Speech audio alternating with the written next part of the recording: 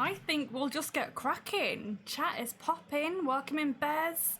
Welcome in, Panny. How you doing? How's everyone doing? And thank you for that host, Dana. I saw that. How's everyone doing today? It's a little bit cooler here in the UK, so I'm really, really grateful for that. Not sweating today like I have been for the rest of the week. But welcome everybody to my Fighting Fantasy stream. We are continuing with this season of Eye of the Dragon. This is episode 7. I'm planning to do 12 episodes. So we're over the halfway point now, and if you've not been here before and don't know what to expect, it's adventure, it is battles, it is monsters, it is treasure, it is dice rolling. Did I already say that? But it is a jolly good time. So if you like all of those things, then stick around. I think you're really going to enjoy the show. I have a new guest every single week, and I will narrate. So this is my modified version of the classic Fighting Fantasy game books by Ian Livingstone. Like I said, we have a new guest every week. I've also introduced some kind of video game mechanics. So we have save points as we go, and we also have multiple lives for the adventurer as well. So the adventurer will start off with 2 lives, and the audience can grant them a 3rd bonus life if they want to. And then we have save points as well. So the save points throughout the book, and that means that if the adventurer does die, which everyone has died so far, much to my delight. Once they do die, they can come back to a previous save point, and that just keeps the adventure rolling, means we don't get stuck or bored. Look at that high-def camera feed. Hair's looking great. Thank you, Bez. I am actually really loving the hair. I don't think I've told anyone this yet, but I did a Dana Rexx. I gave myself a cheeky little undercut. I'm not loving it though, so I'm not going to show you the full thing. But yeah, I've like shaved my hair. I'm not loving it though, must say. So I'm glad that hair grows back. I really am. But I got a little bit inspired by today's guest. I did a little self-shave of the underneath. But yes, I'm actually really loving having this camera. The only thing I don't like is when I want to show people pictures in the book, it doesn't focus. So just a couple of shout outs to do. Oh, what is that? I think there's a spider. Ugh. Like, you know when they dangle down? Ugh, freaks me out. How am I? I am good. I'm just glad that it's cooler today. But yeah, I'm good. I'm very excited today. Chibi, welcome in. And guys, yeah, first shout out for the guest today. They were last seen doing some music, surprise, surprise. Welcome in, Chibi. Thank you so much for being here. I'm very excited today because I've made one tiny little adjustment. If you guys have got channel points, Miss Undercurrent. I know, like, just, I got inspired by Dana and I did a little undercut on myself, but I'm not loving mine, so we're just gonna hide that. I'm glad that I've got the rest of my hair to cover it. But, what was I saying? Yeah, if you've got channel points, you'll notice there's something new in your channel points. You can now influence my dice rolls. So obviously I usually roll for all the enemies. You can now, through the power of Sirenscape, you can roll or re-roll my dice. Let me give you a little taste of what that will sound like. She says, tap the button. 9. Is that loud enough?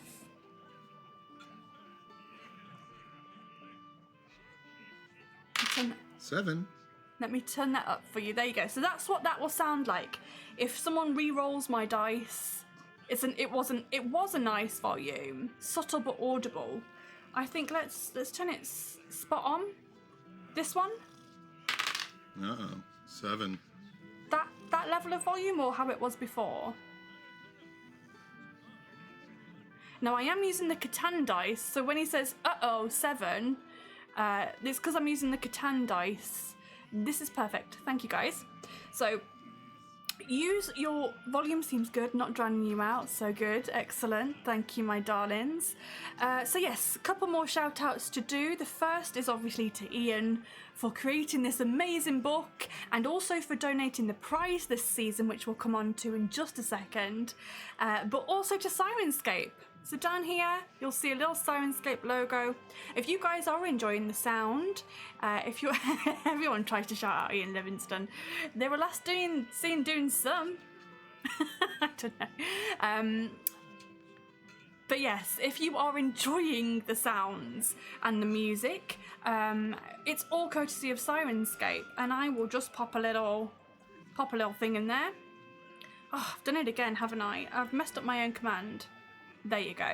So if you like the music and the sounds and the ambience and the sound effects, go and check out Sirenscape. Go and add them to your own game. They make awesome music and sound effects and ambience for all of the top RPGs, and everything that you hear today is custom built by me using all of their elements.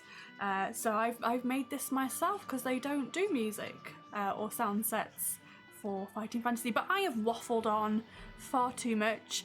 Let's find out what the prize is this season. I did mention that, and let's check it out, shall we? Hi guys, I just wanted to show you how cool the prize is for season 3. Ian Livingston himself has been kind enough to send us a very special limited edition copy of Eye of the Dragon. And if we take a look inside, he's even been kind enough to sign it for us as well. It's so good that I almost don't want to give it away. I want it. I need it. But, of course, I can't keep it. I want my friends to win it. You don't have any friends. No one likes you. Not listening. Not listening. I mean, the more I think about it, what if no one wins? Maybe if no one wins it, maybe I can keep it. And then it can be my own. My precious. I hope you all enjoyed that. So that is the prize this season, donated by Ian Livingston himself. What a nice guy.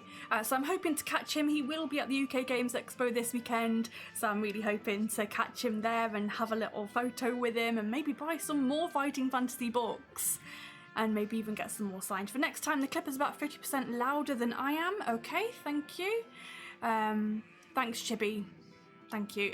Pop that in my Discord, otherwise I might forget, but I will amend that. Dana will win. I think Dana is going to win today. Talking of Dana, shall we meet our guest? Let's meet the guest. Hi, Dana. Have you got a mouthful of food? No. I was like eating away and drinking and stuff, and then I did, and I realized I wasn't on mute. Oh no, I didn't hear you. I didn't hear you. I clicked somewhere where I shouldn't have clicked. Dana will wins it. Yes, you're precious. Dana will wins it. That's my goal. Another Yes. happy little bush. No worries, Question Keys. Thank you for the lurk. Enjoy whatever it is that you're doing today. Yeah, I think Dana's got a very good chance of winning today. She said she'd been swatting up and doing her homework, so I think she's ready. Another She's happy ready. little bush. Gonna have to head off, been Bears. Thank you. Oh, Dana's been watching. Yeah. Cool. So, anti-chat, welcome in. Excellent. So, Dana, please tell everyone who you are for those that don't know you already, and I'll get you a shout out done. Thank you. Well, my name is Dana Rexx, and I'm a singer-songwriter. I write my own music, and it is also out on all the music platforms, so you can find me everywhere. I also direct and edit my own videos that you can find on my YouTube channel. They're amazing. It's all They're amazing. all like something.com/Dana Rexx is where you'll find me.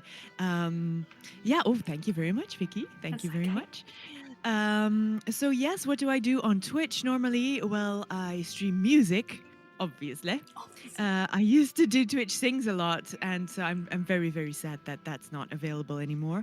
But I have been taking a break from streaming because of all the releases that I've been doing. So I'm kind of into that right now, but I think as of September, I want to start streaming again. So yeah. Excellent. And you are a returning adventurer. You've been on twice before. So have. you are a pro now. You know exactly what you're doing here. I do. Well, I think so. Today is a bit weird because I had my second jab of Pfizer yesterday, and I'm feeling a little bit weird. But I'll be fine. I'm in it to win it. In it to win it. You've got your sick bucket at the ready just in case. Just in case. Just in case. Like 2 hours ago, I was like, oh, I don't know. Will I be sick? I don't know. Let's just put a bucket there. And so I have it. But okay, to all the viewers, I won't be needing it. I feel absolutely fine now. I took some paracetamol. I'm great. I'm peachy. Excellent. As long as you're not pumpkins, because that is the code word. Yes, no pumpkins. No pumpkins.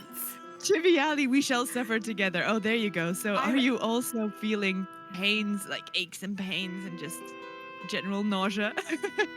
I've got mine tomorrow, so you guys are really making me nervous. It'll be fine, Vicky, because Thomas, well, Mashi, he's in the chat. He had his 2 days ago, and apart from a little bit achy joints and stiffness, he didn't have anything else. Yeah, no fever or nausea. Well, let's keep our fingers crossed. There is hope. But I've prepared to be feeling a bit meh on Monday, having a meh Monday. A meh Monday. That's good to plan that in, yeah. You're still alive, good Mashi. Achy joints, stiffness, and just generally mad, but we're fine. We're all here together. Shall we crack on with the show? Let's do it. Let's find out what your stats are to start with, shall we? Shall we roll some stats? Yes. Okay. Yes. First off, we need some skill for you. So we need to find out how good you are with your weapon. 1 dice and add 6. 1 dice. Ooh, 6. Skill of 12. What was that skill? Okay, 12. Here we go. So stamina, roll both dice and add 12. Both dice. 12. Okay, so math is not going to go that well today. Okay. So, what adds 6? That's 18. Yeah. So no. Roll, add 12. What did you roll? I rolled 9. 9. So I need to what? Add 12. 21? Yes. 21? Yeah. Even I struggled. Luck is just 1 dice and add 6. 1 dice and add 6. 4, so that's a Okay. 10. Those are good stats. All of the Yeah. maths. I know, all of the maths. It's going to get even more confusing when people start to roll my dice for me. I'm usually okay with like the maths, just like these simple things in my head, but today my brain has turned off, so I'm just like going with the flow. Go with the flow. We need someone in chat to do math for us. Yes, please help Can me. we have a math helper in the chat?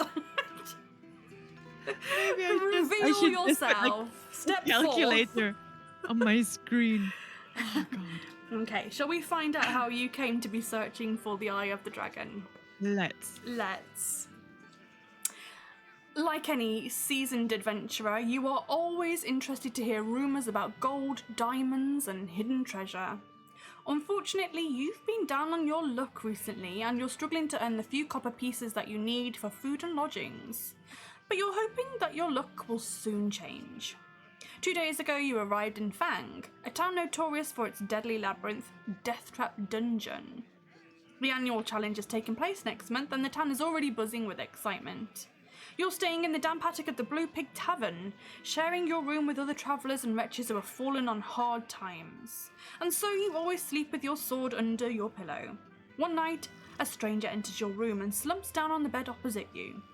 Lit by the pale moonlight coming through the single window, you see that he is a tall, thick-set man dressed in dark robes that hide all but his eyes. The amount of dirt and dust on his clothes show that he has travelled far.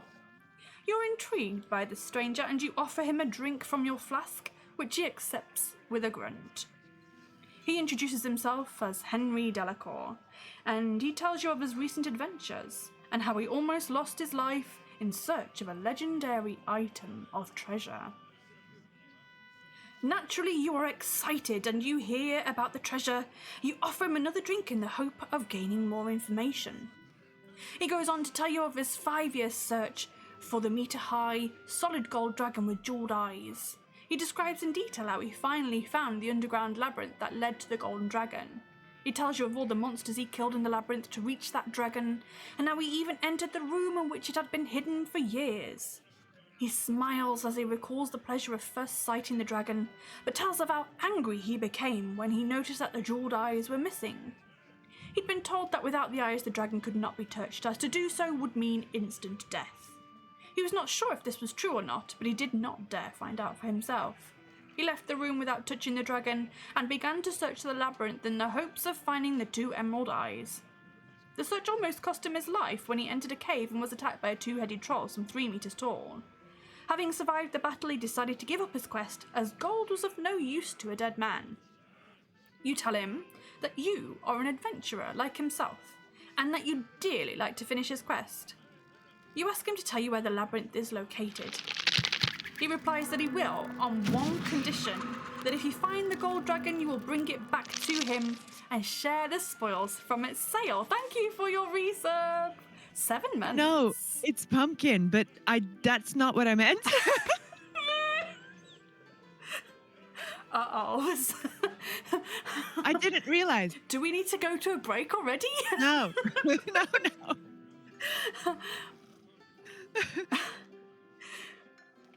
I promise you that it's worth more than all the gold in Death Trap Dungeon, so there will be plenty of wealth for the both of us, he says convincingly. At a guess, I would say it's worth 335,000 gold pieces. You assured him that if you succeed, you will definitely return. In that case, you won't mind drinking this, he says gleefully, while handing you a small glass bottle of purple liquid. I really should get a prop for that. I really should just get a little prop or something, and so I can. It wouldn't be that liquid. Hard. Purple liquid. Can I choose to not drink it? No. Are we already at the choices? No. You ask him what it is, and he tells you that it's a slow-acting poison, and unless you return to him for the antidote within 14 days, you will die. You snatch the bottle from him, stare at him coldly, and you down the liquid in one gulp. He then proceeds to produce a map that shows the way through Darkwood Forest to a woodcutter's hut. Inside, there are stairs leading down from a trapdoor to an underground labyrinth. At that point, the map ends, although he warns you that the passageways are inhabited by violent, evil people and fearsome creatures. He then lies down on his bed and goes to sleep exhausted. You try to sleep yourself, but are restless and can think only about the dangerous adventure that awaits you. In the morning, the mysterious stranger hands you... Oh, we've got £5 already. We're halfway to that bonus life already. Thank you, Mashi. Wow. We just need another donation of £5 and then we've got that bonus life for you. That's awesome. What a great start. In the morning, the mysterious stranger hands you a small leather pouch. Inside, you find a large emerald cut into the shape of an eye. I found one. I hope that you can find the other. Here, take it. You'll fail without it. I'll wait for you here, but remember 2 things. 1, you have 14 days to return, and no more. 2, you must find the matching emerald eye to the one I gave you and place both in the eye sockets before you touch the dragon itself, he says very seriously. Before setting off for Darkwood Forest, you fill your backpack with provisions. You have 10 provisions. You can eat them at any time as long as you're not in battle, and they will restore 4 stamina. You put the leather pouch and 10 gold pieces in your pocket, and you say goodbye to Henry Delacour. So you're also starting with 10 gold. Okay. Good luck, he says, you'll need it. And then the huge balding man extends his hand and doesn't so much shake yours as crush it. His icy blue eyes stare out from his chubby face, watching you carefully. Although he is smiling, there's something in his eyes that makes you feel uncomfortable and unwilling to trust him. But it's too late now. You set off, and you look back only once to see him leaning against the doorway of the Blue Pig Tavern. Is there a golden dragon? Are you being slowly poisoned? And what is it about Henry Delacour that makes you feel so ill at ease? No doubt all of these questions will be answered in the coming days. I think it's because he's French. Henry Delacour! Henri at your Delacour. service.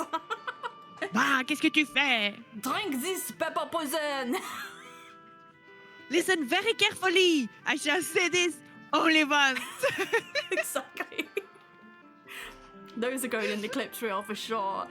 Talking of clips, if anyone does want to clip at anything at any point, they'll probably make it into their way into the highlights reel. And obviously these are very long for me to go through and edit. So if you do see a clip, please clip it. It really helps. Also, before we go any further, you'll notice there's a couple of things on the screen here. Dana has 2, is it Dana or Dana Rexx? Well, as you're in the UK, let's just say it's Donna. Donna. You'll notice that underneath there is 2 hearts, and we're at the halfway point already to a bonus life, which means that she'll have she's got 2 times to go through, 2 attempts to go through. We're almost at a 3rd attempt there. You'll also notice there's almost. We just need to hit the £10 Thank you, goal. Mashi. Thank you, Mashi. And you'll also notice there's a timer on the screen as well. I'll start the timer when Dana makes her first choice. And that will help to keep track of the time. To win this season, she not only needs to complete the adventure and find the Eye of the Dragon, but she'll need to do it the quickest. So far, no one's made it onto the leaderboard. No one's found the Eye of the Dragon.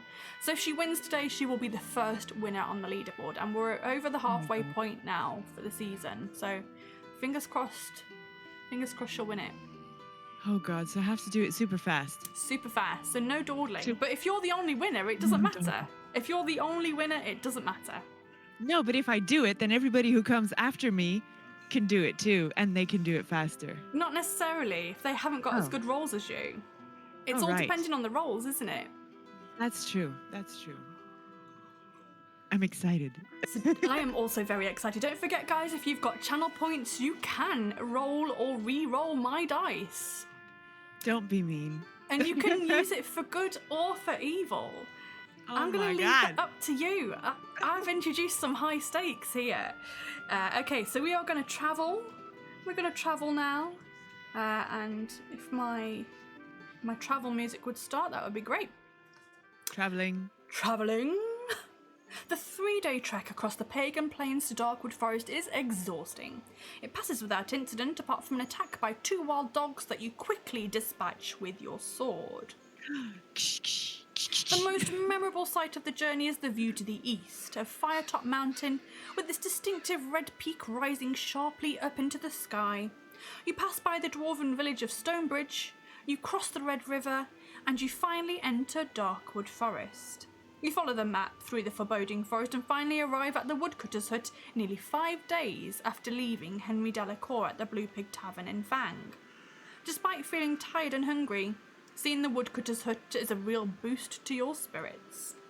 The small hut is made of oak and its front door is open. You poke your head through the doorway and shout hello, in the hope of seeing the woodcutter, but the piles of dirt and debris on the floor tell you that he's long gone. In the far corner of the hut, you see a wood-burning stove, and underneath a dirty rug, you discover a trapdoor. Dun dun dun. You lift it up, and you see wooden steps leading down into the gloom. And you're going to make your first choice. Ooh, what is happening here with the timer? Ooh, there we go. It's gone all weird. Now is your first decision. It's my decision. First decision. Do you want to search the hut or head down the steps into the gloom? I would like to search the hut, please. Search the hut, page 311, and you can write those down if you want to. 311. 311. Here we go. Here we go, guys. I'm going to blow my nose, you guys, because, you all know, if you've been following me for a while, that after I've been talking for 10 minutes, I need to blow my nose. Of course you do. God knows why. You open... Lean the other way. Lean whichever way you like. You open drawers and look in cupboards, but find little more than broken crockery and general mess. You walk over to a pile of logs by the stove. Behind the logs... See me. It's okay. Oh, we don't God. mind. It's all good on here. It's all good. You can blow your nose as much as you like. You can pick your nose if you like. There's a strange inscription on the axe head that has no meaning to you. But intrigued, you put the axe head in your backpack, hoping that it may be of use to you later on. You walk over to the trapdoor and you walk down the steps to page 69. It's the shaft and the head. That It's from last season. From the forest. It could be actually, because you were looking for a hammer. Oh no, it was a hammer, wasn't it? It wasn't an axe. It was a hammer. Oh no, it was a hammer. It was a hammer. Oh, yeah. Sorry, I just thought that was funny. That's all right. Because the movements of your mouth and nostrils stimulate the bits inside your nose. That's why. Yes, there you go. Down the trapdoor, and there she starts. There we go. 69. You're on Team Dana. Okay. You've got a fan. The stairs lead down to a gloomy stone-walled corridor that is lit only by a few flickering torches. In the dim light, you can just see that there is thick slime dripping down the walls. There's an unpleasant stench in the air. You hear a scampering noise, and you look down to see rats running across the muddy floor in front of you. Ahead, the corridor soon splits at a junction. Would you like to go left or right? Well, left was west, right? We were is. using that. So let's just go west. Of course. Let's also do the... Yes! I'm ready for it. 186. 186 to go left. Go I love left. After turning left, you turn sharply right, and the corridor soon ends at a large oak door with ornate iron hinges. The door is firmly shut. If you wish to try and force the door open, you can, or you can save your energy, return to the last junction, and continue on. What? An iron door? No, There's an oak door. An oak door with ornate iron hinges. Would you like to try and open it? Oh, yes. Well, let's go. Let's go.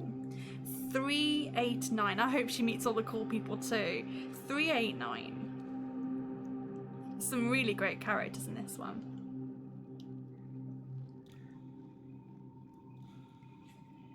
You take a step back before charging at the door. Roll 2 dice. Oh. 6. It is less than your skill score, and the door flies open. Ooh. To page 26. My God. The door opens into a cold room, which is empty except for a large mirror hanging on the wall. There's another door in the opposite wall. Would you like to look into the mirror, or walk past it and open the door opposite? I am very vain, so let me look at the mirror. You're so vain. I bet you think the song is about you. You're so vain. I like mirrors. We'll all turn to page 51 to look into the mirror. 51. She did indeed, yes. There was a great mirror there, yeah. There was a great mirror. In Death Trap Dungeon, yes. I don't remember that one. I don't actually think you looked in the mirror in Death Trap Dungeon. It murdered people. It was a murderous mirror. Oh. It killed quite a few adventurers. So let's see what happens here, shall we? As you look into the mirror, your body is gripped by a terrible pain. Try as you might, you find it impossible to look away. You lose 2 stamina points. 2 stamina. Do you wish to try to cover your eyes with your hands, or would you like to smash the mirror with your sword? I want to smash it. 258.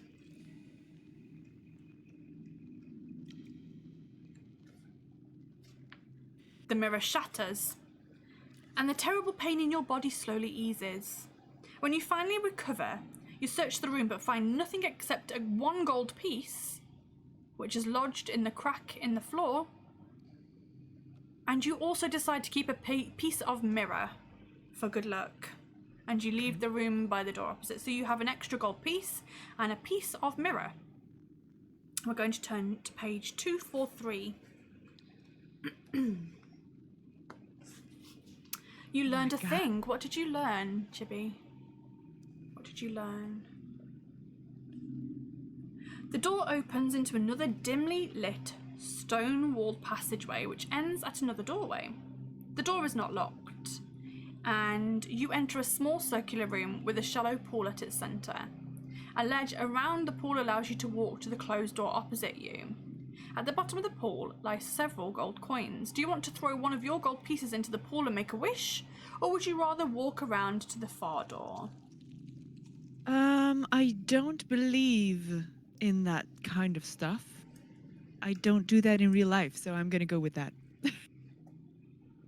You're just gonna keep my money. You're just gonna leave it. You're gonna walk around to the far door, page 322. 322. Yeah, the book says that you can never exceed your initial values on stats. Yeah, I was just far too soft. I already knew that. I was just too soft with you guys. Because to me, it just makes sense that if you pick up a magical ring that gives you luck, of course it would give you luck. Of course it would. Of course. Of course it would. It just made sense. So I was too soft, but this time we're cracking down.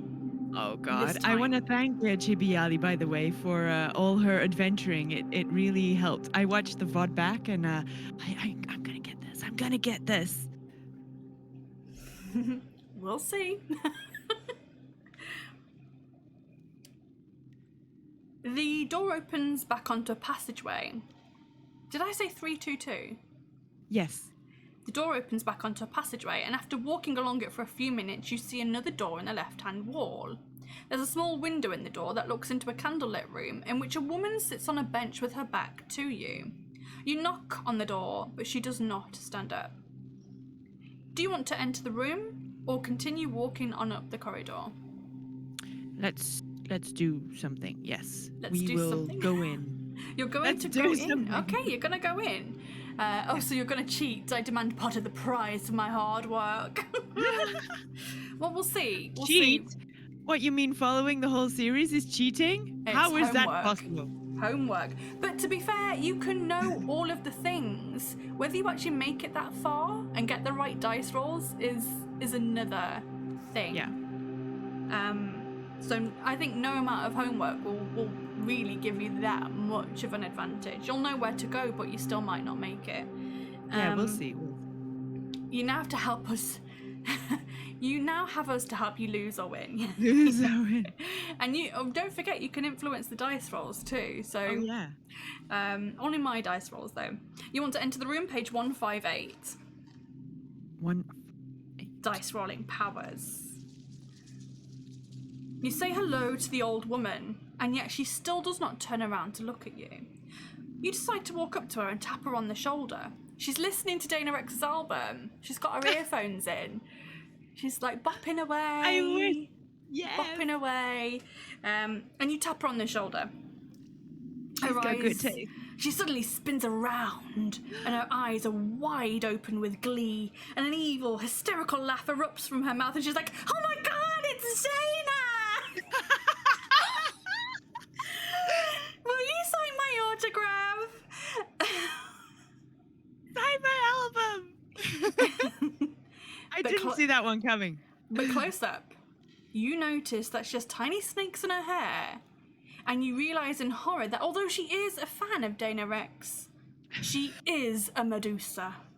You try to avoid her staring eyes by looking away, as you know her gaze is deadly. Roll 2 dice. 2 dice. Oh, God. 7. It's less than your skill score, and you manage to avoid her stare. Oh, God. Are you carrying a piece of broken mirror that you can reflect her stare back at her with? Yes, I am. Use the mirror, so you're covering your eyes, but you're using a piece of mirror. Page 210. 210. Sorry, I cry when I laugh, so I'm like. That's okay. And certainly today, I can't stop it. Oh no, you're okay. It's fine. Sorry, which page was that? 210. You take the piece of mirror out of your backpack and you hold it up to the Medusa. You hear an anguished scream, which quickly fades to silence. Dana Rexx. Slowly, you open one eye and then the other to see the rigid torso of the Medusa has been turned to stone by the reflection of her own stare. You put the mirror back in your backpack and you search the room. In the corner cupboard, you find an ornate wooden box which opens to reveal a strange necklace. A small snake's skull hangs on a silver chain. Do you want to put the necklace around your neck or leave the room without it? I have one like that with a snake skull, so yes, I will take it, please. You want to put the necklace around your own neck, page 297. 297. As you place the necklace over your head, you see 2 ghostly figures before your eyes. 2 shimmering skeletons armed with swords seem to be coming right for you. It's as if they're running right through you, and then they are gone. Everything appears to be normal again, and slightly shaken. You leave the room to page 281, and we're going to have a save point there. All right, 281. Oh no, it's not pausing. Hang on. Just bear with. Why is it not pausing? Why is it not pausing? No! It's okay, it's okay. We're fine, we're okay. Pause, please. Thank you. Page 281. Time is 12:03.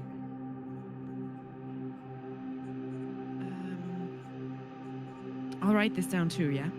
You can, 12. yes, yeah. Tiny little Grim, welcome in. Lovely to see you. How are you today? Tiny little Grim. We all think Dana Rexx. We all think Dana Rexx is gonna win. Dana Rexx is gonna win Dana it. Rexx is gonna win. Boy, did you see Dana Rexx? She's gonna win it. She's gonna win. Hiya, how you doing? And Tiny Little Grim or anyone else who's recently joined us, if you have the channel points, you can also now, once we're in battle, you can modify my dice rolls or re-roll using your channel points through the power of Sirenscape. Ooh, go Dana. We are going to head to page 281. Yes. How you doing? I just defeated an orc. Oh, in your Warlock of Filetop Mountain. Nice one. Are you simultaneously watching and playing? Because that's pretty cool. Wow. Okay, 281. Multitasking. Yes, 281. Let's go. 281. Another door appears in the right-hand wall of the passageway. It's made of a dark oak and is standing half open. If you want to enter the room, you can, or you can keep on walking. No, let's enter as well. Let's Enter the do room. stuff. Page 6. You enter a small room which is completely empty except for a playing card lying on the floor. It's the Queen of Spades, and it looks slightly unusual in the fact that the Queen has a very wide grin on her face. Do you want to pick up the card or leave the room and walk on? It's the Queen of Babylon. Let's pick up the card. Pick up the Let's card. play. 129. This is very exciting today, yes. Oh, first Fighting Fantasy book in the mail. If wow. I have inspired anyone else to play Fighting Fantasy, please let me know, because that's awesome. I was actually thinking of starting to look for a book, but they're vintage, right? So it's No, you can get them. You can still buy them. Yeah, you can still buy all the new copies. But they started up back in the 80s. So some of my copies are from the 80s and 90s. Yeah, I thought it had stopped. Okay. Oh no. No, oh it's still wow. going. Yes. Still new. There's still new books being released and new covers being released. You can get them for really cheap. They're not expensive. They're very affordable. So I'm going to the UK Games Expo this week, and I'm probably just going to buy a load, to be honest, because I want the new covers. The new covers are so vibrant and colourful, and I really like them.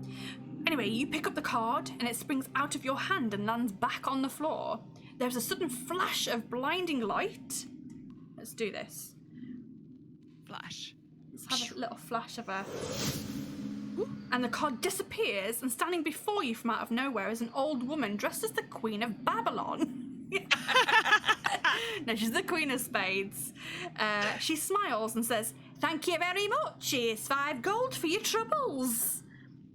She hands you 5 gold before walking away slowly and elegantly out of the room. Still somewhat puzzled, you put the coins in your backpack and you continue your quest. Turn to 112.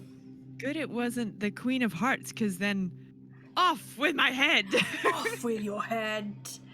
112. So sorry, that was 5 gold, and that's it. 5 gold. 5 gold pieces. pieces. Yeah, and then she's just elegantly walked away.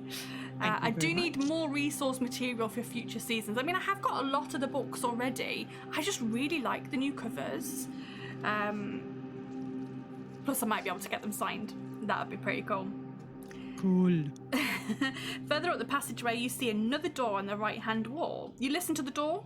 You listen at the door, and you hear scratching sounds. Scratching sounds coming from the other side. Do you wish to enter the room or carry on walking up the passageway? We've entered all the rooms. Let's enter this one too. Sure. Page 79.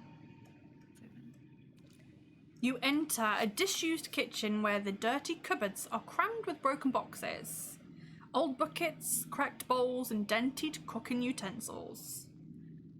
A table with one leg, missing, lies upturned next to a pile of rotten potatoes. 3 giant rats are gnawing on some old leather boots in the far corner, and they do not seem to notice you. Would you like to leave the kitchen before you are seen, or fight the giant rats one at a time?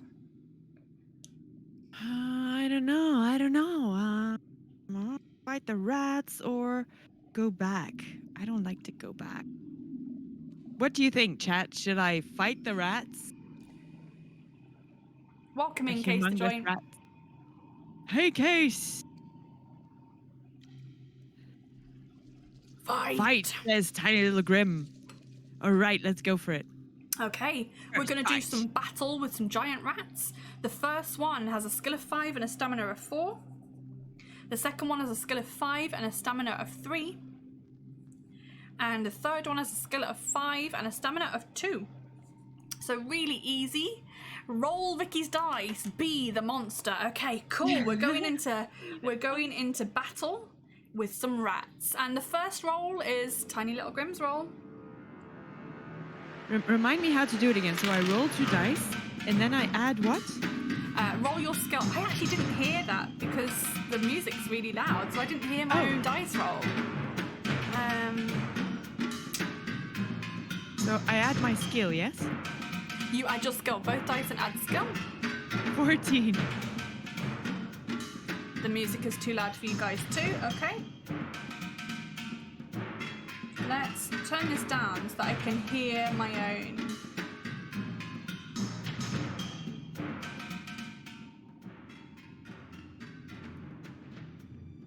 Vicky has a fancy button. No, you don't need dice.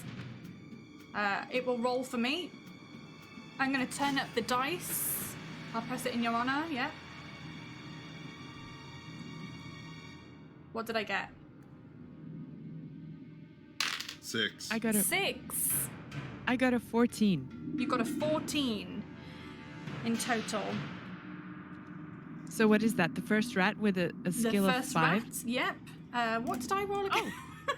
6. I got a 6 plus That's 11. 5, 11, so you win. It's on 2 stamina. 2 stamina. All right, let me roll again.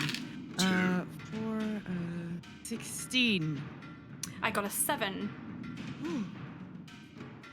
Oh, so it's dead. That rat is dead, yes. So I gave you an extra roll there, tiny little Grim, just because the first one, I couldn't hear it properly. So I'm going to roll my actual dice this time.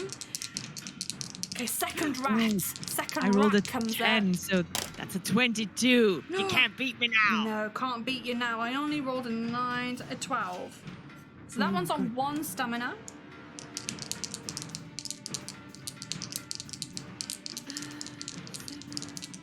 No. 19.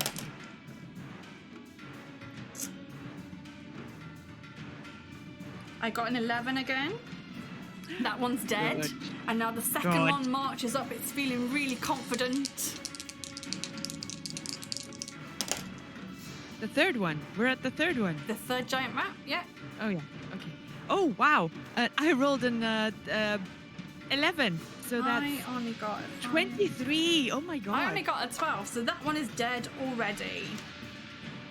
I love my dice today. The other times, they weren't so great. So you fought the rats. If you win, turn to page 229. Guys, how was the level of the battle music there? Was that okay for you guys? Was that still coming through nice? After wiping the blood from your sword, you begin a search of the kitchen. There are lots of utensils, pots and pans, but nothing of use to you. You're about to leave when you notice a corked green bottle on top of a cupboard. You pick it up and uncork it to find that it contains a clear, odourless liquid. Would you like to drink the liquid, or pour it away, leave the kitchen and continue on up the corridor? Well, we did fight the rats for something, so let's drink it. Drink it. Page 32. 32. Oh my God. Am I going to die? The liquid burns your throat. But the feeling soon changes to a soothing glow. You've drunk a potion of healing, and you can add 2 stamina points. Kind of like drinking Tabasco. I think it's like if you drank antiseptic or something that was really, or like vodka, like just neat vodka. Like it stings and burns, and then it's kind of warm. And then a glow, yes. Yeah. So you've now got 2 stamina points. So I'm back to 21. You are. There is a little of the potion left, so you replace the cork in the bottle and put it back in your backpack. So you have a little bit of a healing potion, and I'm going to say that if you want to take that at any time, it will give you another 2 stamina points. You feel a lot stronger, and you leave the room. Potion thing. You have here. a potion, yeah. I have a potion thing. Heal potion. So we'll only heal you for 2 again if you want to take another sip of that at any point. I'll take it. I'll take it. You leave the room and you continue on up the corridor, and we're going to have that as a save point as well. Page 336 next. You've made it to 21 minutes, 34 seconds.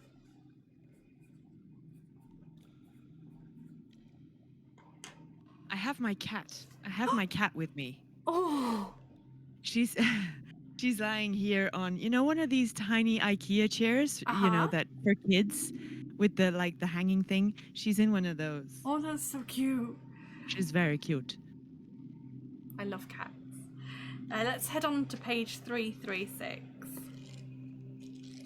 Yes. 336. Here we go.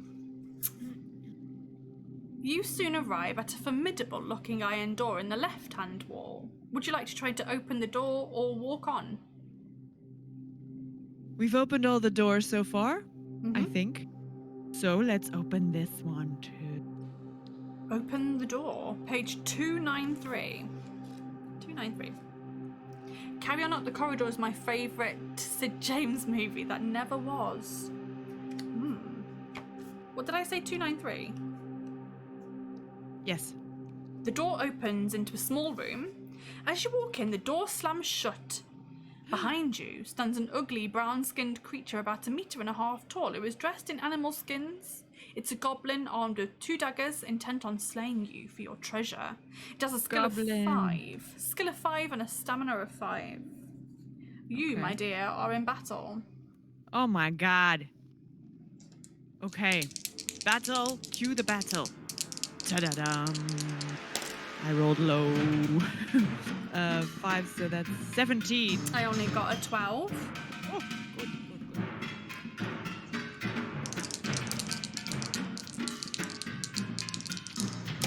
Let's go again. 7.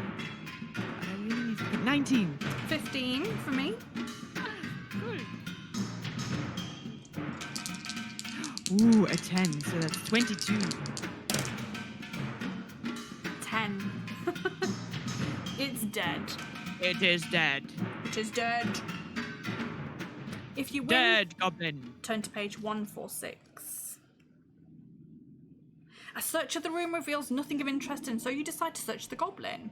You landed some mighty blows on its chest during the battle, which seems to have little effect on the goblin. You discover that it's wearing a chainmail coat under its clothing. It's made of a strange blue-grey metal, and you decide to put it on. Add 1 skill point. Although you're at maximum skill, so Yeah, I'm at max, so... you leave the room and you continue on up the corridor to page 173. Chainmail vest. So I add that to my equipment, yeah? Yep, you can add it to your equipment. You've been defeating more orcs. The mighty Chibi is defeating orcs. Is it a goblin or was it Frodo? Ooh, good question. Good question. The dank and gloomy corridor finally ends at a doorway. As you're deciding whether or not to open it, you hear a noise like that of grating metal, followed by a loud clang of metal hitting stone. Ding, ding, ding. You look around to see that your way is barred by an iron gate that has dropped down from the ceiling. You have no choice but to turn the door handle. You find yourself in a marble-floored room. The room is empty, but there are a pair of golden footprints in a silver circle on the floor. A sign on the wall says, "Please stand on the footprints." From out of nowhere, the sound of thunder, followed by a loud, evil laugh. If you want to stand on the footprints, you can, or you can wait to see if the owner of the evil laugh will appear. I am scared. I will wait. You're going to wait. Page 103. The laugh gets louder and louder, but you cannot tell where it's coming from as it echoes around the room. It turns into a piercing shriek, which is painful to the ears. You begin to lose your sense of balance and fall over, feeling violently ill. The door through which you entered the room slams shut, trapping you inside. Using all of your energy, you manage to crawl over to the footmarks and haul yourself up to stand on them. There's a sudden blinding light, and it seems as though the room is spinning. So I stood on them anyway. You're unable to stop yourself from passing out. Turn to page 215. 5. Hardly able to see and feeling sick and disoriented, you wake up in a tiny room measuring some 2 meters by 2 meters. There are no doors in the walls, On the ceiling, there is a luminous crystal which gives off an eerie green glow. You must have been teleported to an old prison cell in another part of the labyrinth. Lose 2 skill points and 2 stamina points. 2 skill, 2 stamina. Okay. But if you want to put on the armor that you just found, I will let you add 1 more skill, so you'll go back up to 11. Yes, please. Thank you. So you've lost just the 1 skill and 2 stamina points. Maybe I should take the rest of my healing potion. If you want to. And what did the provisions do? They add, if you eat them, they give you 4 health back. They give you 4 stamina. 4. That's plus.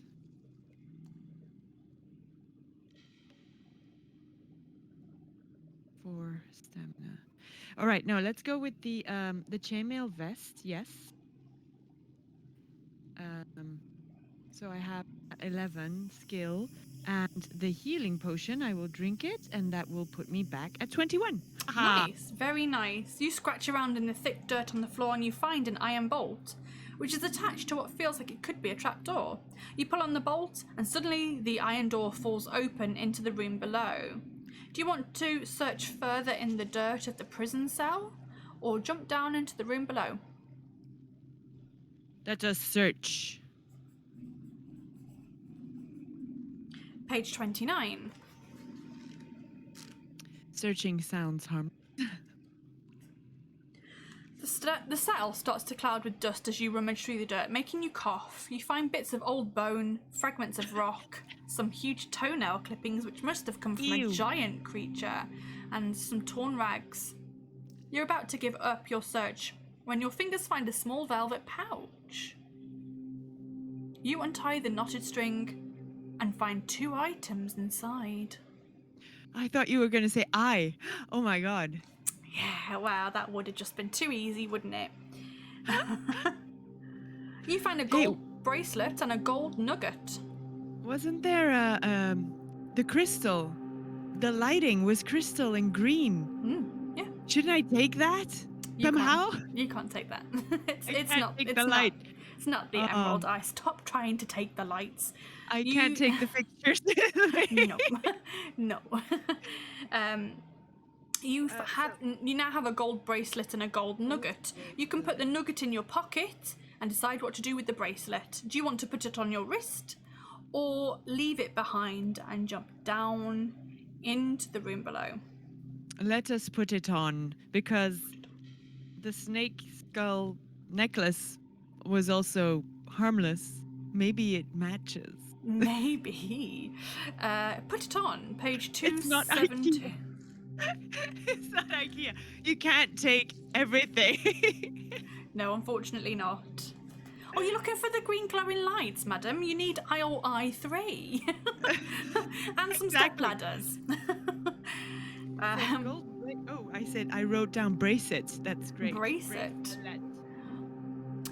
Page 272. The bracelet shimmers slightly as you slide it over your wrist. It suddenly feels hot, and it tightens around you, burning your skin. This bracelet has been cursed by evil magic. Lose 1 skill point and 1 stamina point. No! 1 skill point, so I'm down to 10 again. And you're unable to remove it, and you have no choice but to jump down into the room below, turning to page 64. And we'll call that a save point as well. All right. 30 minutes and 17 seconds. Okay, so jewelry 1 and 2, basically. You've got to take risks, though, right? Got to take risks. I have to take risks. I'm about to fight 5 orcs at the same time. You are doomed. So doomed. Oof. Warlock of Firetop Mountain is also one of my favourites, and I'm actually thinking that it might be next season. So don't give away too much. Don't give away too much. It's so cool. Page 64. But good luck, Chibi, may your stamina never fail. This room is a disused torture chamber. An Iron Maiden lies open on the floor, and in the far corner you see a wooden rack. Old blood-stained instruments of pain litter the ground. A strong musty smell fills the air, making you feel slightly queasy. Almost hidden by a pile of chains you see an iron chest. Would you like to open the chest or leave the chamber?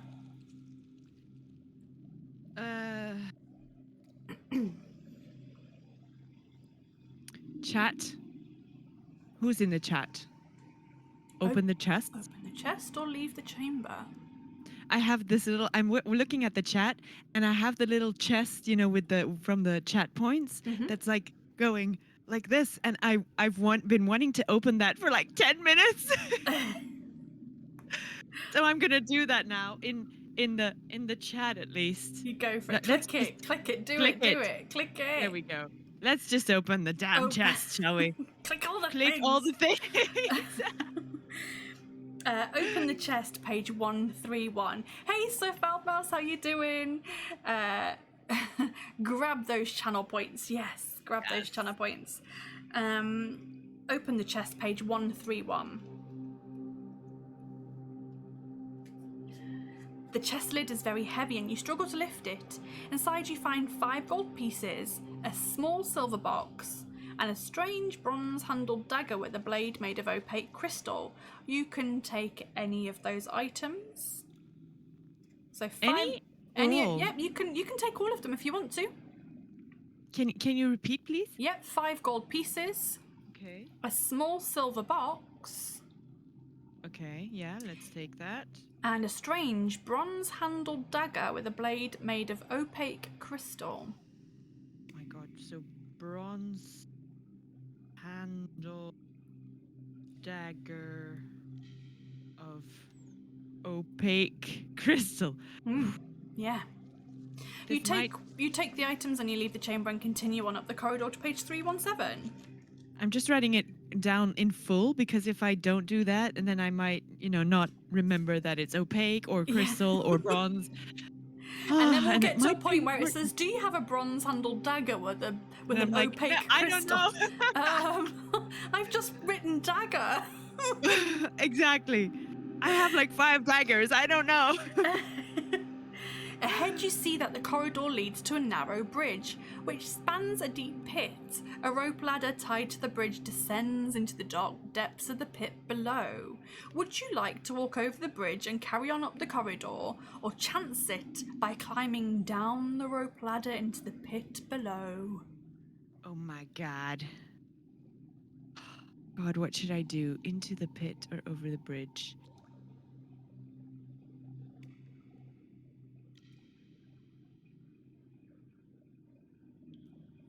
Let's go over the bridge.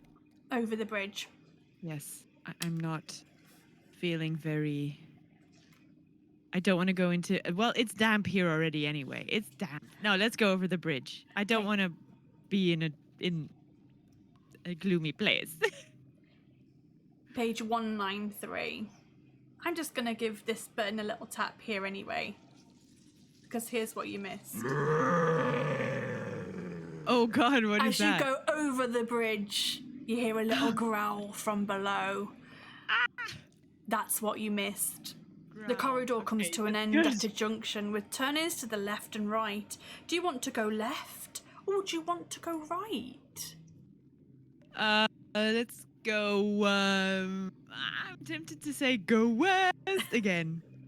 Everyone falls for it though. It's not always the best way, but I don't know. Anxious Aaron, hey, how you doing? Are you coming for a little peek?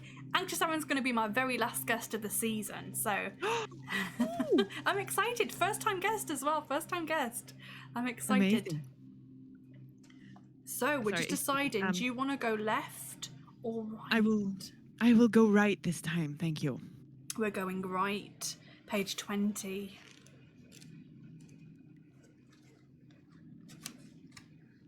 The corridor soon turns sharply left. Around the bend you see an alcove in the left-hand wall, where water gently trickles from the mouth of a stone fountain carved into the shape of a hideous-looking hag. Would you like to drink from the fountain or carry on walking on up the corridor? I'm drinking, so let's go for it. I'm thirsty. Let's drink.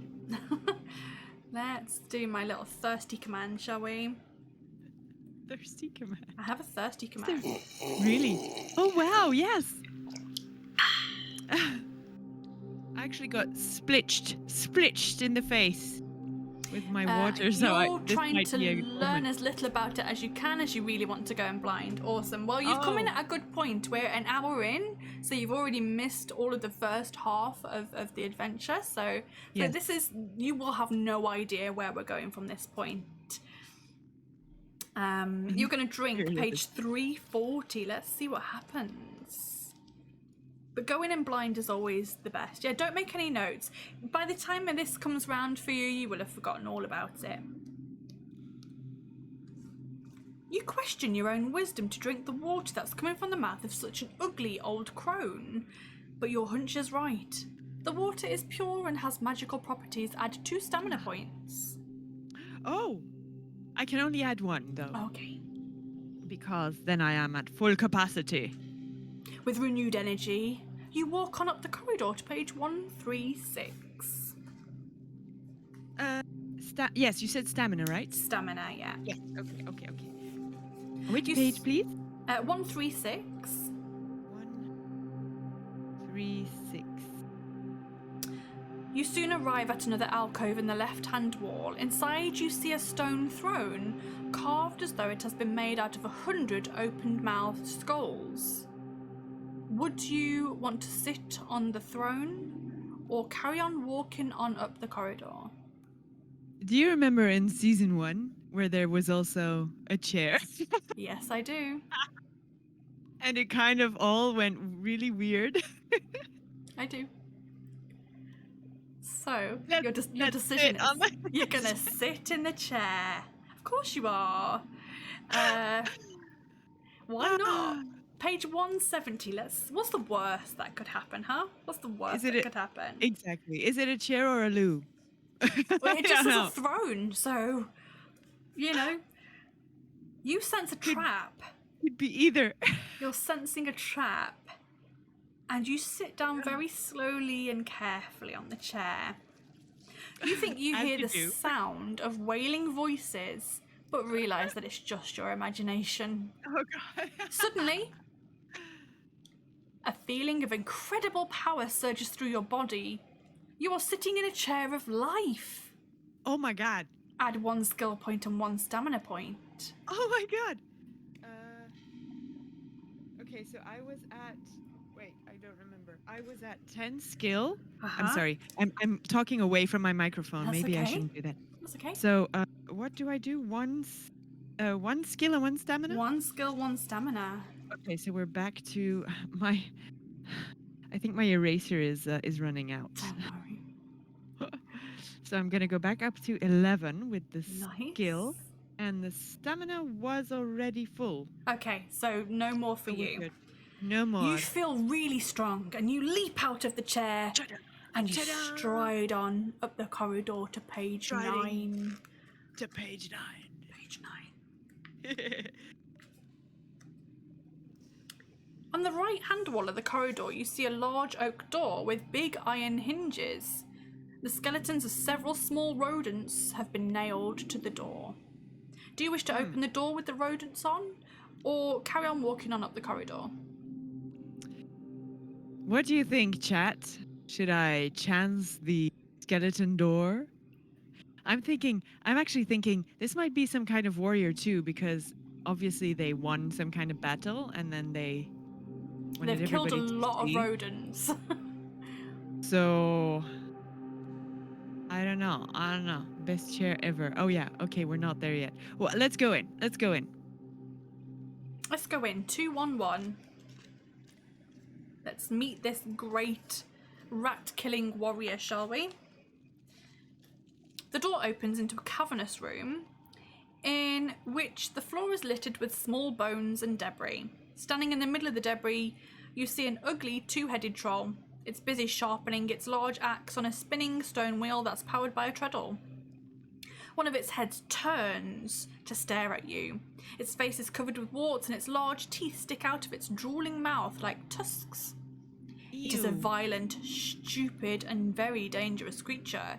Do you wish to fight the troll or slam the door shut and hurry on up the corridor? What do you think, guys? Stand and fight? Shall we stand and fight? Or shall we run like the cowards we are? You're supposed to be a fierce warrior. I am a fierce. Oh, let's fight. Let's fight it. Fight. Let's fight the. What? Two heads? Two-headed heads. troll? Yeah. Turn to page 359. 359. Let's see what it's got for us. Oof. The angry troll walks slowly towards you, swinging its mighty axe through the air.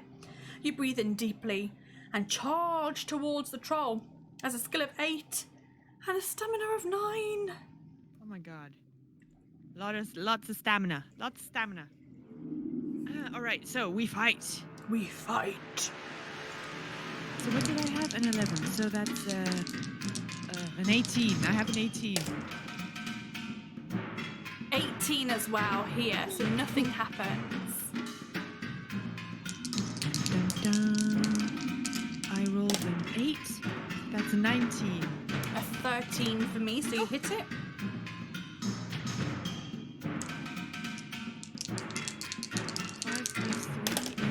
Like 5 plus 3 is 8. Plus 11 is 19. I got a 15. Oh, so I hit it. You hit it. Yeah, my brain's not working. 6 is 8, 19 again. A 16 here, so you hit it. Oh my It's on God. 3 health. 3 health. Oh, I rolled a 4, so that's a 15. I got a 16, so it hits you. You take 2 damage. That's from my stamina, right? From Okay. your stamina, yeah. Another 4. Again, 15. 20. It hits you. I'm on 17. Okay, here we go. Come on. 5, that's 8 again, 19.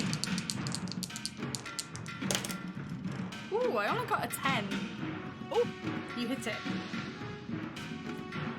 Okay, so one more time. A 6, so that's a 17. 11. Yay! Rubbish. I think what I'm going to do is, because we want people to use their points for the reroll, I think I might do my dice roll first and find out the results and then do yours next. And that gives people a chance to reroll if mine is really high. So I think we'll try that. We'll try that. Okay, if you win, turn to page 43 and we'll class that as a save point there. You've made it to 43 minutes 28 seconds. Can you tell me what your skill, stamina and luck are at the moment, please? My skill is 11. Yep. My stamina is 17. Your luck is still 10, I believe. And my luck is still 10, yes. How many provisions do you have? There's still 10. Excellent. Let's go to page 43. 43. Okay. The troll's axe is too big and heavy for you to use, so you leave it on the floor.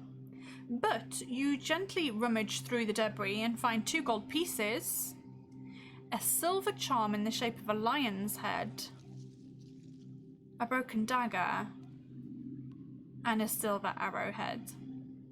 And you can take any of those that you wish. So charm, lion's head, Yeah.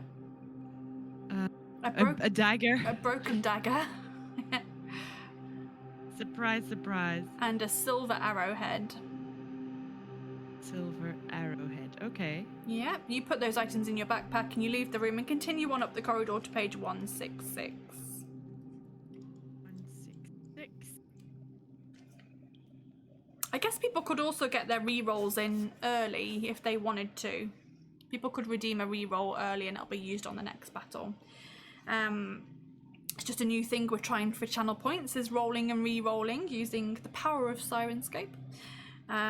Okay, the corridor is long and narrow with just the occasional burning torch on the wall to light the way. I did say 166, didn't I? Yes, 166. 166. You walk along slowly, ever alert to potential danger. A rat suddenly scurries across the damp floor before disappearing into a hole in the wall. On and on you walk until you hear the sound of flowing water in the distance. Makes me thirsty. The corridor eventually ends at the bank of a fast-flowing underground river. A crudely made raft is tied to a stake in the bank. Do you want to climb on board the raft and float downstream, or retrace your steps and walk back to the last junction? I remember something about this. Okay. I don't think I want to take the raft. I don't want to take the raft. Okay, let's go back. Let's retrace our steps and walk back to the last junction, page 398. Because it was bad. You pass the oak door, you pass the stone throne, and you pass the fountain, finally arriving at the last junction. Oh, I have 17 stamina, so maybe I should eat a provision. It's +4, yes? Yes. Okay, Yeah, you needed I the will carved go. wooden duck to ride the raft. It's canon. It is now. Oh, really? The carved wooden duck? Yeah, if you throw Yeah, it I into the haven't- water, it becomes like a massive duck that you can Oh get my on. God. Yeah, Yeah, but I didn't. I haven't. you haven't got a duck. I didn't pass a shop yet. No. Yes, there was a shop. Oh my God, I didn't pass the shop. Anti-chap Oh, lies. oh. It's lies. Ah! Okay, Okay, so one provision, so I still have 9, okay, and I am back to 21 nice. stamina. So you arrive at the very last junction, ignoring the passageway to the left, up which you've already walked. You press onwards to page 54. 54. 54. The 54. The corridor soon sharply turns right, and you arrive at a doorway in the left-hand wall. The door is slightly ajar, and through it you can hear a woman's voice chanting a strange rhyme. Would you like to open the door and enter the room, or carry on walking on up the corridor?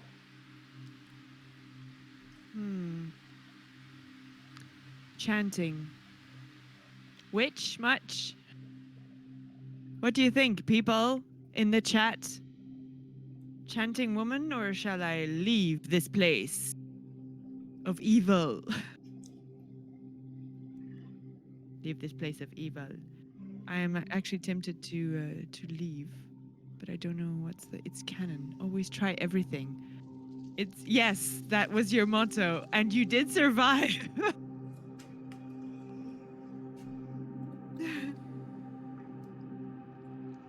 What Oh, God. would you wish to do?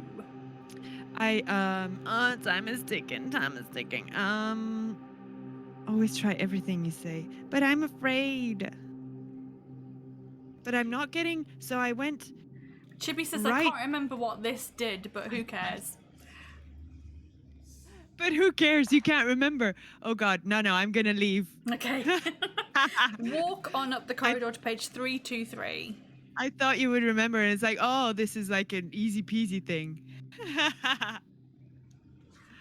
You nearly got me. Anti-chap can remember what happens. You arrive at the end. Anti-chap. You arrive at the entrance to a cave in the right-hand wall of the corridor. Anti-chap, did she make the right decision, do you think, leaving that room? I just try to enter everything so I don't miss out on potential items that can be used later on. Oh yeah. Anti-chap says you made the right decision. Oh God. You arrive at the entrance to a cave in the right-hand wall of the corridor. Peering in, you see a stone table and 4 chairs. A burning candle housed in a large skull is giving off a dim and eerie light. Asleep in one of the chairs and snoring loudly, you see the large bulk of an ogre. It must be at least 2 meters tall. Its lumpy face is green and its open mouth is drooling spittle down into its hairy chin. It's wearing animal skins and has a strange necklace made out of rat skulls. A large wooden club leans against the chair, on the back of which hangs an old leather bag. Would you like to creep into the room to take the bag, or carry on up the corridor? I'm gonna ask Auntie Chap again. He might know. They might know. Is it they? I actually failed to when I watched the VODs back, I failed to look at read all the chat stuff going on.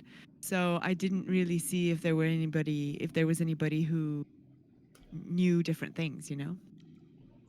You're not telling, oh God. Let's go take the bag. Let's go in and take the bag. 274. 274. 274. You're doing very well so far. You haven't died. God.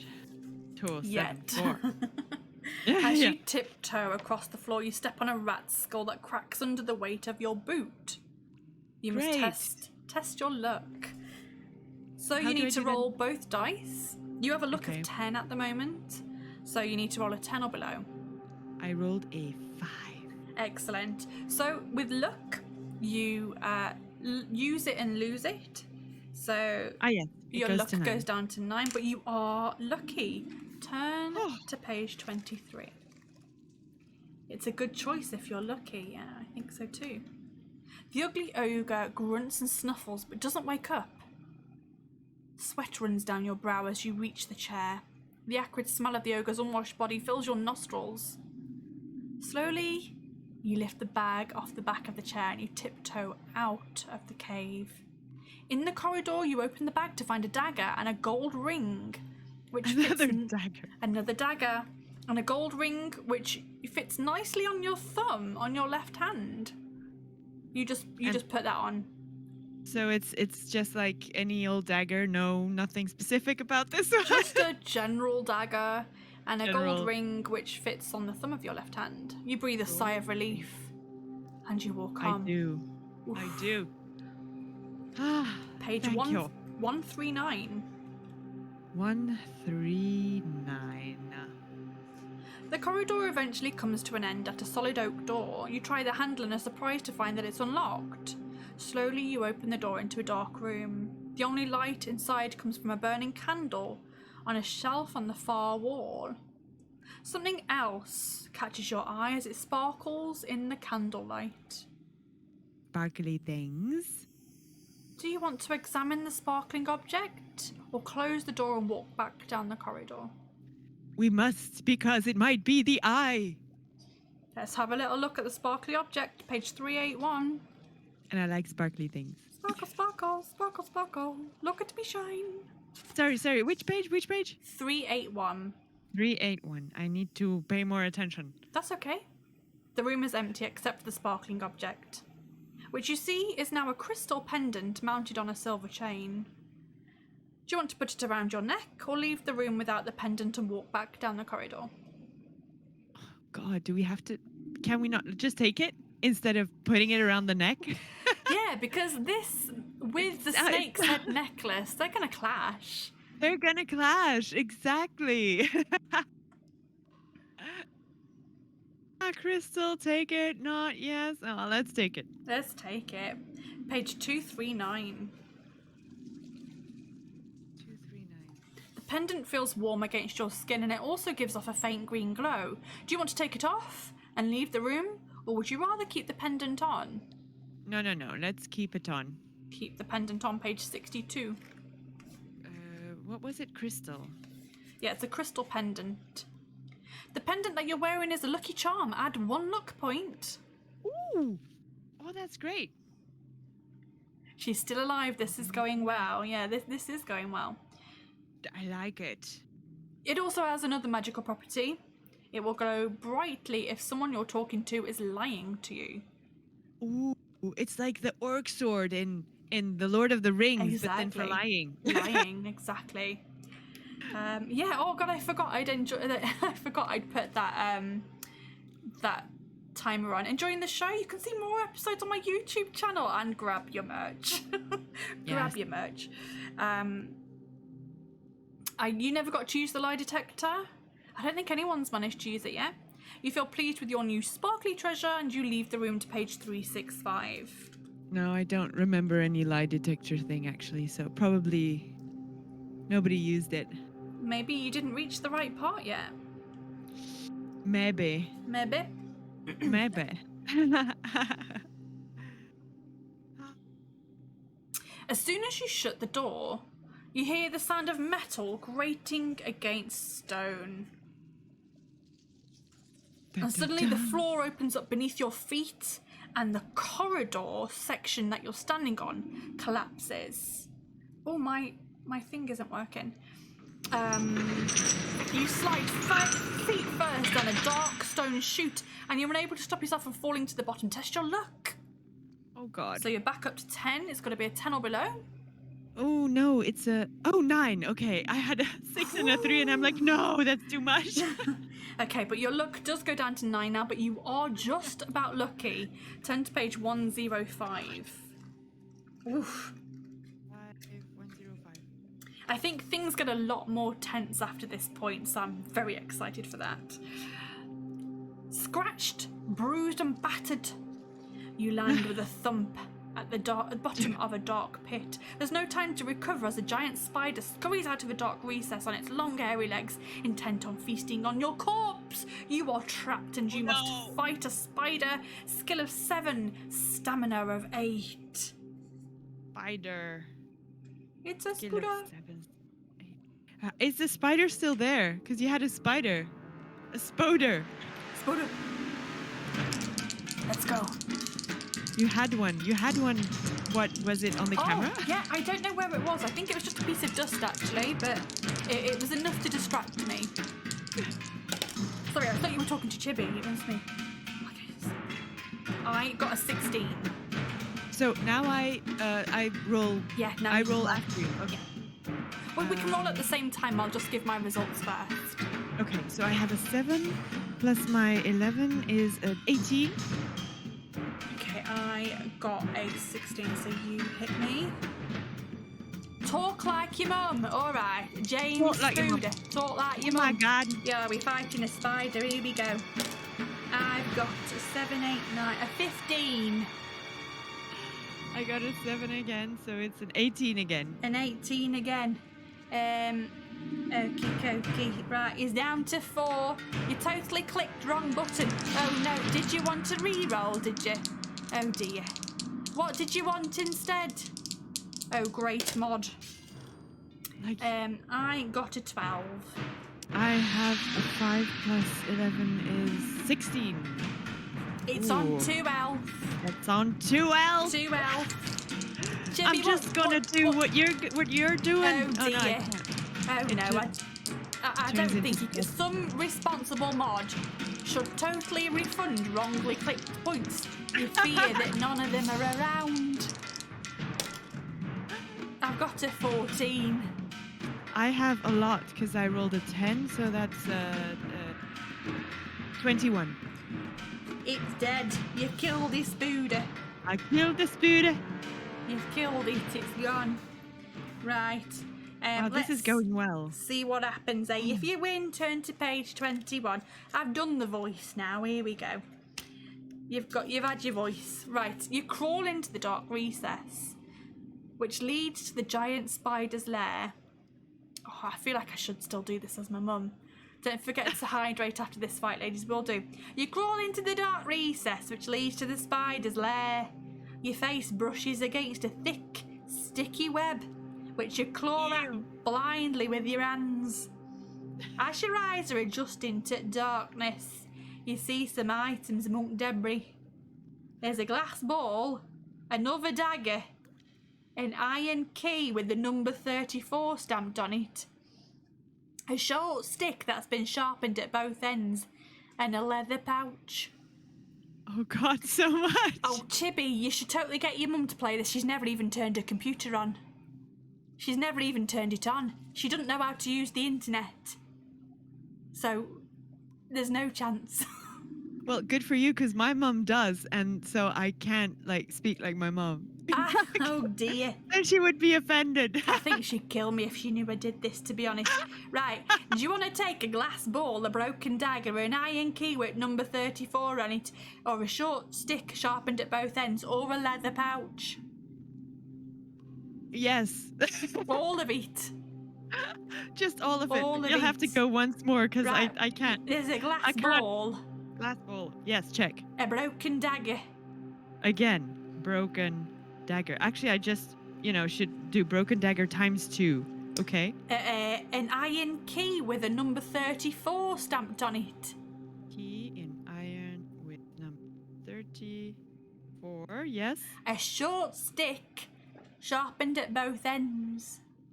Sharp both ends. Yes. And a leather pouch. And a leather pouch. If you find the leather pouch inside, you find an exotic yellow flower. It's dried and withered. It gives off a wonderful aroma and you feel strong and energetic. You can add 1 skill and 1 stamina point. Oh, yellow flowers are good. Yellow flowers are 1 nice, skill? yeah. You take the items and you manage to climb out of the pit. Carry on up corridor to page 98. Okay, just a sec. Is this a thing that she doesn't say the a lot of times? What you on about? Yeah, like carry on up corridor. Corridor, carry on up corridor. It's a thing. Okay, It's so a thing. my skill is back just 1 because I have max now. I'm maxed out. All right. We're going page Alright. 98. Will that do you? 98. Will that do you? Page 98. A wonderful aroma. A wonderful aroma. Can you say your mum like Dana Rexx? Again, please. Dana Rexx or Dana Rexx. Can you Dana. mum? Dana Rexx. It's Dana Rexx. Here's me guest, Dana Rexx. Right, what's your skill, stamina and luck looking like? Skill is max at 12. Oh, nice, yeah. What's your stamina? Max at 21. 21. What's your luck? Is it 9? Yes, luck Aye. is 9. How many provisions have you got? 9. 9. Lovely. Alright, let's have a drink, shall we? Yeah, you always get like a dry throat with I always your get mum. really thirsty. My mum always gives me a thirsty throat. She always makes So what me is very this? thirsty. It's 1 hour 0039. And this was page 98, yes? We're going to page 98, yeah. Oh, okay. Oh my god. Thirsty. Page 98. She's doing very well. Very well. As long as you don't mention her butt. Ay, ay, ay. You always make me thirsty, but I'm hiding it. Oh my goodness. What? Right. Hydrate. Hydrate much. Hydrate. Let's go. Everyone take a sip. You continue along the dimly lit corridor until you come to another doorway in the left-hand wall. The door is unlocked. Would you like to open the door or carry on without further delay? We're opening doors. We're opening doors. Page 167. We opened nearly all the doors. Sorry, 617? 617? 167. 16. I'm like, wow, that's a That's a high number. Wow. I think the book only goes up to 400. So the door opens into a marble-floored room, in the middle of which stands an ornate stone table. 2 shining breastplates lie on top of the table, one made of bronze, the other made of iron. Would you like to try on the bronze breastplate, the iron breastplate, or neither of these? You can leave the room and continue on up the corridor if you like. Bronze or iron?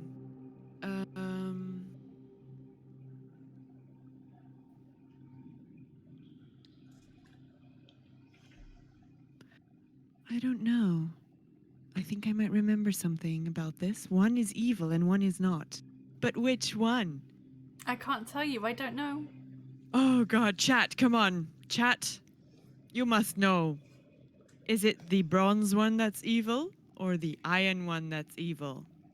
I was looking at a thing about bronze from in the Bronze Age. I was looking at Seahenge. I watched Discovery Channel, All and right. they have like a thing like blowing up history. And it was, like they do these little animations, and Cool. they were talking about bronze, and bronze is a combination of, um, wait, what was it? Copper and tin. Oh, okay. Yes, so I guess that's that's why it not. oxidizes then, right? Yes, exactly, and that's not um super hard. It's not hard. So with that in mind, I would take the iron one because I think that one would not bend if something attacks me. The Yeah, bronze one it's will. one of the two. If I were you, I'd pick the good one.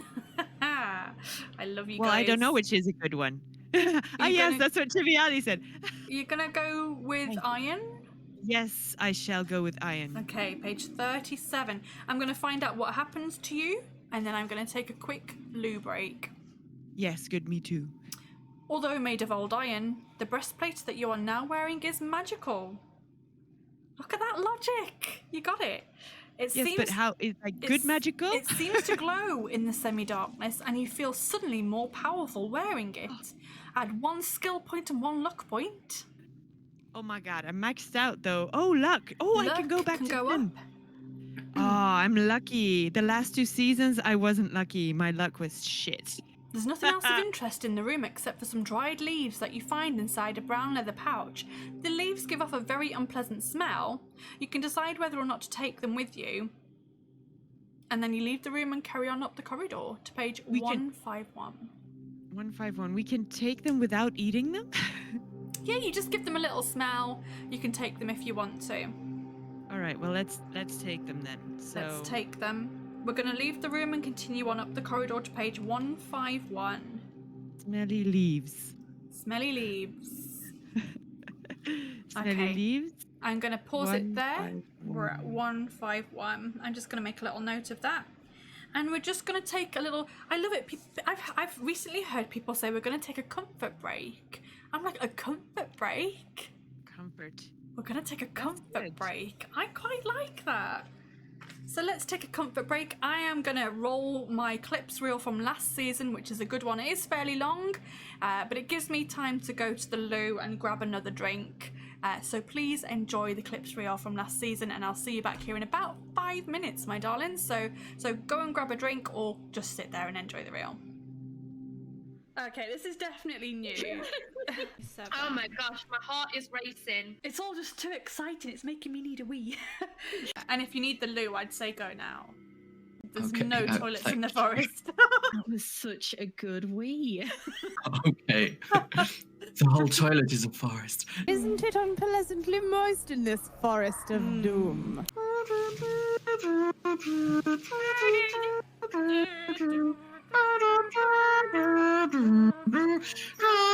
What is that song?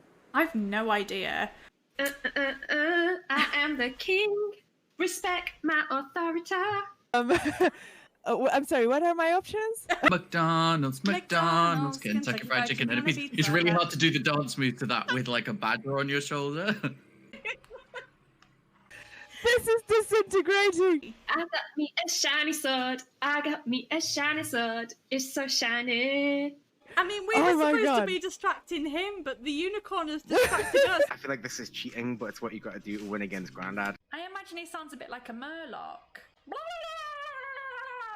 You might have changed his battle cry. My ears. It's like. It can't hit me 4 times in a row from here. Okay. Famous last words, guys. I hope that didn't just turn into a clippable moment. I mean, what's the worst that could happen now? 19. 21. Oh, for Pete's sake. So He needs to see, well, he's dead, but I Do was you going know to say, what? he needs to see a doctor. that was unlucky. It's the first time I had this issue. What happens if I go to the shop and there's some big muscly guy like pinned to the floor? He's like, ah, help me. It's like, ah, I fell for this already. Well, I thought we would find bits here, but he has a loincloth, so It's no good me being this awesome fighter unless I can get Head. this head. Yes. A unicorn always looks like a penis popping 90. out. Wait, what? I'm being killed by bloody Harry Potter's Whomping Willow. It is a Whomping Willow, isn't it? it's got like a shiny pink knob. Yeah.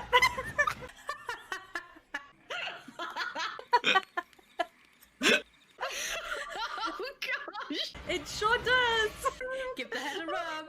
Give the head a rub. This head is in the gutter today. I mean, she sounds like my kind of person. What? You know, she's got a dirty window, she's dirty, I'm dirty. Oh, Gonna get an no. infection. Do you have any holy water? Have a magical sword, have it instead. Where's that from? Swords are crap, leather sandals are the shit. We just stream absolute crap, but as long as the sound quality is good. It's just making me a bit scared. Good. One step closer to heaven, baby. Just one step closer to. Gosh. Some accent's not found on Earth right here. Oh, that was perfectly timed for the sound effect of the bird. I should have thrown my net of entanglement on him. Take that, Grandad. Try cold reading this, Crimea. Try cold reading this. I cannot. Get out of here! Boo! I don't mind if it's here by herself. When it's on me, it's on the all pissed. Pelt you with rotten vegetables. I should disappear more often. This is great. And they say you bring shame on your own family. Mate, you had one job. I don't care who you are. You didn't bring them the hammer. And they just boo louder. No more Crimea the Great. He doesn't sound like he's gonna win. And he didn't have any dogs I could pet, and he wasn't flexing his muscle. He was like really uninteresting here. He's probably gonna whip himself later and be like, oh, so stupid. Yeah, exactly. Flex your muscle. I have a dog with you. Then we can talk. Are you a wrestling family by any chance? Apparently we are. You know, mum's a witch, dad's a wrestler. That's how they met. Anyhow, I've waffled on and waffled on and waffled on. I could use a snack. I'm gonna have a bit of lunch. Tea and crackers, sounds lovely. I think I'll pass on the spider meat. Mm. It's not something that I often consider ever doing, but If you still got the garlic, at least you're now a delicious kebab. I ate No. one of those once, it was real good. No, no, no! I am kebab. Can I have a little nibble? It looks like a snack. That's a mighty fine mushroom you've got there. I just want it. Now you take 2 damage from splitting open a fungus. Fuck no! Whoops! She's gonna die, guys, she's gonna die! I'm gonna fall into a ditch and die. When I fell into that ditch, I thought I was dead, to be fair. Remember, Grandad's been training for this his whole life. There's gonna be no stopping me. I am gonna be like killing everything in my path. In fact, I'm just gonna look for things to kill now. Deer, dead. Ant, dead. Nothing can stop me now. Can you believe it, guys? He's won again! No, I'm joking. Oh, please, Louise! I feel like That was way too season easy. was. Yeah. I'm joking. He doesn't. That little bastard! That completely ruined my victory music. It is a bronze hammerhead Yes! with the letter G inscribed on it. Yes! Yes! I'm so happy! I found the G spot. Which puts you at the top of the leaderboard. Seriously? Yeah! I'm feeling a little emotional with this music and the confetti and...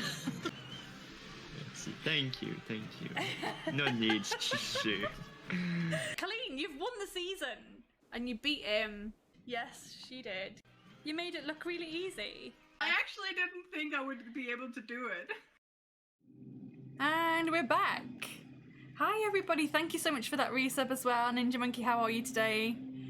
Chibi says she said she missed out on the Forest of Doom. That's fine, but yeah, you can play it through by yourself without knowing what happens.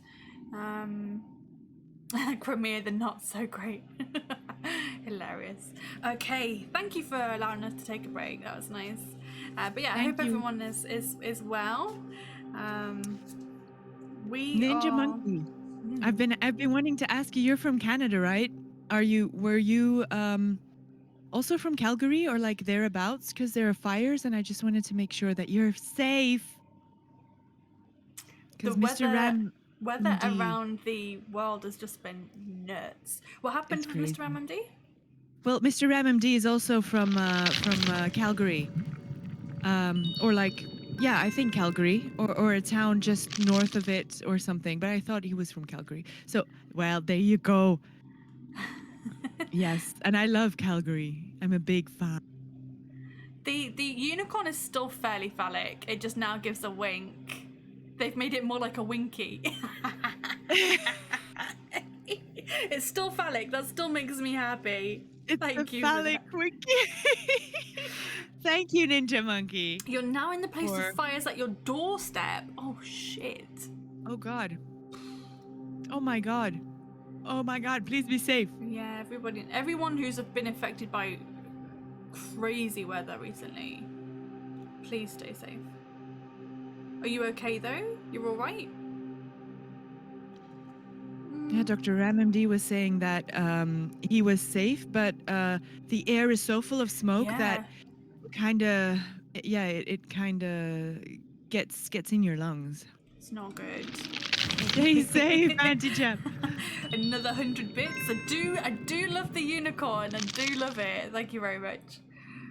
Yeah, we have an app to check where the fires are around you. We're good. You have a Okay. go kit, like a grab bag? Christ.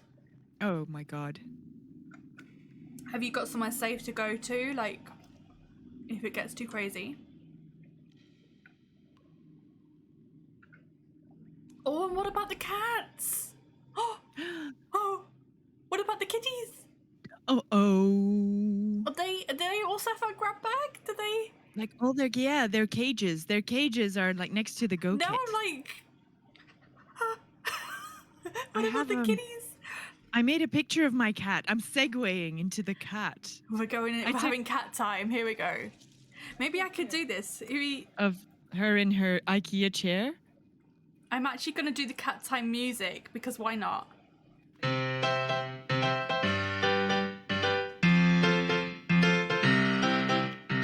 Send me cute pictures of your cats so I can look at pictures of your cats.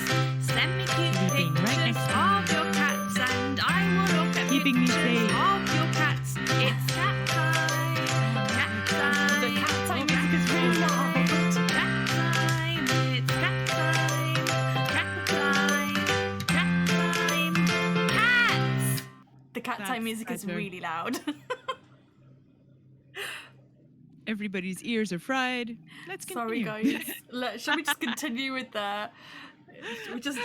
Sorry about your ears, guys. I really need to meow. I really need to turn that down. Yeah, just a bit. Sorry, guys.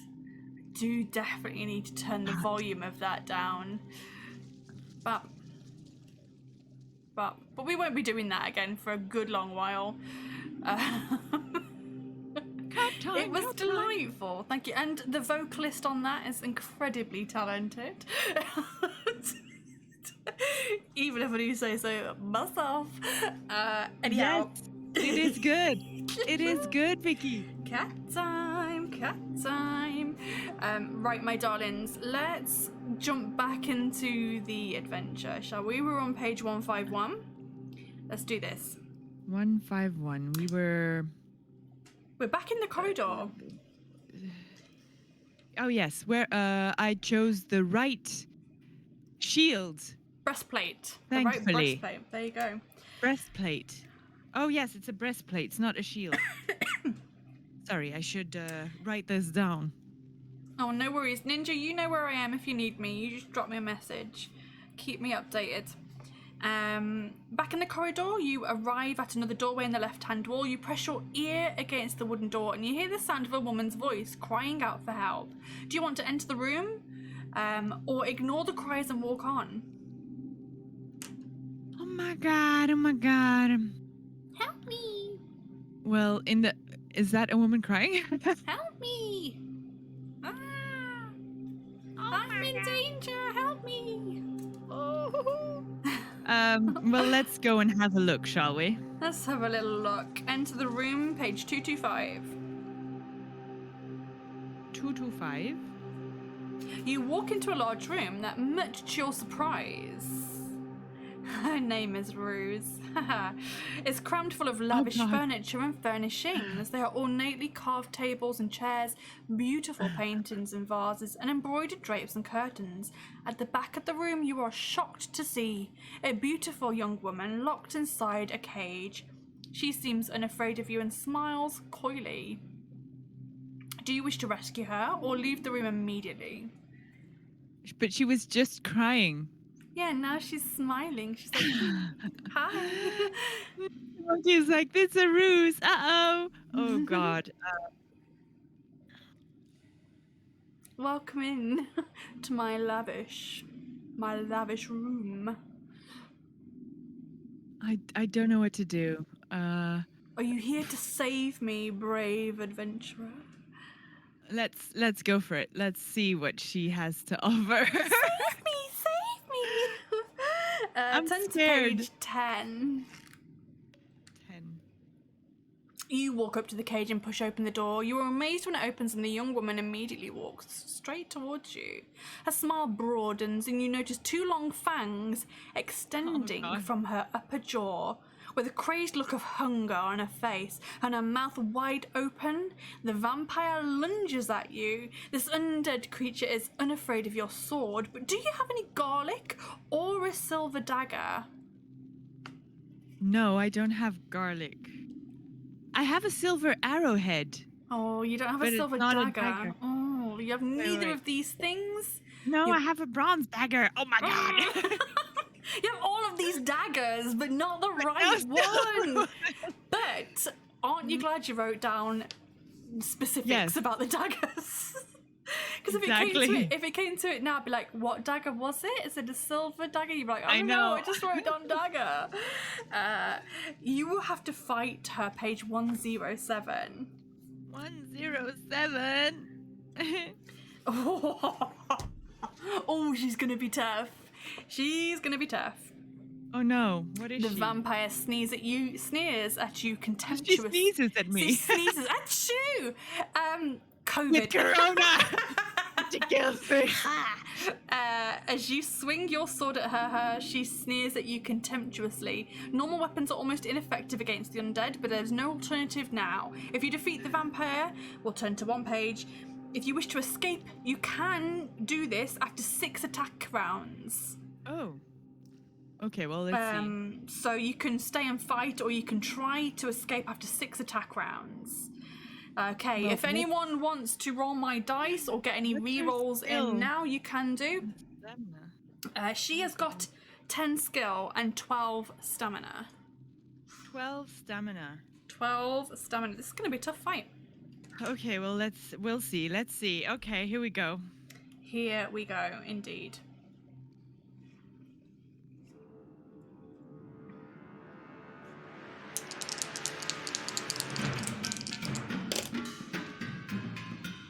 What is happening here? Sorry, something else popped up on my screen and it kind of obscured everything. So I have rolled an 18. I have rolled low. I have 5. A 17. I hit you. So that's the first attack round.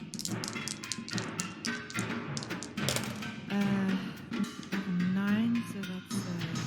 I got a 21. Wait, 9, 12 plus 9? That's also a 21, isn't it? Yes! Yes! Yeah. God. So nothing happens. Okay, nothing happens. And that's 2, right? Okay, That's I'm 2 gonna- attack rounds. I have to write down attack rounds now. I've also been keeping track. So I've rolled an Okay. 18.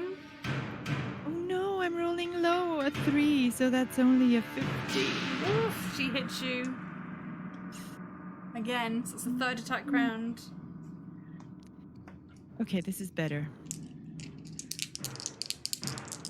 Am I still waiting for you? Yes. I have got a 20. Okay, I have a 6 and a 3, which is a 9. So that's 21. You beat me. She takes 2 damage. She's on 10 health. And this was the 4th round, yes? That was the 4th round, yeah. Okay, so this is 5. I've rolled a 17. I rolled low again, a 4, so that's 16. I hit you. That's the 5th attack round. All right, one more to go. Come on. And Come then on, you can escape if you want to, or you can stay and finish her off. All right, well, let's see first what happens. So Okay, I got a 19. Oh, I have a 19 as well. So nothing happens. You can escape if you want to. I'm gonna escape. Escape. Test your luck. You have a luck of 9. Oh, it says 10 here. With the shield. Oh, sorry. Yeah, you went back up, didn't you? No, the breastplate. The I breastplate. say shield. Okay, so you need to have a 10 or below. Oh God, no! I rolled a 10. Oh God. Oh gosh. Oof. That's lucky. Yes, no, that's fine. Now you go back down to 9, and you manage to escape through the door, turning to page 116. Woo.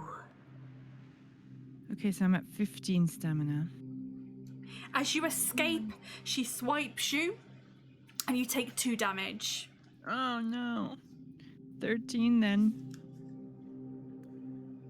Okay, I've paused it there. Page 116. And you've made it to 1 hour, 11 minutes and 37 seconds. Can you tell me what your skill, stamina and luck are, please? My skill is 12. Yep. My stamina is 13. Oof. My luck is 9. How many provisions do you have left? 9. Okay. Do you want to eat any provisions now? Yes. Yes, Okay, please. you go for it.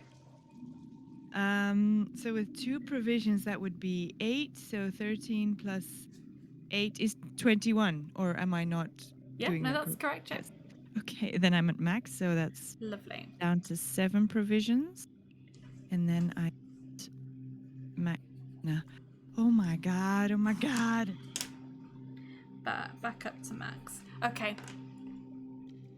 Well, Ninja Monkey did say ooze and uh-oh, and then I went and fought her anyway.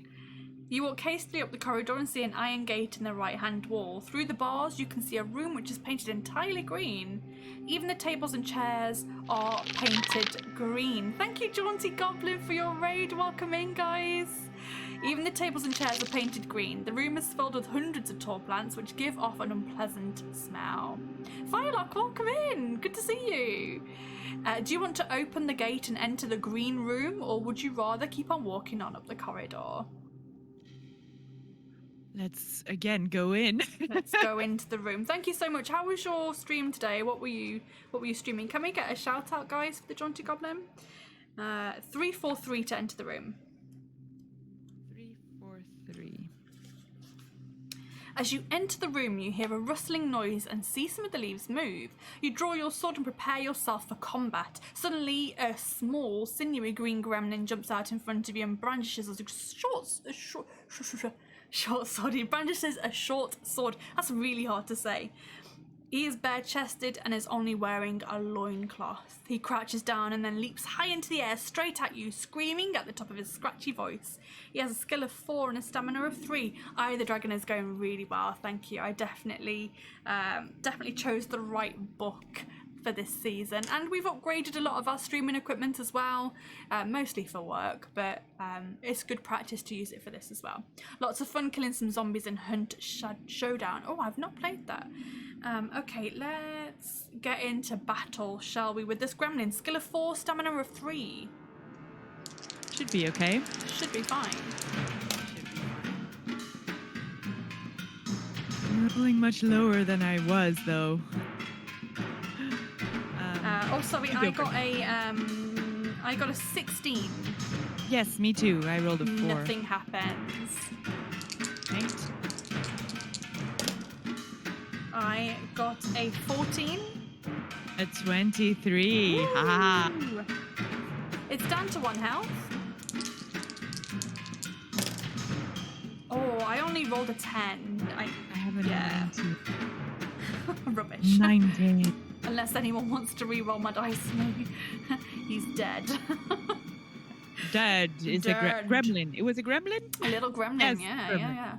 Stream looks great. Thank you very much. Chibi, would you mind giving the Jaunty Goblin a shout out, please? Thank you for that raid. You defeat the nasty little creature. Harsh. And you turn to page 395. I'm very hot. I don't know if that's from the battle or from my shot. Oh yesterday. gosh. Try I'm and getting cool very yourself hot. down. Thank you for that shout out, Chibi. You're doing awesome. Have you got a fan or anything on you at the moment? No, I don't. Oh. Hidden by the plants at the back of the room, you find a wooden cupboard fixed to the wall. It's also painted green.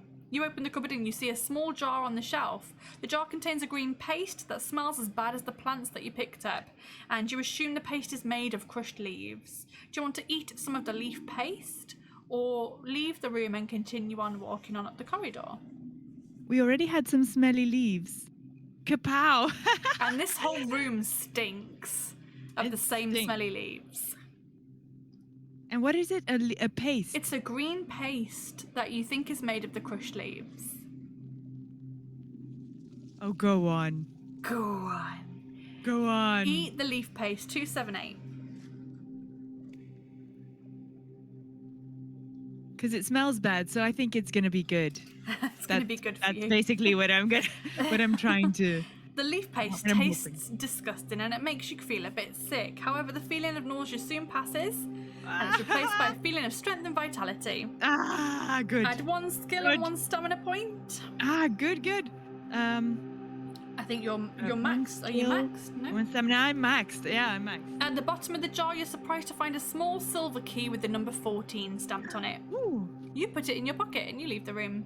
To page 142. Key number 14. It was. 142. Oh, the key. Yes.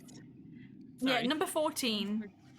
You'll have some leaf paste, won't You'll have some leaf paste, won't you, fathers? Go on. Oh, go on. You'll have some leaf paste, won't you, fathers? Go on. There you go. Thank you. I got Okay, it. well played. Well played. 142. Next page. Go on. Ahead in the corridor, you see a stone archway. Its center stone is carved into the shape of a skull. You do a great, Mrs. Doyle, thank you. Its center stone is carved into the shape of a skull. There's a second archway, another 20 meters beyond the first, and there are 2 alcoves in between. Standing motionless in the alcoves are 2 tall skeletons armed with swords, helmets, and shields. With your sword drawn, you step slowly under the first archway, and as you do, the skeletons' heads crane towards you. Do you want to try and run past them, or stand and fight? Run past them. Oh God. You want to run past? No, let's just fight them. You want to I'm fight feeling a them? bit guilty of escaping the woman. Yeah? So I want to fight. You want I to wanna fight. Okay, page 45.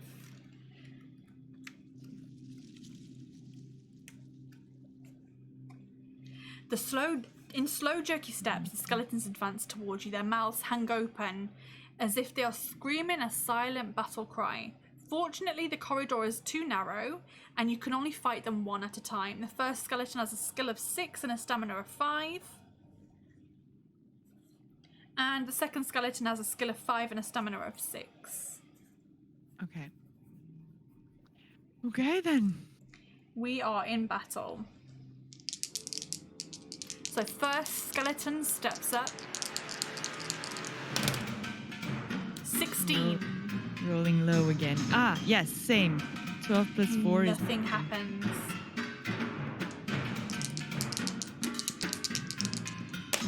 Whoopsie daisy.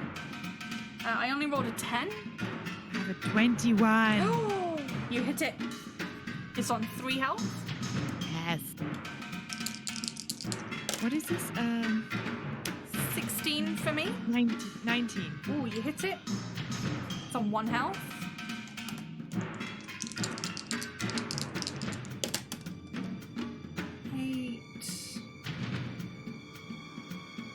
14. I can't math. 14. I have to use my fingers. 18. Oh, literally have to use my fingers. It's ridiculous. I'm at Okay. 18. So that one kill. crumbles to the ground, and the second one, in jerky movements, steps up, lumbers towards you. Oh, that was like more of a Terminator thing. Yeah, I Or RoboCop or something. Sorry, that wasn't a skeleton. I got a 13. I rolled a 4 plus 3 is 7, and then 12 is a 19. You hit it. It's on 4 stamina. Ooh, I rolled. Ooh, 15. 15 from me. Oh, a 14 from me. I hit you. And to 19. I have rolled a 16. So I've rolled a 7, so that's a 19. You hit it. So I hit. It's on 2 health. 15 from me. A 9, so that's a 21. It's dead. Again. Yes. It's dead, Good. dead. Dead for It's good. double dead. Double dead. And that's a save point there. If you win, turn to page 309. You've made it to 1 hour, 20 minutes, and 25 seconds. Can you tell me what your skill, stamina, and luck are, please? My skill is 12. My stamina is 19. Yep. My luck is 9. And you have 7 provisions, I think? And I have 7 provisions. Excellent. Okay, let's head on to page 309. Okay. I hope you're all enjoying the show today. Thanks for tuning in. One of the skeletons was wearing a helmet which was etched with mysterious runes. The helmet is made of heavy iron and you think it might have magical properties. Would you like to wear it or carry on without it? Magical helmet. Magical helmet, and it matches my breastplate in iron. Let's wear it. You want to wear it. Turn to page 121. What can possibly go wrong? I got a bad feeling about this. The helmet does indeed have magical properties, but not the kind you were hoping for. It's been cursed by an evil sorcerer and drains the life out of anyone who wears it without them knowing it. Are you wearing a snake's head necklace? Yes! You Yes! are. Yes, I am! Page Oh no, is that good? 331.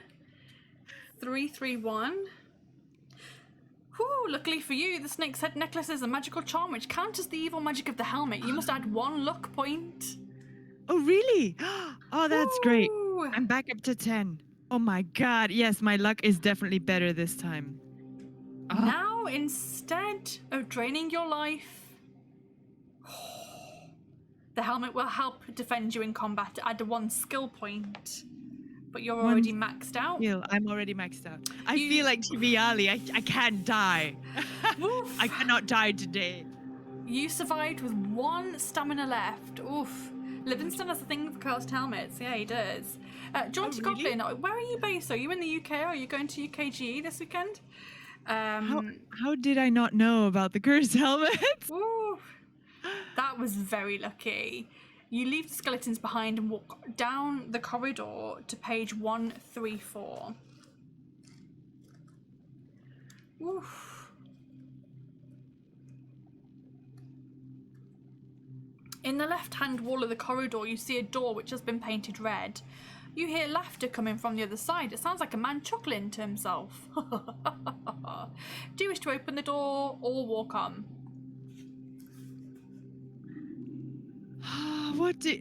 Dana Max. What do you think, guys? I don't think anyone's been in here yet. No? You won't be at the expo, sadly, but you know that Foxy is going. Oh, wicked! I will have to hit them up and see if we can have a little meet up. I'm only going on the Saturday and Sunday, though. I might go on the Friday evening, because I know Ian Livingston's doing a couple of things on the Friday evening, and that'd be nice to go along. But yes, I don't think anyone's been into the red room yet with the man chuckling to himself yet, so I don't think anyone knows what happens. Let's try. You want to open the door? Page 374. Yes. Open the door. 374. Jealous. Yeah, we weren't gonna go because of the safety restrictions and stuff. Like, no one really knows what's happening, but we're gonna give it a go and decide for ourselves once we get there. Much to your surprise, the door opens into a small room that is completely empty. As you step inside, the door closes behind you and the laughter stops. From nowhere, an old man's deep voice calmly says, "Welcome, friend. Do you wish to stay in the room or leave the room quickly and press on?" Oh no, Ninja Monkey, didn't you go into the red room with the friendly old man? Did you go into this room? I feel like Ninja Monkey went into this room, but I can't remember what happens. But he has said, "Welcome, friend." So, do you want to stay in the room or try to leave quickly? Let's stay and see what happens. I am intrigued by this laughing man. Also intrigued. 153. 153. Let's see what happens. The deep voice continues, saying slowly, "I'm so grateful that you've decided to stay, my friend, as I am very lonely and in need of conversation. I am a wizard trapped in another dimension. Don't ask me how I got here, as it's a long story and not a particularly nice story either. Anyway, what brings you to this evil place? Would you like to tell the wizard about your quest for the golden dragon, or make a polite excuse to leave?" Well, let's tell him. What could possibly go wrong? You're still alive, let's go. Tell him about your quest for the golden dragon. 109. 109. Ah, that's very interesting, says the wizard after hearing your tale. I admire your spirit and I'm going to help you. Here is a little gift for you. Wait, wasn't there a wizard that was throwing fireballs? I remember a fireball wizard. This is not that wizard. This is not this wizard. There's a sudden flash of light and a wooden box appears in the centre of the room. Inside the box you find a golden key with the number 325 stamped on it. You place it in your pocket and you leave the room, turning to page 65. Is that all? That's Nothing it. else happens. Nothing else happens. He just gave you a key to help you. Wow. Cool. Nice. Okay, I'll take it. Right where you left it. You walk along the corridor and soon arrive at a T-junction. On the stone floor you see chalk arrows leading up the corridor to your right. Would you like to follow the arrows to the corridor up the right or continue left? Follow arrows or don't follow arrows? I remember in the dungeon, following the arrows kind of led me to certain death. I don't know. What was the other way, or we don't know? You can just turn left. You've just arrived at a T-junction, so you can go right, following the arrows, or you can just turn left. Let's go west. Go left. Go left? Turn left, okay. Go left. Wait. Somebody has to do it. Wait. Let me see if I can. Yes, there it is. 304. We're going left. 304. Guys, did she make the right choice? 30. Did she make the right choice, do you think? The corridor soon turns sharply to the right. You arrive at a large wooden door in the left-hand wall. You press your ear to the door and hear the sound of somebody eating very noisily. Would you like to open the door or keep walking on up the corridor? Eating noisily. Sounds like a monster. I am going to do this little command here, which we haven't done in a good while. Oh. Nom nom nom. Nom nom nom nom nom nom nom. Eating very noisily. Oh god. Let's go in. Let's go in. Open the door. 111. I mean, you know, what's the worst that could happen? As you open the door, a horrible stench fills your nostrils. Oh, God. I gotta talk like my mum again. You enter a large, dirty talk like cavern. Mum. The Talk floor like of your mum. which is covered with rotten food. Old bones, insects, and a leaking bucket of foul green liquid. Sitting at a roughly made wooden table are two ugly brutes with warty brown-green skin. They look disgusting, and they smell like they've never washed in their lives. What's the worst that could happen? Vicky's mum returning. They are grunting and they slavering, and they stuff their large fanged mouths with what looks like intestines and rats' heads. There's no doubt about it, these are orcs. But these are no ordinary orcs. These are two very tall, powerful, and extremely violent Ugluk orcs. They look at you No. and they belch in contempt. Black, greasy drool runs down the chins, which they wipe with the back of their enormous hands. They push table away. One of them rises slowly, and he reaches for his morning star. Extraordinary. Exactly. Extraordinary. Extraordinary. A morning star? Is that not like a ninja thing? It's like a mace. It's like a bit like a mace, I think. The other grabs its heavy club, but it stays seated, watching the fight. First, Ugluk Orc lets out a deafening roar, and he strides towards you. This is going to be a fearsome fight to death. I know, it's like the like a stick with a chain on it and like a big ball with it's round and pointy. Aye. It's yes, round a and pointy. spiky ball. He's going at you with his spiky ball. He's got Spiky ball. He's got a skill of 8 and a stamina of 8. So orcs with spiky balls. Yes. Aye, that's the one. The other one's got a heavy club, but he stays seated and he's just going watch. Oh. He's just going watch his mate Morningstar you to death. Right. And then they might eat you afterwards. Cool. Tasty. Cool. Lovely. Right, let's stop doing this now. Let's get into battle. What accent is that? That's a Stoke-on-Trent accent. That's my mum's accent. Stoke-on-Trent. I must visit one day. Oh no! It went down the wrong hole! Drink! Hydrate, Vicky, hydrate! I'm gonna mute. I will talk in the meantime. You guys, I'm going to fight 2 massive orcs. Well, at least one first with a morning star. I'm a bit, let's say I'm a bit apprehensive about this fight. Oh, that is not good. Are you okay? I hate choking. I hate it. I think everybody. It gives me a really sore throat afterwards. All right, so no more talking like your mum today. No you guys more talk like my mum. Don't make her talk like your mum. No more. Stop. That was a bit ouchy. That was ouchy.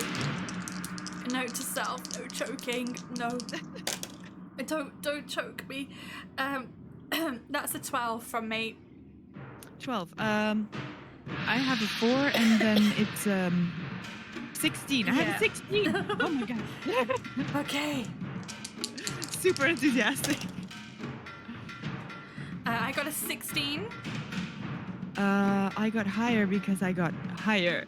You got higher. You got many. I'm not even counting anymore. It's higher than we used to do this in D&D. Like, we would calculate the battle for something, and then we just like, I rolled higher. And many, wait. I just rolled many. 5 many. 5 plus 2 is 7 plus 12 is 19. I rolled a 19. I have rolled 8, 9, 15. This is the next battle round, yes? Okay, See, this never stops now. I'm going to be coughing for the rest of the stream. I rolled a 5, so that's a 17. What did you roll? 8, 9. I rolled a 15. Oh, good. It's on 2 health. Dun dun dun. 7. Oh, I shouldn't have said that. I got a 17. Well, 7 plus 12 is 19. So it's dead. I killed one orc. Now the other one is probably going to come at me, right? Right. Okay. Oh my god. That one is dead. Let's see what happens. If you win 285, this is never going to stop now. I'm just going to keep coughing for the whole stream. If I win 285. 285. This is going to happen for the whole rest of stream now. Oh no. This is why I hate it. It just gives me such a sore throat. Oh no. Oh Yes, my no more- god. No more more. mum, please. No No more more mum mum. voice. You hardly have time to draw your breath before the other Ugluk orc kicks the table away and charges at you wielding its club.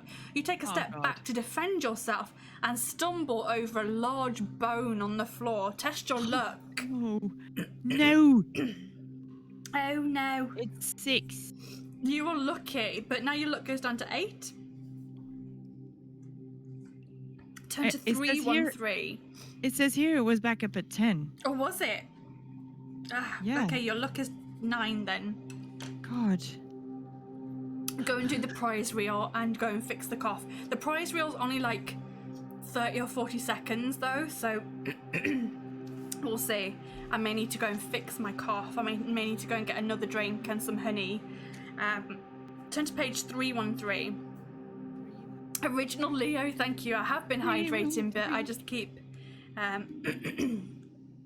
it's like a deep tickle now, like a deep tickle in the throat. Oh my god, you regain your balance and you're ready yourself for another ferocious battle with the other orc. Okay. I'm so sorry guys, it's just because I choked on my drink before. If you've just come in and I'm coughing, it's just because I've choked on my drink. It's got a skill of 8 and a stamina of 9. I thought you were going to say you choked on your mum. Oh, my mum choked me. If you're still alive after 3 attack rounds, we can turn to page 161. What was the skill again in the stamina? Skill is 8, stamina is 9. Okay. I rolled a 15. I have a 6, 7, 8 plus 20. That's 1 attack round survived. Yes. Ooh, I got a 20. Oh, I have an 18. Does anyone want to re-roll? No? I said my thing already. Sorry. It's okay. It's okay. It hit me. I'll hit take you. it. It's hit you. If anyone I'll wants to take get any re-rolls in, I'll have to hydrate wait. and dirate. So that was the second attack round. All right, here we go again. I shall not say Third anything. one. 8, 19, 11. I got a 15. What did you get? Can I say it? Yeah. 22. 22. Nice. He will still alive after 3 attack rounds. Turn to page 161. Oh, really? Ooh. Yeah. In the heat of battle, you suddenly notice that somebody else has entered the room. It's a huge, bearded man wearing thick leather armor reinforced with steel shoulder pads. "Pay me 10 gold pieces and I'll help you," he growls in a deep voice. Do you want to agree to the mercenary's demands, or rather tell him that you don't need his help? What does he say? "Pay me 10 gold pieces and I will help you." But I'm doing great on my own, dude. So I'm stingy. tell him that you don't need his help. No. 213.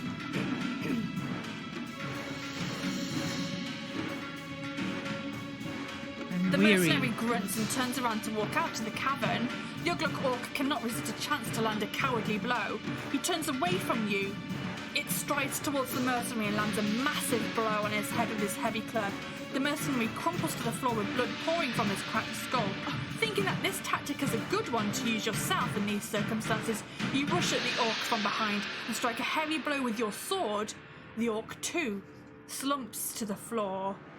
Oh, With so its he last did help dying me. breath gurgling in its throat. You're like, hey, that worked. I'm going to do the exact same thing to him. Wow. If you want to search the bodies, you can, or you can search the cavern first. Let's search everything. Search The everything. bodies. Everything. I want it all. Cavern or bodies first? Let's bodies first. Bodies first. 299. Cold-blooded. I know, right? Everything. Turn to 299. 299. Opulence. You find I nothing. want it all. You find nothing but maggots and lice in the Ugluk Orc's clothing, and you move over to the mercenary. His pockets contain 2 gold pieces, a fish hook, a small brass bell, and 3 copper buttons. Oh god. You can take any of those things. So 2 gold pieces, a fish hook, a small brass bell, and 3 copper buttons. Oh, I wrote down a copper bell, but it's brass. It's a brass bell and 3 copper buttons. 3 copper buttons. Okay. And now you can search the mercenary. Oh no, sorry. You can search the cavern or leave the cavern. Let's search the cavern. Search the cavern. 127. Take the copper buttons. They seem essential. Oh yeah. Yes, they do. You know, I mean, if I have to, like, you know, if I have a coat and it doesn't close, I can just use those. Of course. You use your sword to poke around in the debris of the floor, and you find 2 gold pieces, a silver armband, and a dark blue glass bottle with a cork in it. A silver, jewels. You've got Jewel 2 gold alert. pieces, a silver armband, and a dark blue glass bottle with a cork on it. A dark blue glass bottle with a cork. Okay. Yeah, the rotten smell in the cavern is almost unbearable, and you must decide what to do. Do you want to uncork the bottle or leave the stinky cavern? Let's uncork the bottle. We're going all in. 149. I'm tempted to put this in potions, but we're gonna uncork it. We'll see. Let's uncork it and see what happens. As you uncork the bottle, wisps of shimmering white smoke begin to escape. And they take the shape of a man. Sitting in midair on a floating silk cushion is a short, fat man with his arms folded and a turban on his head. He is semi-transparent and you can see right through him. He smiles at you and says, "Did you know I've been stuck in that infernal bottle for 200 years? I gotta tell you how pleased and grateful I am to be free. I should never have trusted those tricksters. Bah! Now, how can I help you, young adventurer? You want some gold pieces? A magic item? Which would you like? Some gold pieces or a magic item? No, a magic item. I have like 16, 21, 23. A little magic item. 27 gold, Let's so it's turn to fine. page 67 and see what you've won. 67. The fat man suddenly disappears in a puff of smoke and is replaced on the floating cushion by a small brooch made of moonstone. Ooh. Is this jewelry? This is jewelry.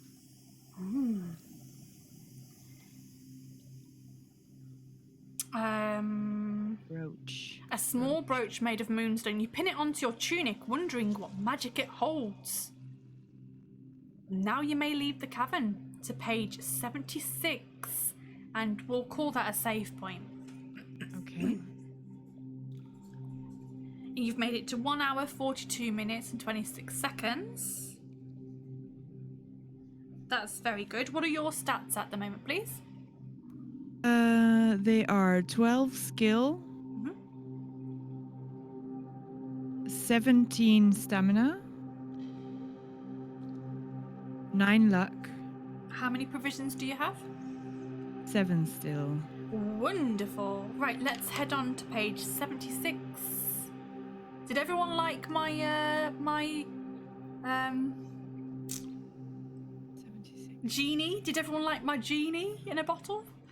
Do I still have the genie? No. It's No. one used only. He's gone. Yeah, one use only. Okie dokie. Why was she? Oh no, there's a different. She wasn't in the bottle. It's a totally different accent. Totally different accent. A small alcove comes into view in the right-hand wall of the corridor. The alcove houses a magnificently carved wooden chair with the words "Rest ye well" engraved in the seat. Would you like to sit on the chair and rest, or would you rather carry on? With sit ye well, do they mean Rest die ye well? ye well. Rest ye well. I'm tempted not to sit. What does the chat think? I think it's certain death. I think it's certain death. Anti-chat thinks it means rest in peace. Ah, there you go. You see? That's also what I think. Okay, let's move on then. Move on. Page We don't need any 220. rest. 220. Maybe I should eat a provision. You can eat a provision. What else do I have? I'm just looking over my long list of equipment.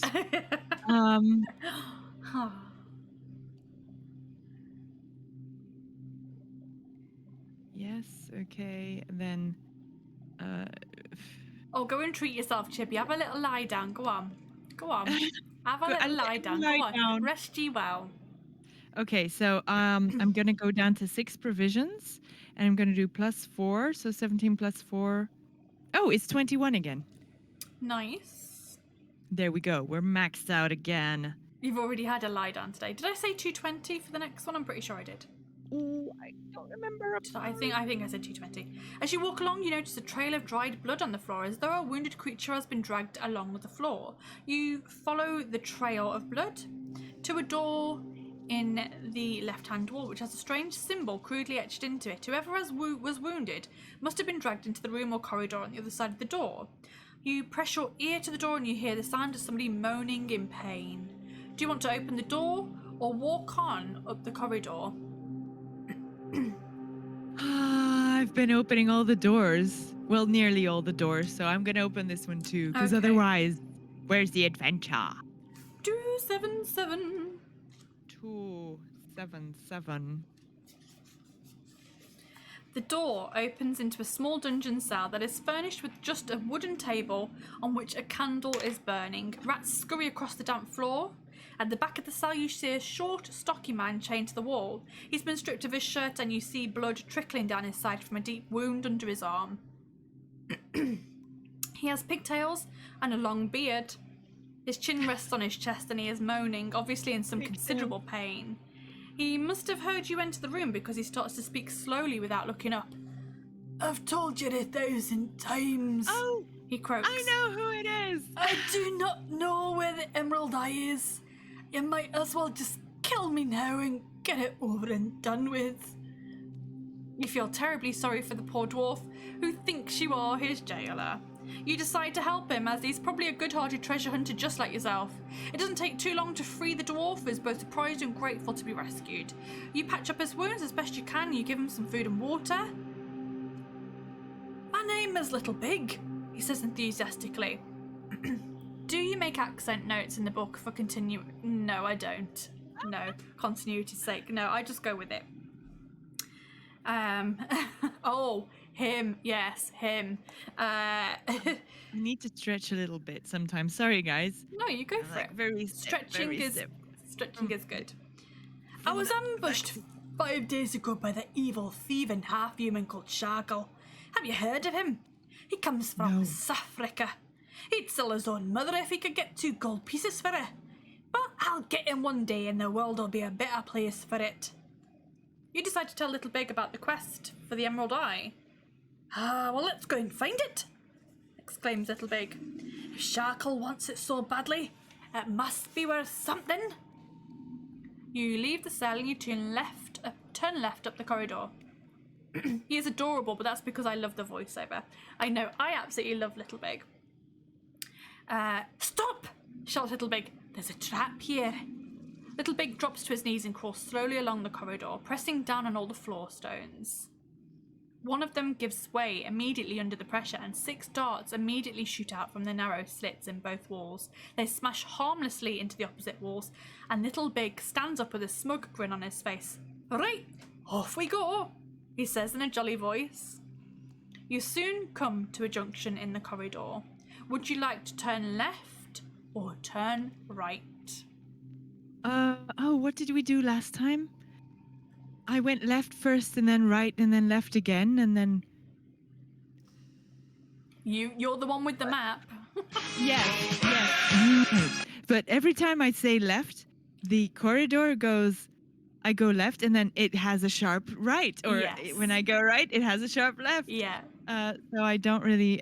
let's go right this time. I think the last time I said, oh, let's go west. Yeah. Okay. No. We went west last time. Okay, So let's go right this time. right to page 202. 202. The dimly lit corridor comes to a dead end, where there is a large wooden barrel standing against the wall. Bit of a strange place to leave a barrel, Little Big remarks. I wonder what's inside. Do you want to prise the lid off the barrel with your sword, or go back down the corridor? Nope, let's do it. We're looking for something. Page 50. The lid pops off quite easily and lands with a clatter on the floor. As you both lean over to take a peek inside the barrel, 2 bloated, hairy, jumping spiders spring out of the barrel. One lands on Little Big's long beard and the other lands on your arm. It scurries up your arm, intent on sinking its poisonous fangs into your neck. Instinctively, you try to brush it off with your hand. Test your luck. Testing luck. Oh my god, You've my got a luck is of 9.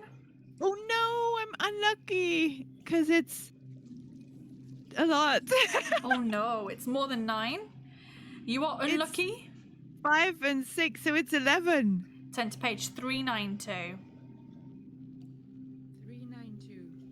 392. Sorry, I have to speak in the microphone. That's okay. 392. The deadly spider's fangs puncture the skin on the back of your hand. Its poison is powerful and takes quick effect quickly. Lose 1 skill point and 4 stamina points. Oh my god, it's like Spider-Man's thing. 1 skill point, so I'm at 11. 1 skill point and 4 stamina points. Stamina. So that's back to 17. Okay. Turn to page 228. 228. You're consumed by a raging temperature. No! Yes, I am! And your vision is badly blurred. You sink to your knees, feeling as though you cannot move a muscle. You expect to feel the sharp pain of the spider's bite again, but instead you feel cold liquid hit your face, and then someone pushing some foul-tasting leaves into your mouth. "Come on, young adventurer," shouts Little Big. "It's no time to go to sleep now. Chew these lumbug leaves, and we'll soon have you feeling as fit as a flea." He seems quite unconcerned that you feel as though you're about to die. It only takes a few minutes for the leaves to counteract the poison. The fever is gone and you feel fine again. Add 2 stamina points. Oh, God. Okay. You So we're stand at up 9. and see 2 squashed spiders on the floor that must have been stamped on by Little Big, who is now standing on his tippy toes, trying to reach down into the barrel. Oh, hi, Connie Sideshow. How are you, my darling? How are you? Pesto wins, yes. You didn't have any Pesto. leaves. Oh my goodness. First, he throws out a good length of rope that you decide to keep, so you now have some rope. Rope.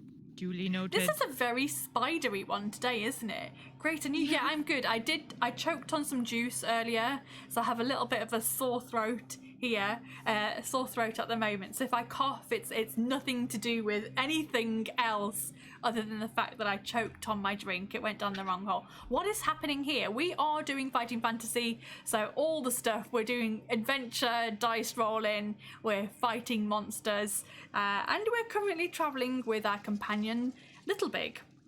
Yes, Who has Little just Big. We like tossed him. you out a good deal of rope from the barrel. He then pulls himself back out again, huffing and puffing, clutching a red clay doll that has copper nails sticking out of its head like hair. I wonder what this is. asks Little Big, handing it to you. Do you want to drop the doll on the floor to break it, or throw it back into the barrel and walk down the corridor? So it's like a really dumbed down version of D&D. So it's almost like it's a good RPG, but it's not too difficult. It is a lot of fun, and this is season 3, episode 7. So I'm very happy that this is still continuing. Right, what would you like to do? Would you like to drop it on the floor and break it, or put it back into the barrel and walk away? I feel like it's like some kind of voodoo doll thing. Yeah. Let's break it. Choose Hope your it's own not death. me. I mean adventure. Choose your own death. Choose your own death. You want to break it? Page 19. I'm choosing death by breaking the doll, probably. You are doing very well, though. We're on 1 hour 52, and you've still got 2 lives left. Yeah, it's amazing. I'm very surprised. I think you could win this, you know. You could be the first person to win. The doll is hollow. I'm in for the win. You're in for the win. The doll is hollow and it breaks into small pieces on the floor. Lying amid the clay shards, you find a gold ring. Did you both prep dinner? No. And I am cooking tonight. Sandwiches. I am cooking tonight, but the boyfriend can cook if I can't. She will lose them all to a wizard. We'll see. Lying amid the clay shards, you see a gold ring. Inscribed on the inside of the ring, you see some strange runes, which you don't understand. Lord of the Rings. You hand the ring to Little Big, who presses it close to his nose to read the inscription. It says, Ring of Zombie Control, I believe. Oh. Little Big says this rather smugly. That could come in useful. Here, you'd better take it. You place it on your middle finger before walking back down the corridor to page 234. Yeah, I remember hearing zombie control, but I don't remember any zombies. Not yet. We'll call that a save point as well. Zombie control. 1 ring to zom them all. Yeah. 1 ring to rule them. Turn to page 234. We've made it to 1 hour 53 and 54. Okay. I'll write down my... What's your stamina at the moment? Stamina is 19. Luck is 8. Provisions. Ooh, did you eat a provision? Have you got 6 provisions now? Yes. 6 provisions. Cool, excellent. Yes, Dana is an amazing musician. Go and check her out everywhere, and she makes her own videos, produces her own videos, which are amazing as well. So go and check those out. You will not be disappointed. Page 234. So skill was 11, stamina 19, luck 8. Oh, skill was 11. Okay, nice. Provision 6. What did I say? Luck is 8. As you walk back along the corridor, you suddenly see something in the wall that you hadn't noticed earlier. It's a small hole, and it's just big enough to put your hand into. Do you want to reach into the hole, or would you rather keep walking back to the junction and head straight on? What should she do, guys? Should she put her hand in this hole? Should I put my hand in the hole? In the hole in the wall? Hole in the wall. Stick it in. Stick it in.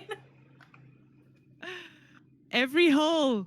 Oh no. Okay. Anti-chap, no. Go for it. All right. Go for it. All right. Stick it in. Stick it in. 101. 101. As you put your hand slowly into the hole, Little Big shakes its head and tells you that you must be mad. You half expect to feel a terrible pain as some unseen creature bites your hand off, but nothing happens. You reach further into the hole until your shoulder is pressed hard against the wall and your fingertips touch something that feels soft. Your immediate thought is that it's a rat, and you withdraw your arm quickly. But convincing yourself that it's not a rat, you reach back into the hole and pull out what turns out to be an old sock. Inside the sock, you find 3 gold pieces, a small silver cross, and a wavy bladed knife. Dobby is free. Yes. Oh yeah, the sock. A wavy blade, a silver what cross? You've got 3 gold pieces, a small silver cross, and a wavy bladed knife. A wavy bladed dagger. No, that's not. Some people have all the luck. Little Big says, shaking his head. That's no ordinary knife. That's a Chris knife. They're made by the demon priests of the abyss. Their blades are forged in cursed flames, and they're the only blades that can pierce the skin of a lesser demon. You place the unholy knife in your belt, pocket the other findings, and you walk on to page 354. 354. Okay. 354. Say it 5 times fast. The dimly lit passageway stretches into the distance for as far as you can see. The walls and floors are damp, and there is a musty smell in the air. Little Big seems unconcerned by the situation and starts to talk loudly, his words echoing down the passage. I don't suppose you ever met my famous Uncle Bigleg, did you? He says excitedly. Without waiting for an answer, he says, Bigleg died a hero saving the dwarves of Stonebridge. That's the village where I come from too. It's just north of where we are now, in Darkwood Forest, or as some would call it, the Forest of Doom. Doom. Bigleg was a good friend of Yastromo, the most famous wizard in all of Alanzia. Now you must have heard of him. Anyway, Little Big stops mid-sentence when you see something flying at high speed towards you. It's a fireball. Oh, here's a Coming fireball. straight forward for you. Look out! Screams Little Big, pushing you against the wall. The fireball flies past you, and you watch it explode at the end of the passage. Missed, I can't believe it, shouts a man in a gruff voice. You look ahead to see a man in purple robes appear out of the smoke with his arms pointing at you. He is bald and wears a pointed purple skull cap. His short beard is also pointed, and he looks very angry. He starts to mutter an incantation, readying himself to cast another spell. You're being attacked by an evil wizard. Would you like to attack him with your sword, use a magic item, or offer him some gold pieces? A wizard's staff has got a knob. It's got a knob on the end. Did you know that? Yeah. Have you seen her rolls? Time to die. Right. How come Do you want to attack every him? season I say knob at one point? It has to happen.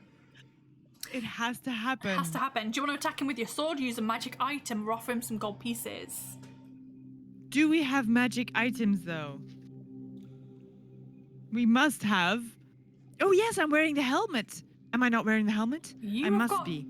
I know for a fact you've picked up at least 2 magic items. I forgot to write down the helmet. I'm gonna write down the helmet. Yes, let's try magic. Let's try magic on the wizard. Is this a good idea? 177. Helmet. Do you have any of the following magical items? A lion charm, a moonstone brooch, or a staff of thunder? I have a moonstone brooch. Oh, and the lion head charm. Lion's head charm? Okay. Yes, Would then you I like do. to I use don't have the either of staff. those? Would you like to Yes. use the lion charm or the moonstone brooch? I don't know. I don't know either. What do you think, guys? Lion charm or moonstone brooch? They're both a little bit. I don't know. I don't know I don't either. have the staff. Do I have the staff of thunder? No, I don't think so. No. I have a lot on my page. What did you say? You had the staff. Oh, okay. Does anybody remember what they had? Did anybody have a moonstone brooch or a lion's head charm? I don't think anyone else has found those things. Really? Yeah. Well, I mean either. So I have to choose. I will choose the brooch. The brooch? Yeah? Okay, page 52. Let's see what happens.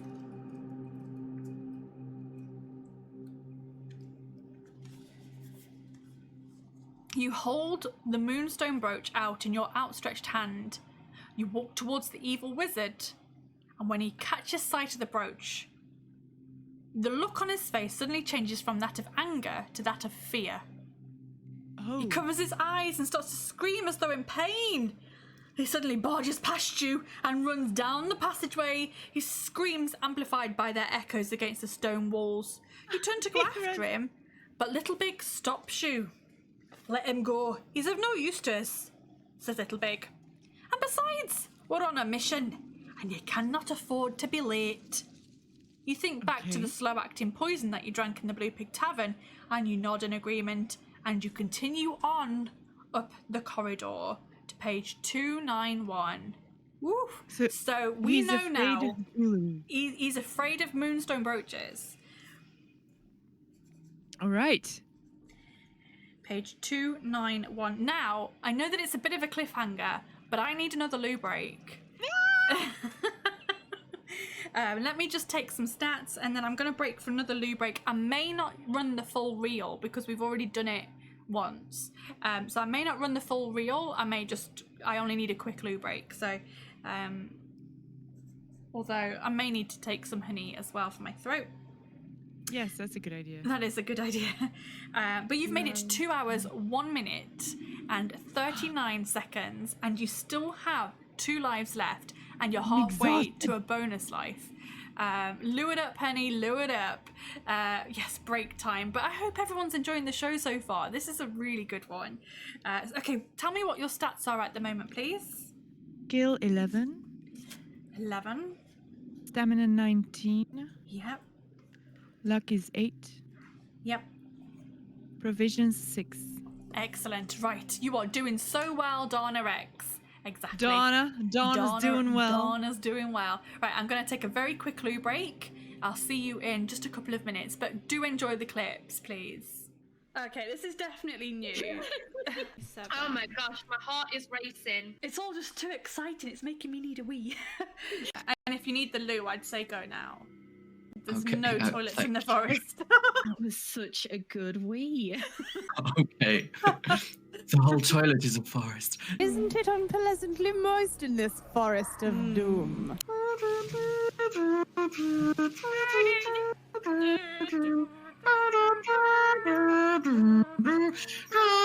What is that song?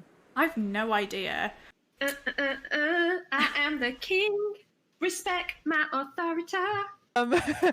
I'm sorry, what are my options? McDonald's, Kentucky Fried Chicken, and it's really hard to do the dance move to that with like a badger on your shoulder. This is disintegrating. I got me a shiny sword. I got me a shiny sword. It's so shiny. I mean, we were supposed to be distracting him, but the unicorn has distracted us. I feel like this is cheating, but it's what you got to do to win against Grandad. I imagine he sounds a bit like a murloc. He might have changed his battle cry. No, my ears. It's like. It can't hit me 4 times in a row from here. Okay. Famous last words, guys. I hope that didn't just turn into a clippable moment. I mean, what's the worst that could happen now? 19. 21. Oh, for Pete's sake. So Damn it! He needs to.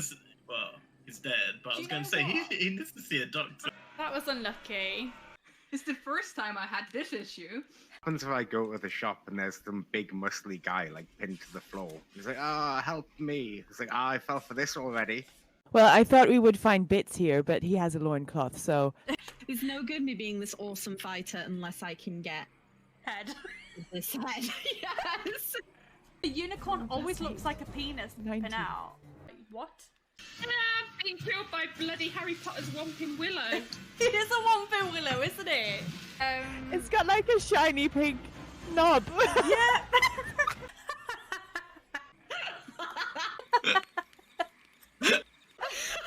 Oh gosh! It sure does. Give the head a rub. Give the head a rub. This head is in the gutter today.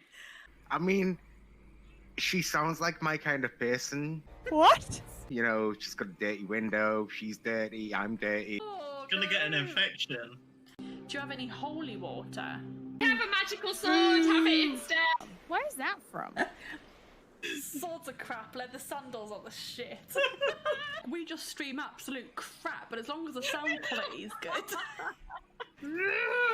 It's just making me a bit scared. Good. One step closer to heaven, baby. Just one step closer to. Wash. You are. Some accent's not found on Earth right here. Oh, that was perfectly timed for the sound effect of the bird. I should have thrown my net of entanglement on him. Take that, Grandad. Try cold read. Hi, everybody. We're back. Oh, thank you, everyone. Yeah, she's doing very, very well. Very well indeed. Are we ready to see how this story continues? Who knew that the mighty Malbus would be afraid of moonstone brooches? Who knew? That was a bit weird. Yeah. So you've made it to 2 hours, 1 minute, 39 seconds. You've still got 2 lives, so you're halfway to a bonus life. But do you have everything that you need to complete this adventure? I don't have the eye yet. You don't have the eye yet? Are you feeling confident that you're going to complete this and win this? I don't know. I'm not feeling confident right now, but I do want to win this. Jaunty Goblin says you have to go. This has been so much fun. Good luck with the rest of the quest. Thank you, Jaunty Goblin. I hope you have a brilliant rest of your weekend. And thank you again for that raid and bringing people over. But yeah, enjoy. Thank you for popping by. We are going to head over to page 291. And we're going to see where this adventure takes us. Does everyone else think she's going to win? Does everyone else think she's got everything she needs to win? You watch Little Big whistling happily to himself as he walks along, and you feel very pleased to have such a good companion with you to explore this infernal dungeon.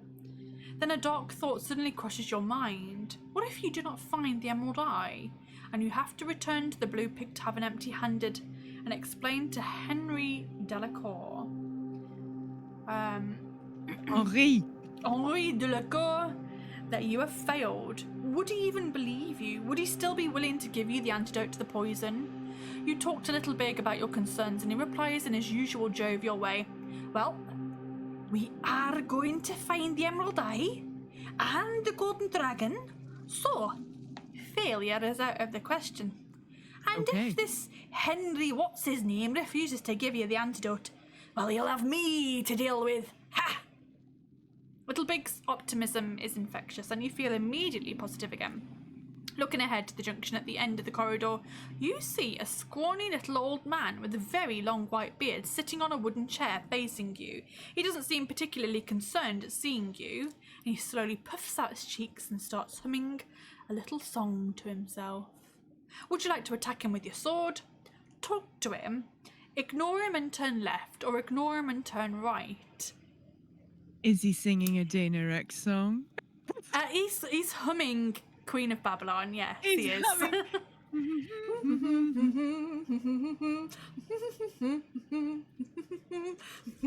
Let's talk to him, why not? Oh wow, you know it! Oh god, thank you! Well done. Well done. He's a supernatural phenomenon.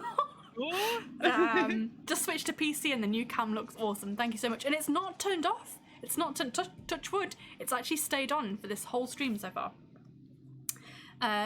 So you're gonna talk to him? I will talk to him. You're like, yes. are you a Dana Rexx fan? Would you like an autograph? Selfie. Selfie. Are you wearing a silver armband or not? Oh. A silver armband. I am. You are. You're wearing a silver armband? Turn to page 56. I also have a gold bracelet, which was is fused to your skin. Fused to your skin. I also have the silver one. Yeah. You sense there's something very strange about this old man. He looks as though he's desperate to do something, but is unable to do so. Little do you know that the armband used to belong to a powerful cleric who spent his time ridding the world of demons, and it is protecting you now from a terrible attack by a lesser demon. You ask the old man if he has any knowledge of the Emerald Eye, but he does not reply. Let's keep moving. Little Big whispers nervously. I don't trust this fellow. Do you want to follow the left-hand passage, or follow the right-hand passage, or attack the old man? So the armband is protecting you from this demon. So you could just ignore him and walk away, or you can attack him. But he is a demon. I'm nothing on you. Nothing. Nothing they have. Anti-Chap says you have a dagger for the demon. Really? Okay. Well, I guess you guys want me to fight. Stand and fight. Let's do that. Attack the old man. Oh boy. Yes. Oh boy. Okay, does anyone want to roll for me or re-roll? Get your re-rolls or your rolls in, and we can try that if you want to. Get your rolls and re-rolls in. Dinner is looking B.A. Baracus. You want to roll Vicky's dice? Excellent. Thank you, Chibi. What does he always say? Bitter fool. A bitter fool. I don't know. Is that what he says? Yes, a bitter fool. Is she nuts? Right, we're gonna throw down. We're gonna throw down with this lesser demon. Let's get into battle and see what he's got on him. Page 160, and the first roll is gonna be for Chibi. I pity the fool. 160. Little Big frowns and says, I've got a feeling that this is not such a good idea. But you ignore his words and you run at the old man with your sword. You're almost within striking distance when the old man leaps up and instantly metamorphoses into a horrific beast, almost 3 meters high and covered in scaly black skin. Oh shit.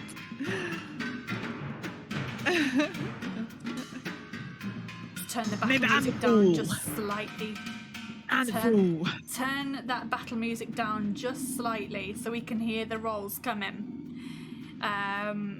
Steam hisses from its nostrils, and it has a terrible stench of foul breath blows out of its fanged mouth.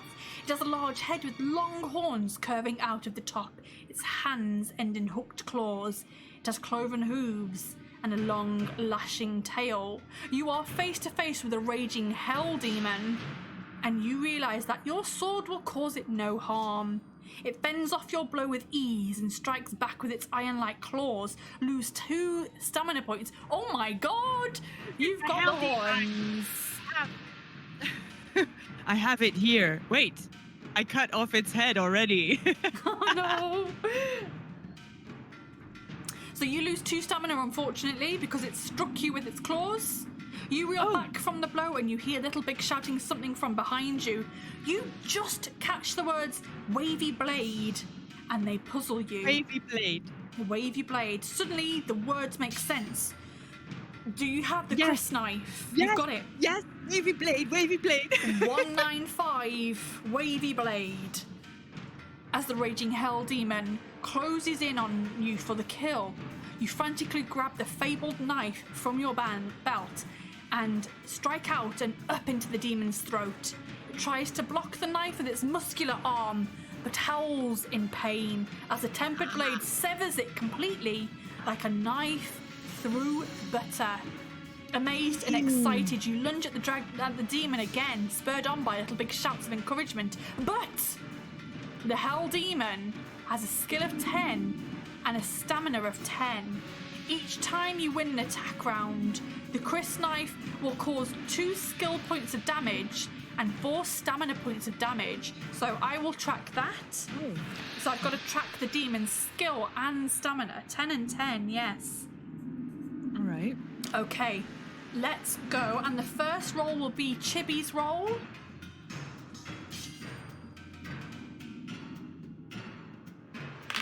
Seven. So it's rolled a 17. I have also rolled a 7 and I have an 11, so an 18. Yay! Okay, you hit it and it does 4 points of damage. So it's on 6 health. And you slice more of its flesh away, and its skill goes down to 8. Slicing. Ooh, shit. I rolled a 22. Oh, I rolled low. I rolled a 5, so that's a 16.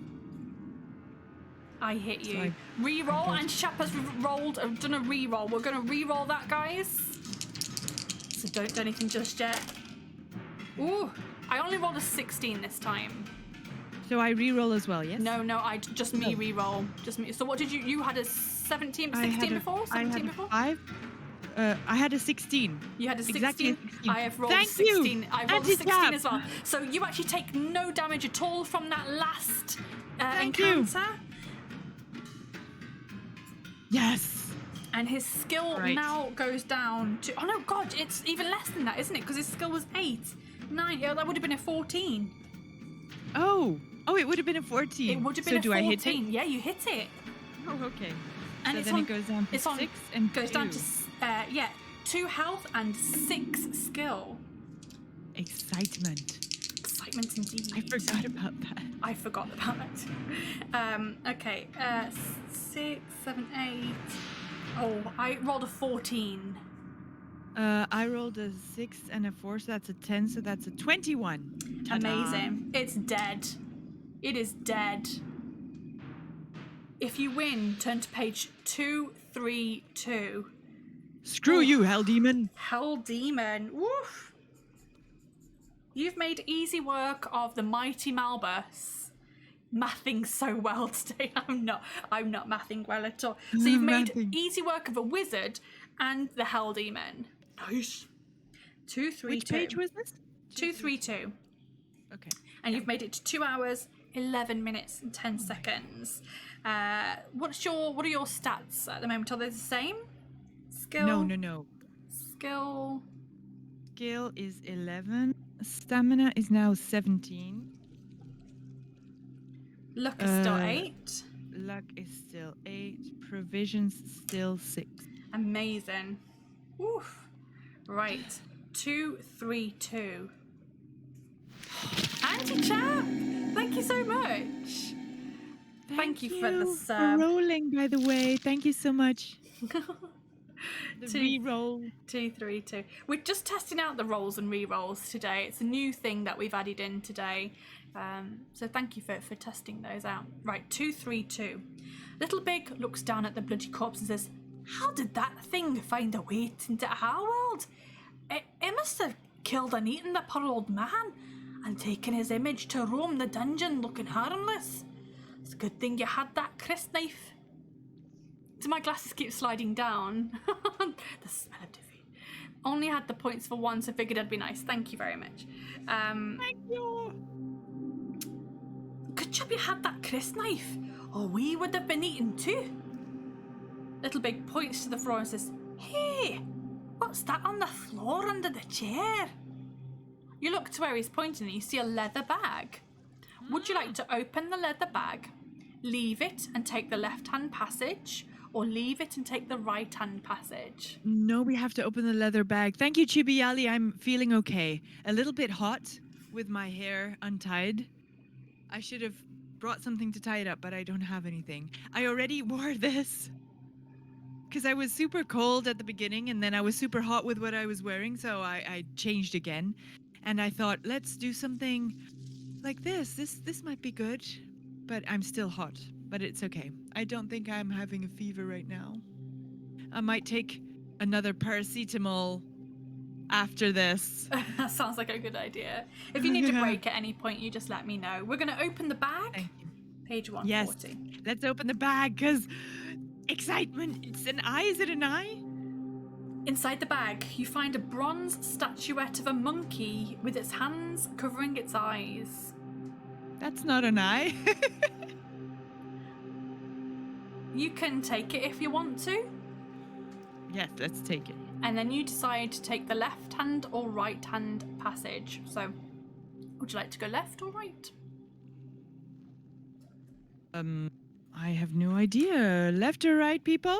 Go west or not to go west? That's the question. You think we need to find a set of monkeys?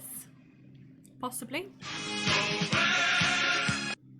The set. Go Collect the whole left. set. Go west. Okay, let's go left then. Okay, yes. page 169. Bronze statuette of monkey. Little And Big this- notices something on the floor and runs ahead to investigate. It's a large stone chest, some 2 meters long. It has a very heavy looking lid on it.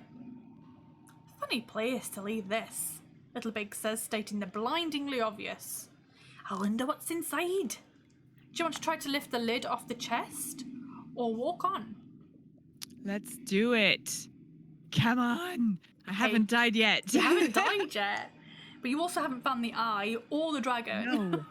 No. I'm still... You remember the lid? Uh-oh.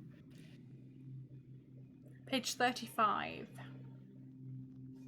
Taking one end of the heavy lid each, Little Big and you start to lift it. Huffing and puffing with one mighty heave, you manage to lift it off a centimetre and slide it onto the floor.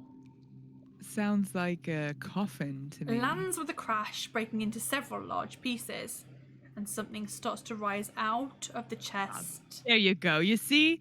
I was thinking a 2-meter long chest. That's not a chest, that's a coffin. And now you realise that it's not a chest, but a stone coffin. Oh An my god. armoured skeleton with a golden crown on its skull steps out of the coffin, brandishing a long sword. Edged weapons like swords and daggers do little to harm the skeletons and will only cause it to lose 1 stamina point during a successful attack round. But in each attack round you have 2 attacks, 1 for you and 1 for Little Big. Oh, cool. So you'll need to roll twice. It has a skill of 9 and a stamina of 7. Wow. But if you That's hit one it, strong. it will only do 1 damage. Oh, okay. Yeah. I know what to do. Do you?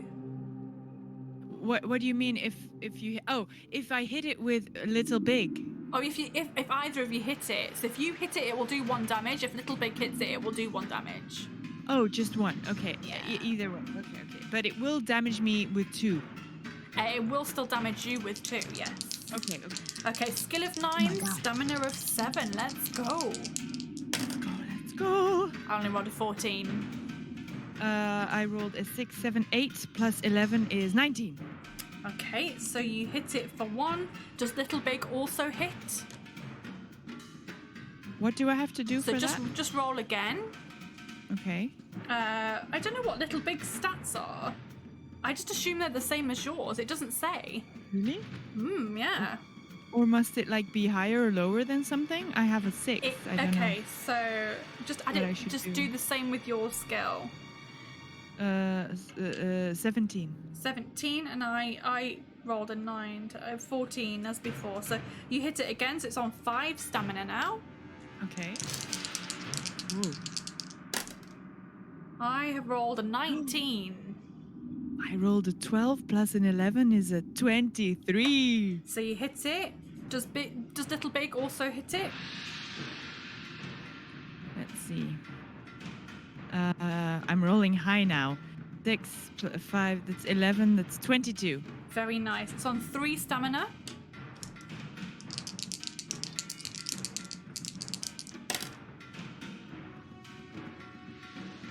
I rolled a 16. I rolled a 13. Okay, so that hits you. Uh-oh. So you take 2 damage. Let's see, does Little Big hit it? I think he will. Okay, so you only need to beat a 16. 22 I have, so. Okay. It's on 2 health.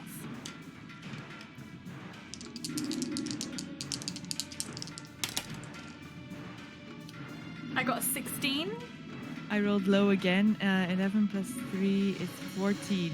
Okay, so it hits you for 2 damage. I'm at 13. Does Little Big hit it?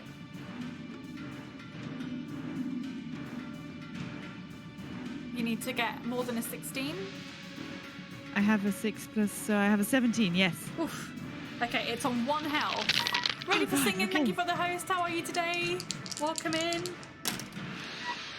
8, 9, 10, 11. 16 again from me. 18. Oh, it's dead. Again. Yeah. It's dead. Again. Double dead. How are you today? Ready for singing? Thank you for popping in.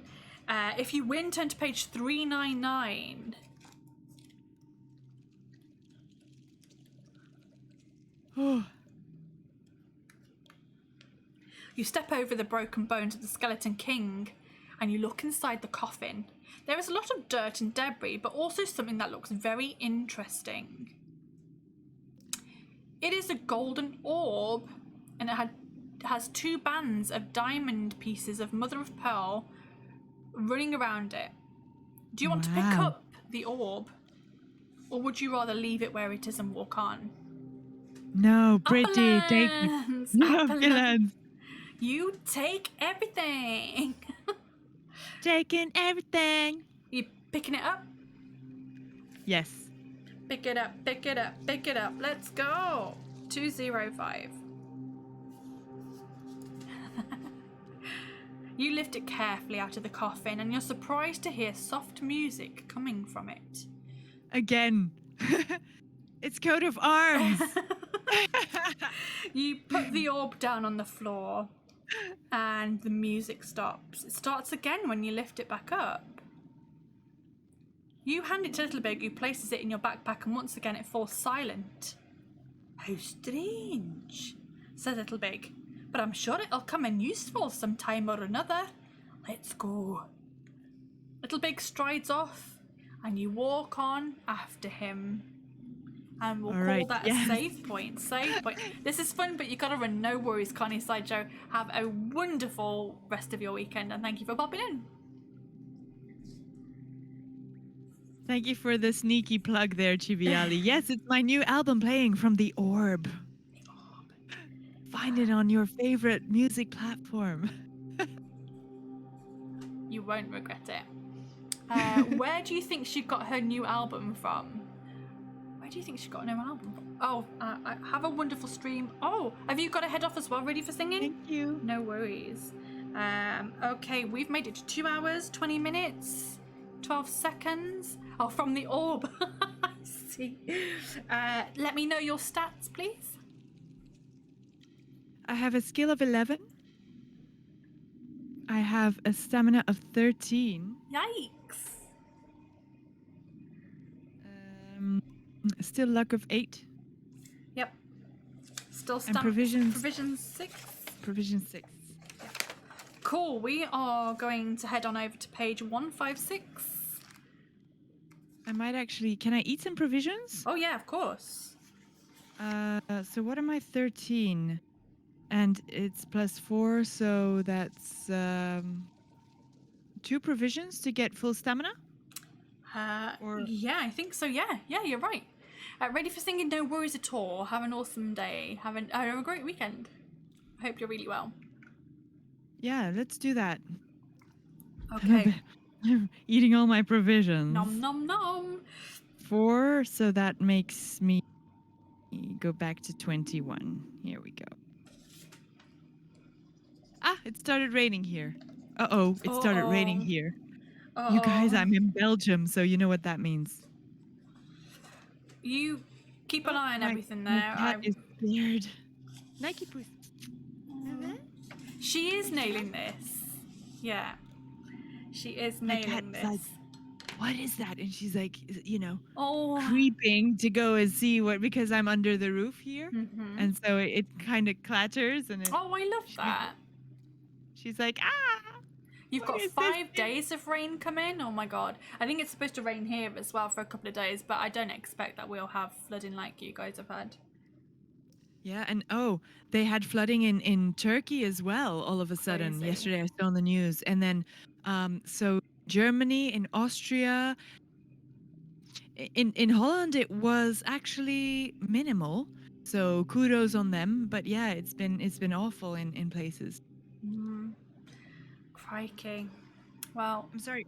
Where fingers were we crossed. going? We're going to 156? page 156. Yeah. Fingers crossed that everyone is safe. Yes. Stay safe, everybody.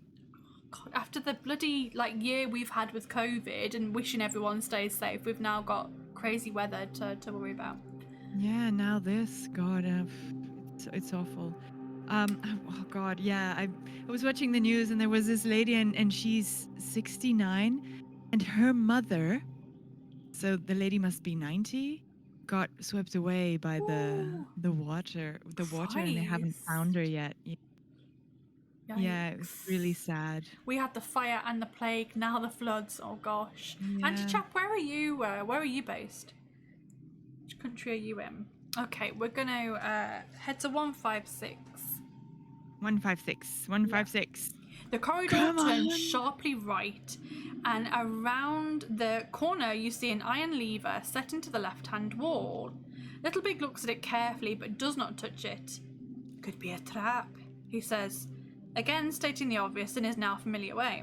Do you want to pull the handle or keep walking? You're in the UK as well? Nice.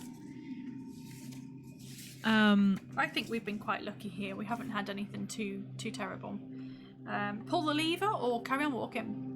Oh, let's just pull the lever. Pull it. I'm gonna do like Chibiali. I'm basically doing everything as well. Let's go. 366 to pull it. It takes the strength of both of you to be able to pull the lever down, and as you do so, 10 floor stones in the corridor ahead slowly rise up to look like a line of crooked steps. A crooked line of stepping stones. Ooh, now do we walk along the top of the stones or avoid them like the plague? Asked Little Big. Do you want to walk along the top or walk along the corridor? So there was a hole in the ground? I don't know. Yes, let's do it. Let's go on the stepping stones. Yeah, 10 stepping stones rise out of the corridor into a crooked line of stepping stones. You're gonna walk on top of them? Yeah. Okay. Yeah, I just made them appear, so I don't see why I shouldn't give it a try. Apart from a handful of instant death situations. Yes, where are the instant deaths? You've avoided them, apparently. There are quite a lot of insta-deaths in here that just say your adventure ends here. That Yeah. you've avoided them all. Well, let's Right. see if the stepping stones are going to make me fall into some deep pit. Let's see. After you, Little Big says with a smile while bowing in mock deference. You breathe in deeply and jump onto the first stepping stone. To your amazement, nothing untoward happens to you, and you jump between the stepping stones until you reach the flat corridor floor again. Wait for me! Little Big shouts as he jumps awkwardly from stone to stone. Despite a couple of wobbly landings, he manages to reach you safely. Turning to page 255.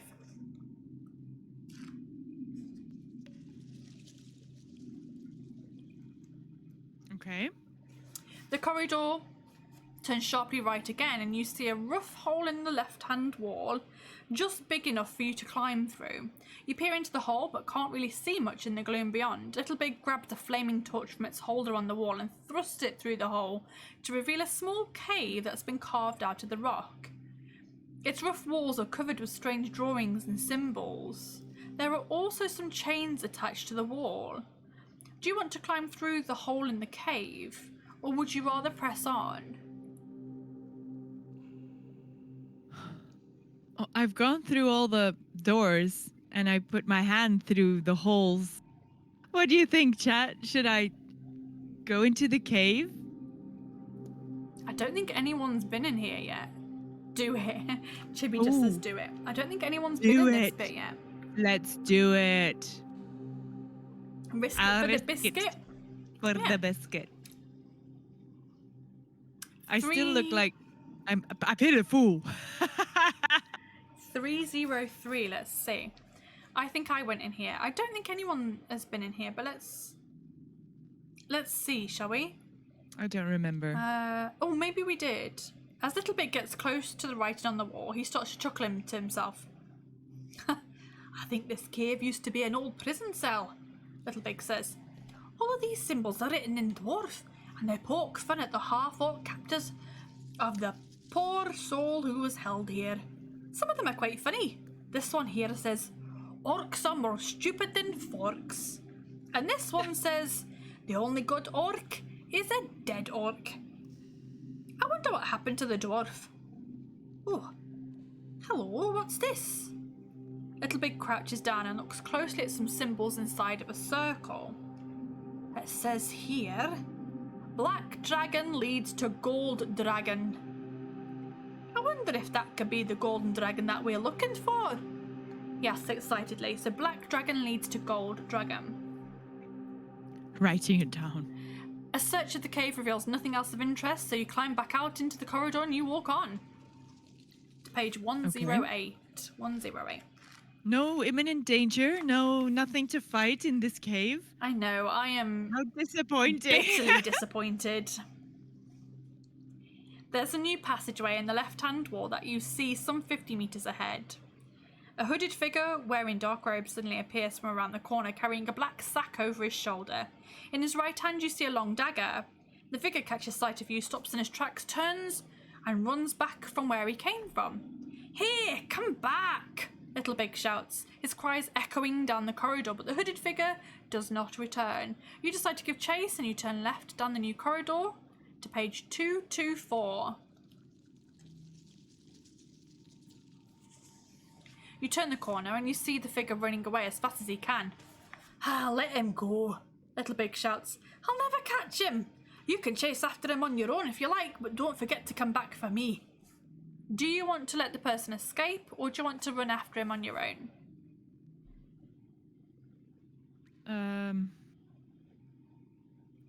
He has a bag. He does. And a dagger.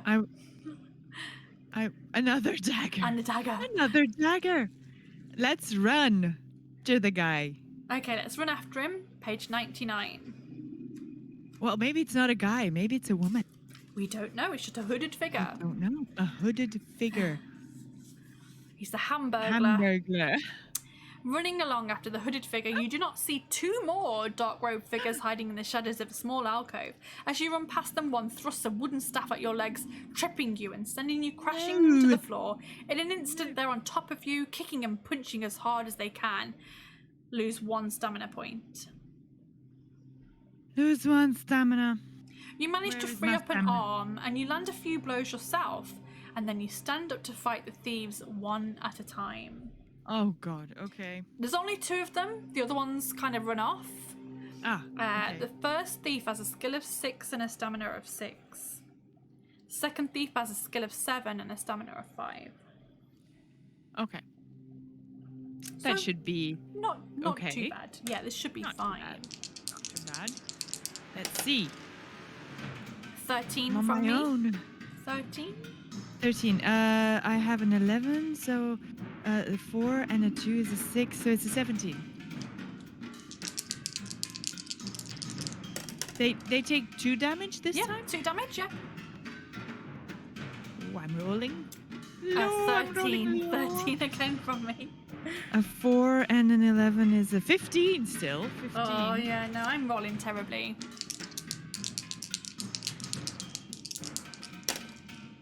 Oh, Jesus Christ, that's a terrible roll.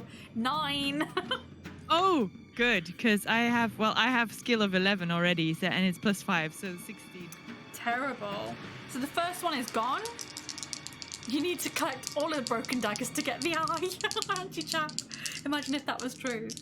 Right, second one steps up. Second one steps up. Can you imagine? Okay. Second one, okay. 12 from me. I have 11 plus 5, 16. I'm rolling bad. I actually want to find a way to 15 from me. have like my dice on, but I can't on the Discord. I can't do that. Oh, I rolled high. 6, 9, 11 plus 9, 20. He's on 1 health. Okay. I rolled a 12. 16. Yes. They are dead. You win, Thieves turn are to page dead. 382.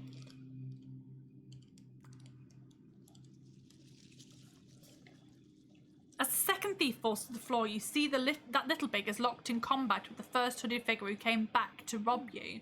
His hood has fallen back off his head. I think you need to recharge your dice. Yeah, I think so too.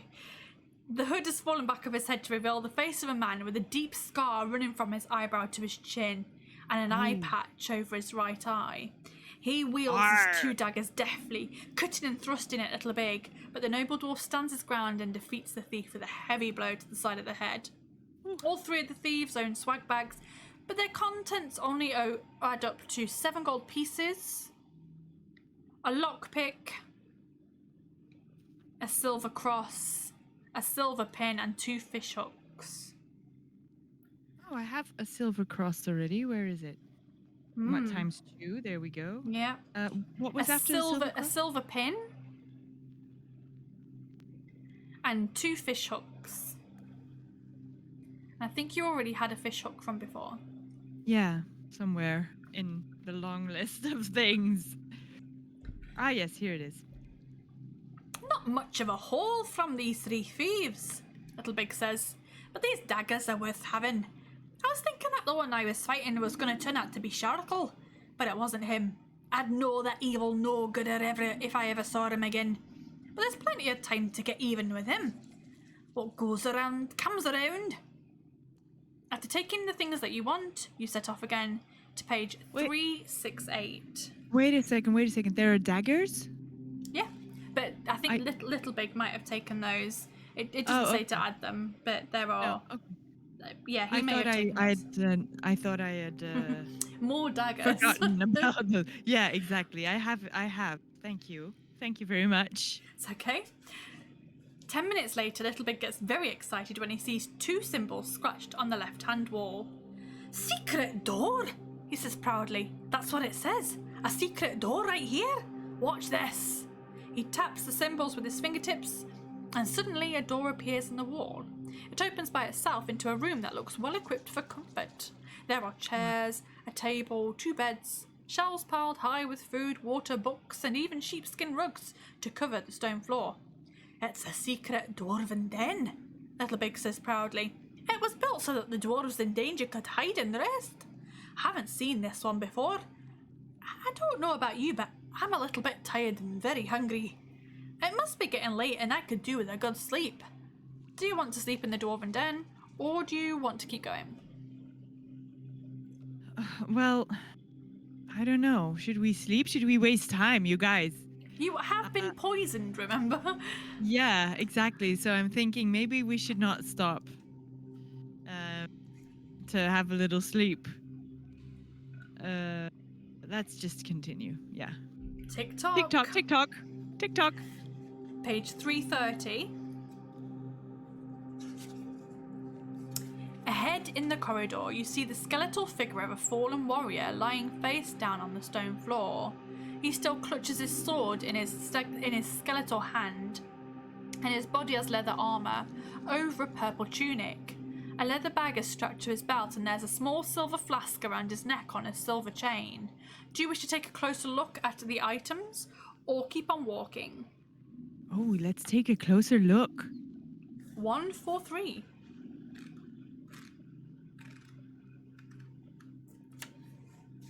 While you're cutting through the warrior's belt to take the leather bag, you feel a sharp pain in your right hand. In the gloom of the corridor, you hadn't noticed that the warrior's tunic was riddled with fat, maggot-like, flesh-eating worms. Although blind, the acute sense of smell of a flesh grub enables it to target its prey and sink its barbed teeth into exposed flesh. Although these vicious grubs can be pulled off and crushed easily, the number that attack can be a problem. Roll 1 die and add 6. 1 dice. Okay. Yep. 8. This is the total number of flesh grubs that crawl onto you. So you've got 8 flesh grubs. Okay. Roll 2 dice to see how many of these you can kill. Haha. 10. Oh wow! I was like, aha, and then how much is it? You've killed them all. Page 102. Let's see what happens.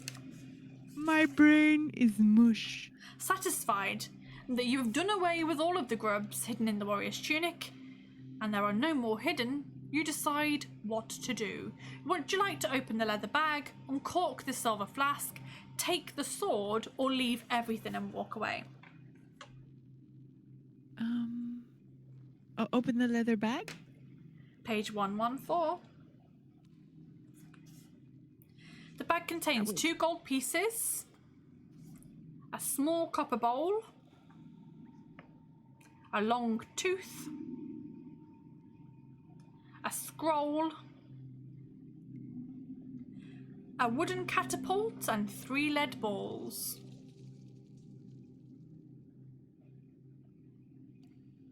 I'm running out of paper. It says you decide to keep the gold and the catapult. Would you like to look at the scroll?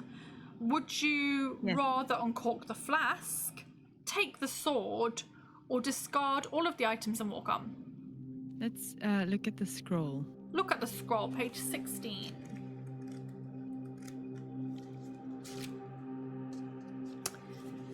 The scroll is a map of a section of the dungeon.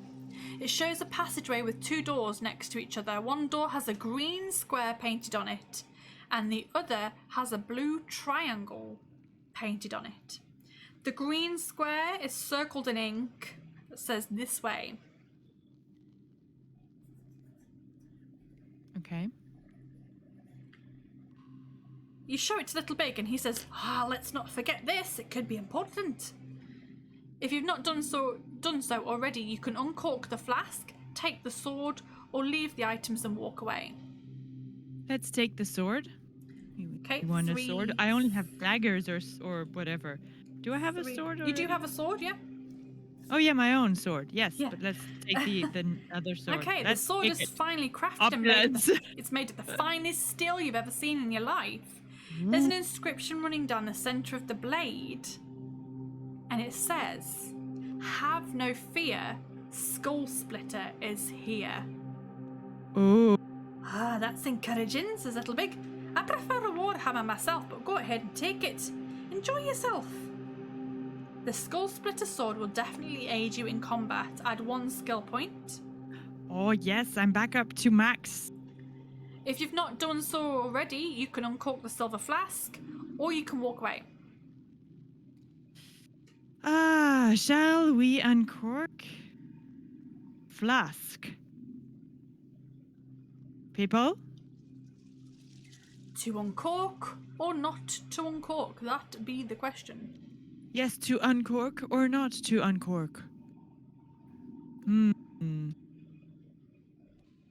I feel like I've been lucky so far, so I'm thinking why not? Let's see what the chat says. You want to uncork it? So what did we have? We had the leather pouch was containing all that stuff, and then we had the sword, the flask, and the scroll. Oh yeah, the scroll. Okay, so we've seen all of that. So that's the last item to see. This is the last thing, yeah. I would risk it for the biscuit, as I always. For the biscuit. Yes, let's go. Uncork the silver flask, page 245.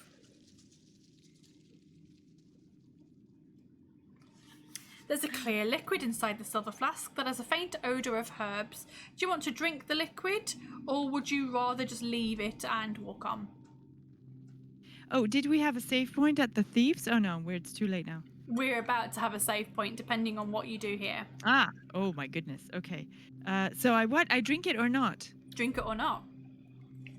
It's clear liquid. It's clear. And it smells of herbs.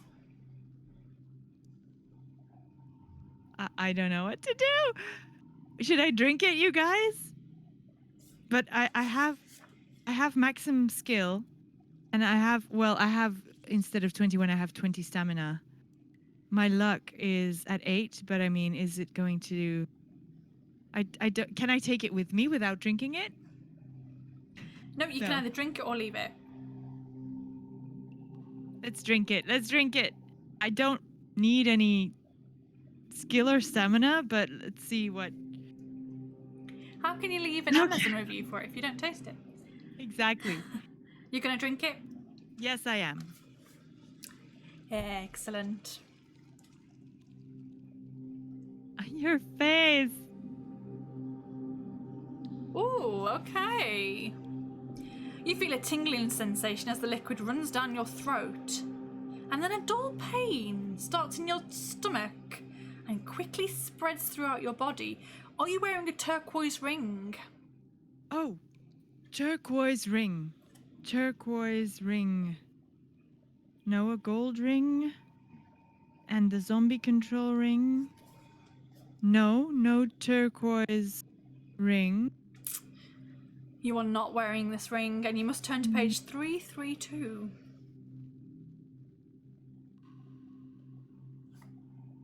What shall happen? You've drunk the same poison that killed the warrior. The only difference is that he was forced to drink it by an evil wizard, whereas you've drunk it of your own accord. The result, however, is the same. You sink to your knees, clutching your stomach, as Little Big watches on in horror. You slump forward and lose consciousness, and in less than a minute it's all over. Your adventure ends here. Oh my god. Okay, well there you have the death. First there death, you go. Though. First death. That's impressive to have lasted that long. Yes, I'm proud of myself. It was your Amazing. final death, really? Oh, damn. I didn't remember that. That was a long first run. Yes, it was. It was. Okay. Okay. All right. Your last save point was at the Skeleton King. Do you want to go back to where you just defeated the Skeleton King, which was at 2 minutes 20, so 20 minutes ago. So Sure. if you'd have cruised through that, I would have done that as a save point, but you're going to have to do all the thieves stuff again if you think it's worth it. No, that's fine. That's Okay, fine. let's go back to 2 minutes, 20 seconds and 12 seconds. 12. Yeah. 2 hours, 20 minutes and 12 seconds. I know what I mean. I can talk. What was it? 2 minutes? 2 11? hours, 20 2 minutes hours, 2 and minutes. 20 seconds. 2 Oh, yes, I hours, have it here. 20 minutes and 12 seconds. My map is getting pretty intelligible. Unintelligible. Unintelligible. Okay, cool. So we are going to go back to page 156. You had a skill of 11, a stamina of 21. Although you'll come back with full stamina, so don't worry about that. So skill of 11, stamina of 21, luck of 8, and 4 provisions. And we're going back to page 156. So you can make different choices. You can go back to a different save point if you wish. I had 6 provisions here written down. I did eat some after. No, you ate, yeah. So I've done it after you ate, so we didn't have to go through that again. Yeah. All right, so 156. 156, yes. Okay. So is that the save? so my- you can go back to any save point if you want to. Is that the one that you want to return to?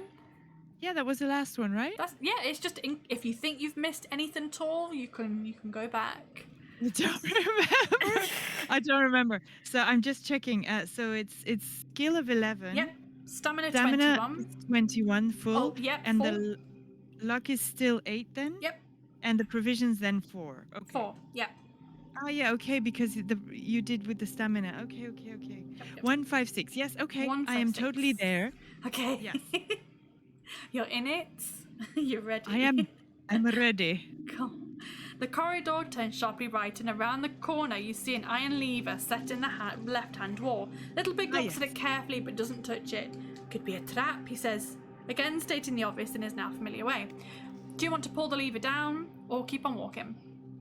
Yes, we want to pull the lever. I am going to speak some Russian now, just to switch it up a little bit. Nice.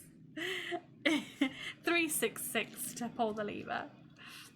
Vicky's hinting at something, but I'm not sure what it is. Wow. It takes the strength of both of you to pull the lever down, and when you do so, 10 floor stones in the corridor ahead slowly rise up to look like a crooked line of stepping stones.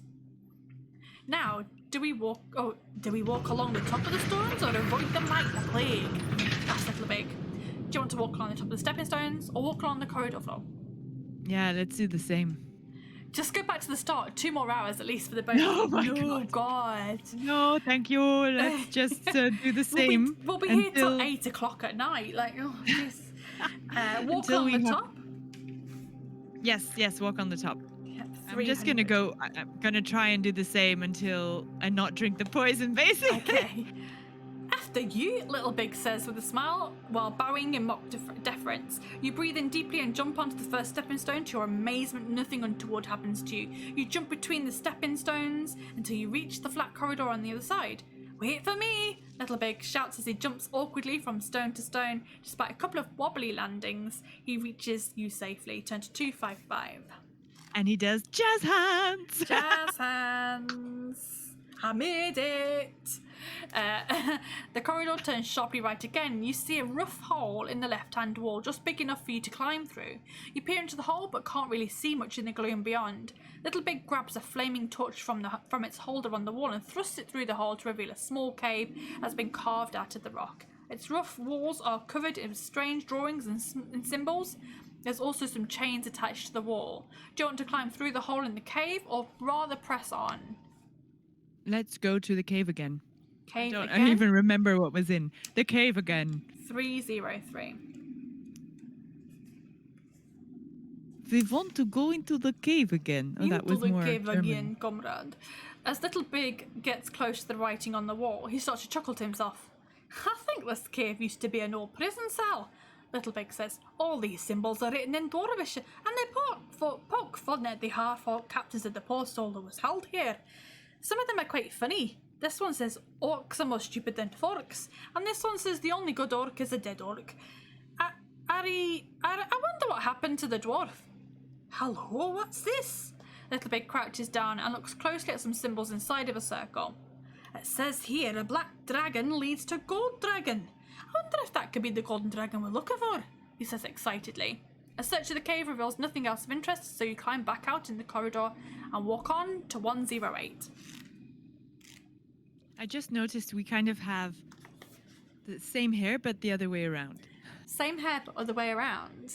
That's because Yeah, we're I have cool. kind of green here, and then I go to kind of purple pink here. There, we're opposites. We're pretty much opposites. It's because we're cool. We are so cool. Oh, and I commend you on trying the undercut. I commend you.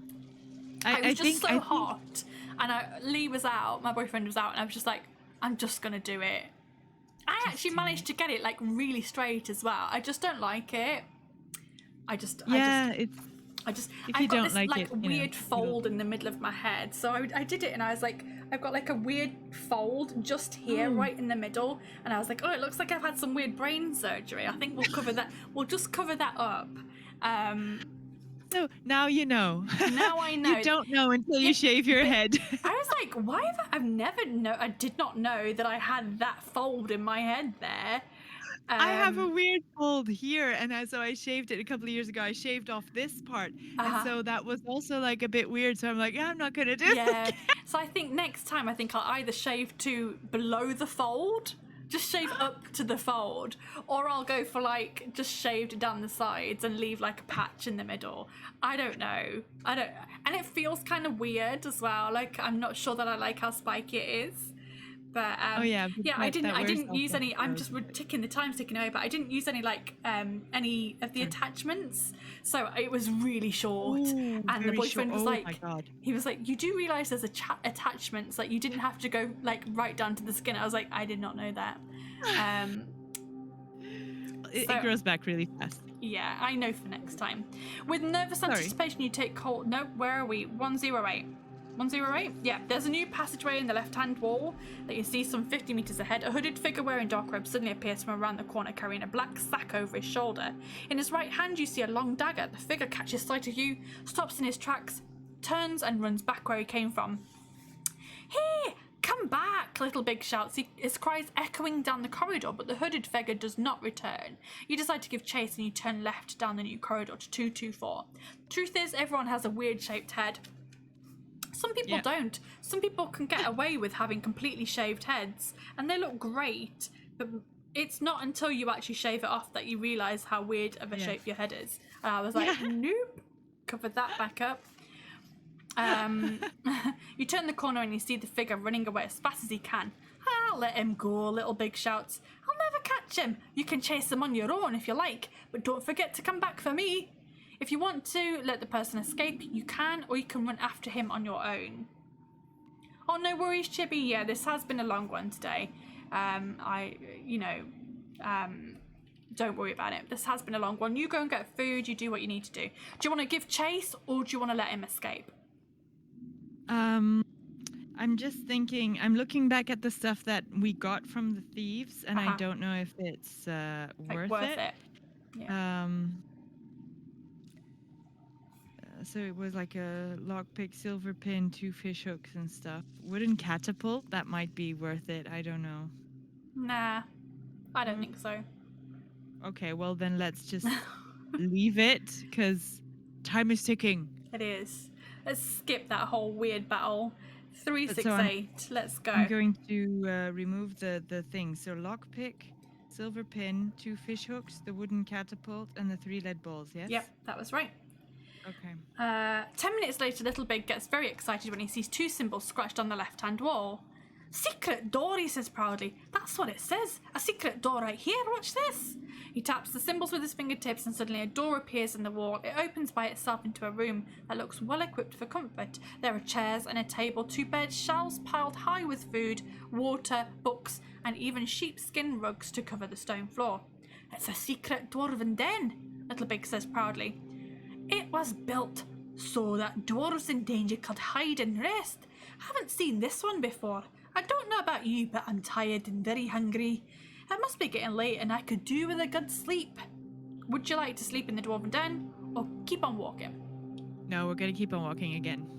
Tick tock, 3:30. Ahead in the corridor, you see the skeletal figure of a fallen warrior lying face down on the stone floor. Oh my god, are you getting hot? He still clutches his sword in his skeletal hand, and his body has leather armor over a purple tunic. A leather bag is strapped to his belt, and there's a small silver flask around his neck on a silver chain. Oh my god, we've got the rest of the money for the donation. Thank you, Mashi. Mashi, thank you. A leather bag is strapped to his belt, and there's a small silver flask around his neck on a silver chain. Do you want to take a closer look at the items or keep on walking? 8 p.m. it is. We want to. This is the leather bag, right? This we is the want leather to take bag. a look. Yes, we want to take a look. Absolutely. 1:43. 8 p.m. it is. And 8 p.m. it is. So we're going because you've got your normal life and your bonus life. So this could be a long one. Or you could die, or you could win. Who knows? Let's go for the latter. While you're cutting through the warrior's belt to take the leather bag, you feel a sharp pain in your right hand. In the gloom of the corridor, you hadn't noticed the warrior's tunic was riddled with fat, maggot-like flesh-eating worms. Although blind, the acute sense of smell of a flesh scrub enables it to target its prey and sink its barbed teeth into exposed flesh. Although these vicious scrubs can be pulled off and easily crushed, the number of them that attack can be a problem. Roll 1 die and add 6. Ooh, 12. Okay. That's the number of flesh scrubs that are on you. Roll 2 dice to see how many you kill. 6. You kill 6. This is less than the number of flesh scrubs. Turn to 271. Let's see if they do some damage. 271. For each flesh scrub that is still alive, lose 1 stamina point. So you've still got 6 left on you, so you lose 6 stamina. Wow, that's 15. Roll 2 dice again to see how many you kill this time. 8. Okay, you kill them all. The number is greater than the number of flesh scrubs. Yeah.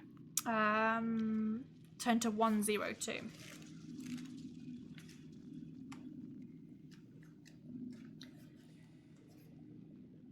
Satisfied that there are no more grubs hidden in the warrior's tunic, you decide what to do.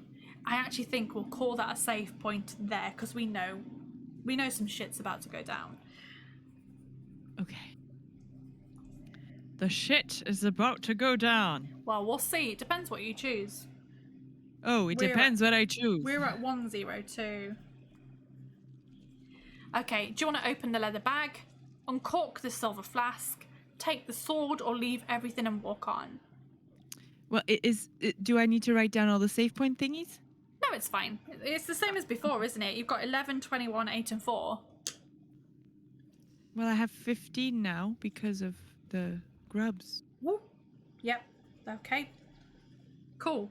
Open the leather bag, uncork the silver flask, take the sword, or leave everything and walk on. I'll take everything except the poison, thank you. So we'll take the sword. Well, let's open the bag first. 114.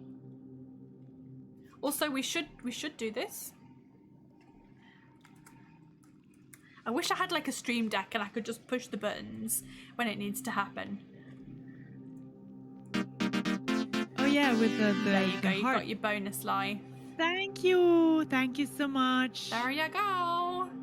Okay, so 114. The bag contains 2 gold pieces, a small copper bowl, a long tooth, a scroll, a wooden catapult, and 3 lead balls. Ah, the catapult was here. Okay, so I'm gonna add that again. You take the gold and the catapult. Would you like to look at the scroll, uncork the flask, take the sword, or leave everything and walk on? Take everything except the poison. Okay, let's look at the scroll, page 16. Look at the scroll. Look at the scroll. I'm not even listening. Do everything, Everything, but not... just not the poison.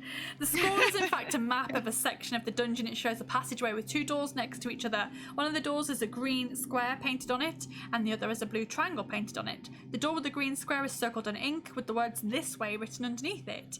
You show it to Little Big, who says, "Let's not forget this, it could be important." We are now going to take the sword, page 358. 358. The sword is finely crafted and is made of the finest steel that you've ever seen in your life. There's an inscription running down the centre of the blade which reads, "Have no fear, Skull Splitter is here." That's encouraging, says Little Big. I prefer a warhammer myself, but go ahead and take it. Enjoy yourself. The Skull Splitter sword will indeed aid you in combat. Add 1 skill point. If you've not done so already, you can open the flask or walk on. Open the flask. No, or walk not on. open the flask. Open the flask. Open No. the flask. No. Let's walk on to 212.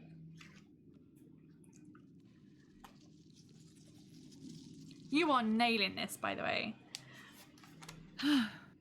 You soon arrive at a wooden trapdoor in the floor. While you stand guard, Little Big lifts the trapdoor by its iron ring. Nice. A horrible stench wafts up into your nostrils, making you feel quite ill. Stone steps lead down into the gloom below, from where you can hear a faint hissing. Would you like to go down the steps or close the trapdoor and walk on?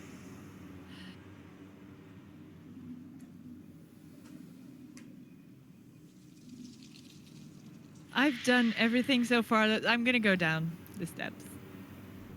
Nearly everything. I don't remember. Nearly everything. Gonna go down the steps. She chose down. She chose down. 197. 197 to certain death. Holding She a burning... chose down. Holding a burning torch in front of him, Little Big leads the way down the steps.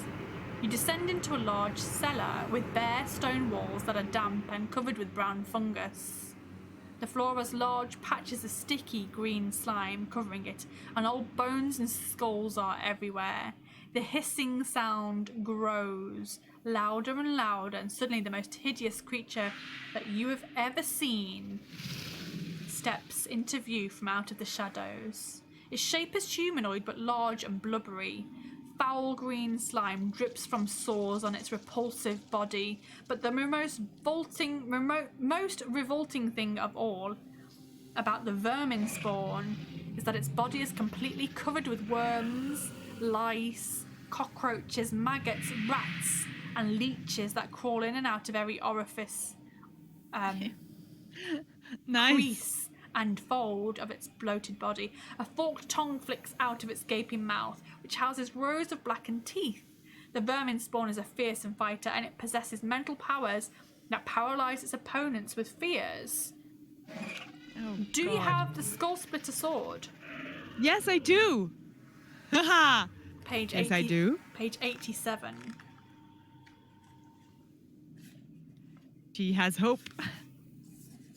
The vermin spawn gets closer, but you feel a surge of courage.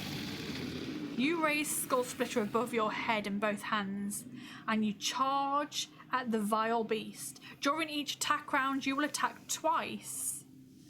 One for yourself and one for Little Big. Little Big actually has a skill of 8, it tells me here. Oh. Yeah.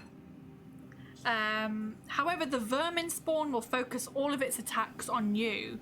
The vermin spawn has a skill of 10 and a stamina of 10.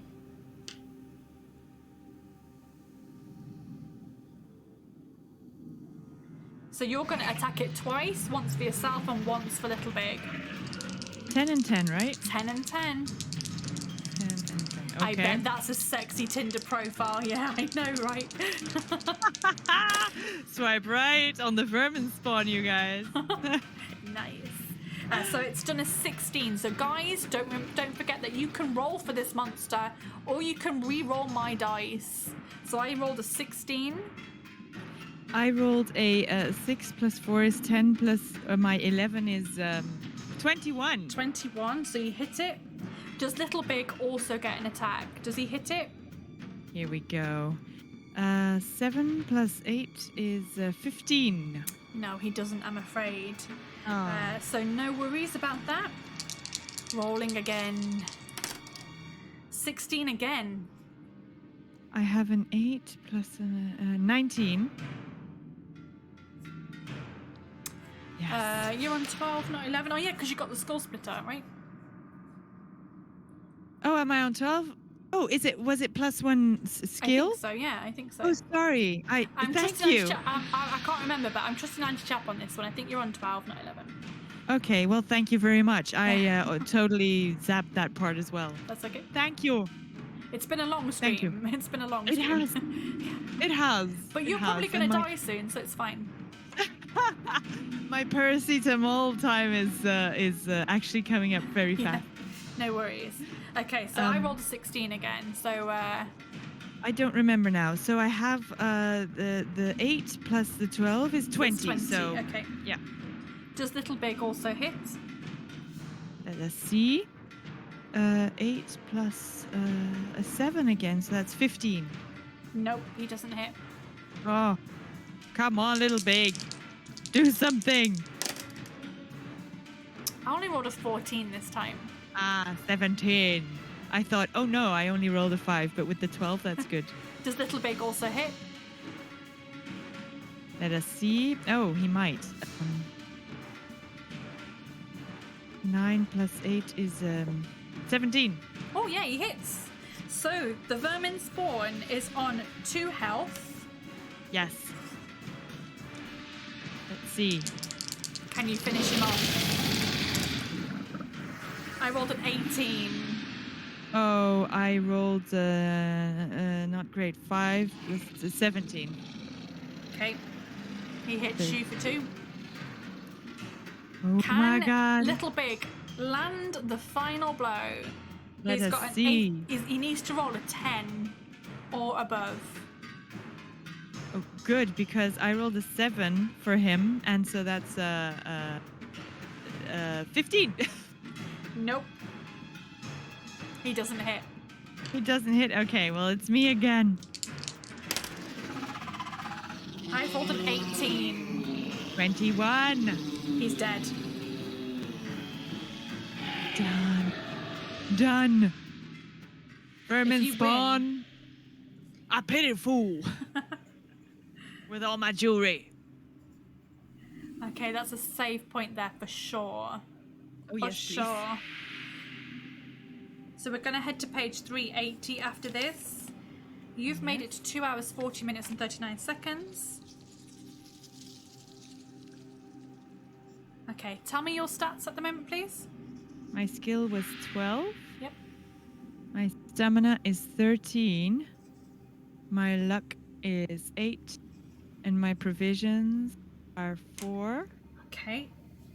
And I think let's see, what do we have? I think I want to eat provisions. Okay. 2 provisions, so I'm down to 2 provisions. And 2 provisions gives me 8, so that's 21 again. Lovely. Oh Page my God. 380. Let's see what happens to you after you kill that vermin spawn. The hideous beast slumps forward and lands face first into a shallow pool of its own disgusting slime.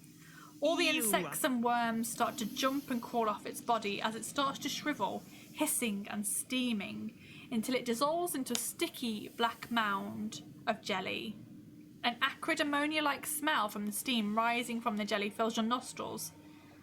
This is the most disgusting stink I think I've ever smelt in my life, says Little Big, holding his nose. Let's go before our lungs collapse. Do you want to leave the cellar or search the cellar? Oh, can we search the cellar? Yes. You can search the cellar. Page 230.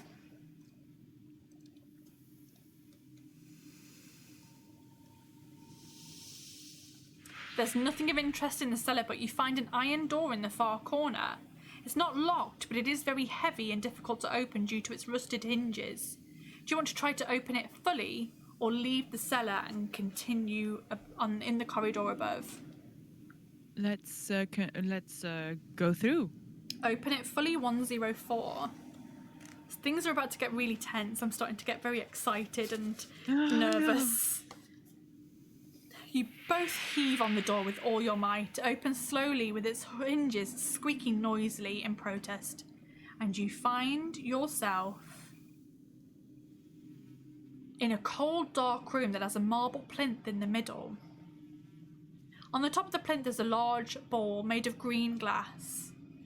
Little Big walks up to touch it, but you warn him against touching it in case it's a trap. I think there is something inside the glass ball, he says, peering closely at it. I'm just gonna touch it with my dagger.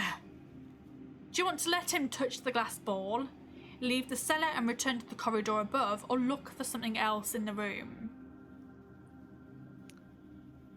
Let's have a look first. What else there is, if that's an option, yes.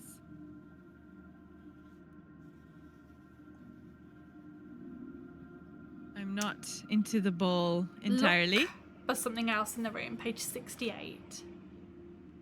A thorough search of the room reveals nothing more than a bone charm on a leather cord.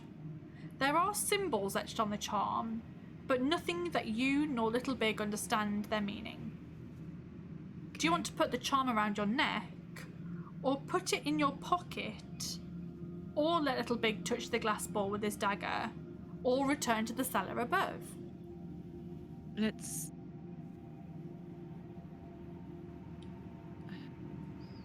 Let's take the charm, put it in our pocket.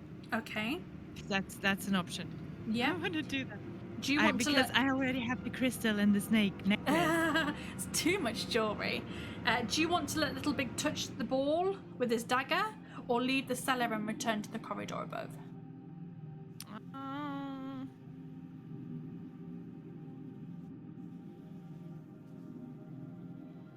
Oh, let him touch it.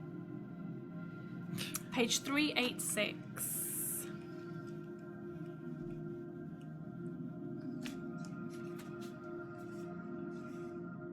Little Big barely taps the glass ball with the tip of his dagger, but it is enough to set off a magic trap. The ball cracks open, and the old iron door slams shut with a loud bang. You hear the unnerving grating sound and realise with horror that 2 of the walls are slowly closing in on you. Little Big runs over to the door but is unable to open it. It's locked. What are we going to do? We're going to be crushed to death. Little Big cries with fear in his voice. There appears to be no means of escape. Only magic can save you now. Do you know the hole in the wall spell? No. You do not know the hole in the wall spell. Turn to page 130.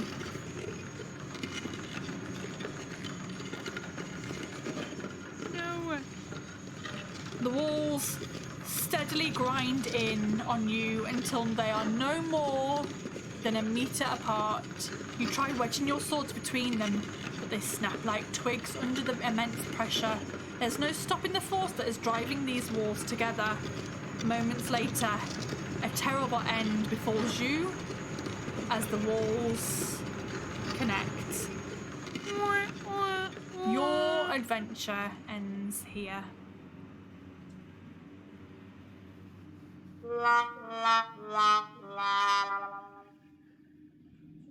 Little Big, what did you do? You were crushed to death. Great. Great. Wonderful. So...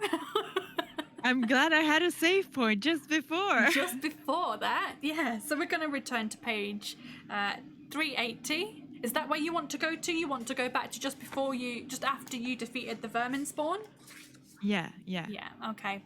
So this is your bonus life now. I can turn that donation goal thing off. Excellent. Was that scary? That was scary. I didn't expect that at all.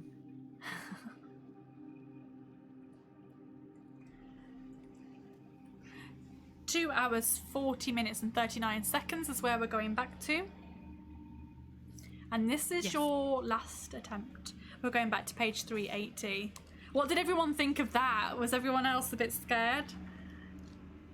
I added in some cool wall moving sounds. Yeah, they were nice.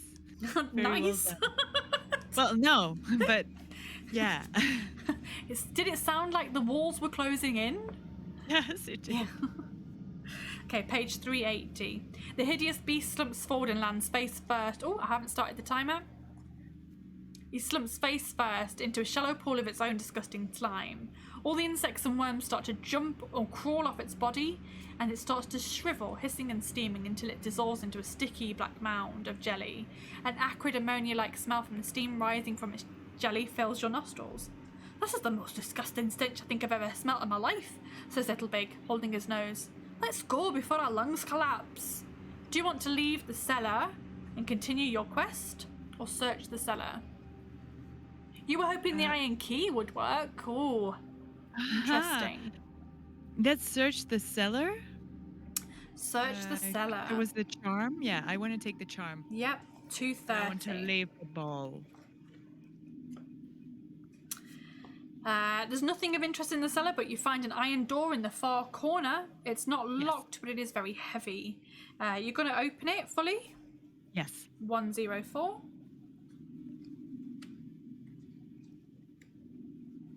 You both heave on the door with all your might. It opens slowly with its hinges squeaking noisily in protest. You find yourself in a cold, dark room that has a marble plinth in the middle. On top of the plinth, there's a large ball made of green glass. Little Big walks up to it, but you warn him against touching it in case it's a trap. I think there's something inside the glass ball, he says, peering closely at it. I'm just gonna touch it with my dagger. Do you want to let him touch the glass ball? Do you want to leave the cellar and return to the corridor above, or look for something else in the room? Look for something else. Page 68. A thorough search of the room reveals nothing more than a bone charm on a leather cord. There are symbols etched on the charm, but neither you nor Little Big understand their meaning. Do you want to put it around your neck? Put it in your pocket? Let Little Big touch the glass ball with his dagger, or leave the cellar and return to the corridor above? I will take the bone charm in my pocket, please. Okay. And then do you want to leave the cellar or let him touch it with his dagger? No, let's leave the cellar. Let's leave the cellar. Page 355.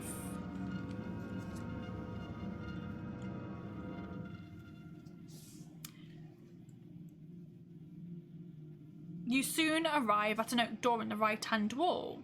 You press your ear against the door and hear the sound of metal clashing against metal.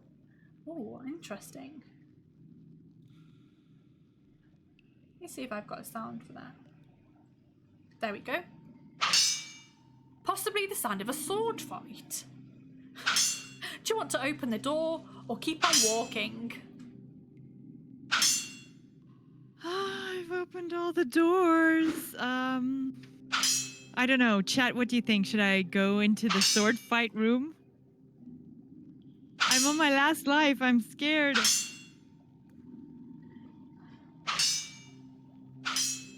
What do you think, guys? Open the door or keep on walking?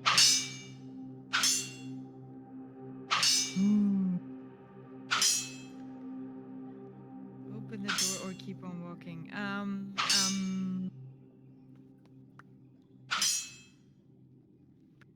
Nobody's getting back to us. Maybe everybody's on mobile. Maybe. Open it, says Ninja Monkey. You're curious. Okay. She Best could out die of though. 3. This could kill her. Best out of 3. I'm like, no, I don't really want to. If you don't really want to, then don't. But no one, I don't think anyone's been in here yet.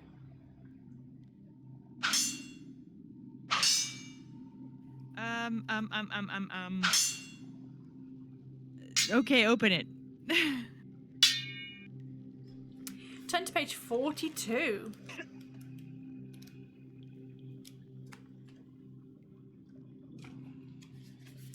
The door opens into a long room that is lined on both sides with what must be hundreds of hanging swords.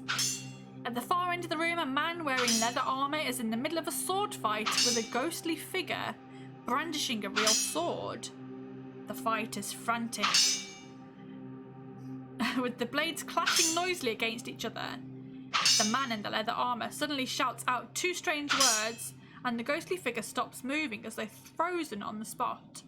The man turns to you and says, "My name is Floresto, and I am a master swordsman. Fight me if you dare, and the winner takes all." Do you want to accept this challenge or refuse and walk on up the corridor? The winner takes all. Yes, but what do you have? Oh, God. I cannot tell.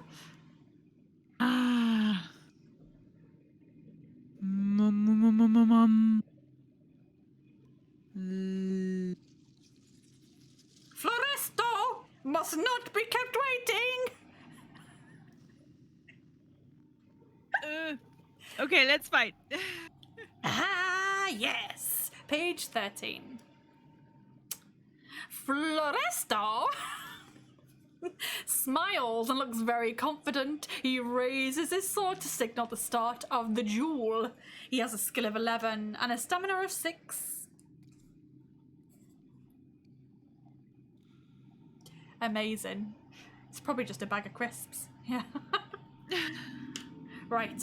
Master Swordsman. You're about to fight a Master Swordsman with a skill of 11 and a stamina of 6. Oh my god, oh my god. I have rolled a 17. Oh no. Oh no. Oh no. Oh no, no, no, no, no. What did you get? I'm thinking that I must re-roll. Are you gonna re-roll mine? Yes. Re-roll, okay. Dun, dun, dun. Oh, it's worse! It's worse for you! I got a 21! Oh god. Yeah. So I have I don't even know, for a 16. I beat you. Okay. So You beat me. You take 2 damage. Yes, 2 damage. There go my channel points. Oh gosh. I got a 21 again. Oh my god. I'm going to do it again. Can't possibly be worse, right? It cannot be worse. No? It can't be worse. No? Here we go. Here we Reroll. go. Bam! 11, 12, 13. I got an 18. I have I can't. I can't do the math. 4 plus, it's a 5 plus, it's So 17. Oh I my still god. beat you. Oh my god. Yes. I'm gonna stop doing this now. You could die. I'm gonna stop doing this now. You could die. I could die. Oh my god. Oh my god. I rolled a 12. Oh my god. Oh, yes, Yes! good. Oh my goodness. Welcome in, everybody. Welcome in. Thank you, Phoenixy Wacky. Welcome, everybody. Thank you. Okay, so I've got a 12 plus an 11. So it's 23. I have a 20. Ooh, thank you for the follow, Aftermath. So I beat you again. We're currently locked in battle. We're having a fierce battle with a master swordsman. No, you didn't. Yeah, I did. What did you roll? A 23. Oh, 23. Oh, yeah. God. Oh, how is everybody? Thank you for that massive raid. Roll Vicky's dice. Cool. Okay, next one then. 10. Kalinali, yes. That was a 10, so I rolled a 21. Oh God, he has massive. Oh no, I rolled a 3, so it's a 15. I'm dying. She's dying. Oh, I hope everyone's well today. Thank you for coming by and checking me out. I will give myself a proper intro, but we're just locked in the heat of battle right now. Yes, cha. And I'm losing. I got a 19. I want my last life. 19 this time. Oh God, I'm rolling so low. Oh my God. I have 17, so I'm down to 11. Oh my God, you've only got 11 stamina left. Oof. Okay. Okay, come on, I can still do this. I rolled double ones. It's a 13. Oh, really? Yeah. Oh, good, because I rolled an 11, so I have 23 all of a sudden. Nice. Okay, so he's down to 4 stamina. 4 only. Okay, good. Come on. That's a 5, so that's a 16 from me. I also rolled a 5, so with 12, that's 17. Yes, so you hit again. He's on 2 stamina. You need to hit him one more time, and he is dead. Come on, you can do this. I rolled a 9, so that's 20. I rolled an 8. It's also 20. Oh, nothing happens. Oh, you want me to re-roll? Colleen's asked me to re-roll. This is intense. Okay. Oh shit, I already rolled. I don't it's remember. It's still a 20. I rolled a 9 again, so it's the same. Oh, cool. Okay. Yeah, but I will actually re-roll this one again. I'll tell you what. I'll do the Sirenscape roll instead for this one.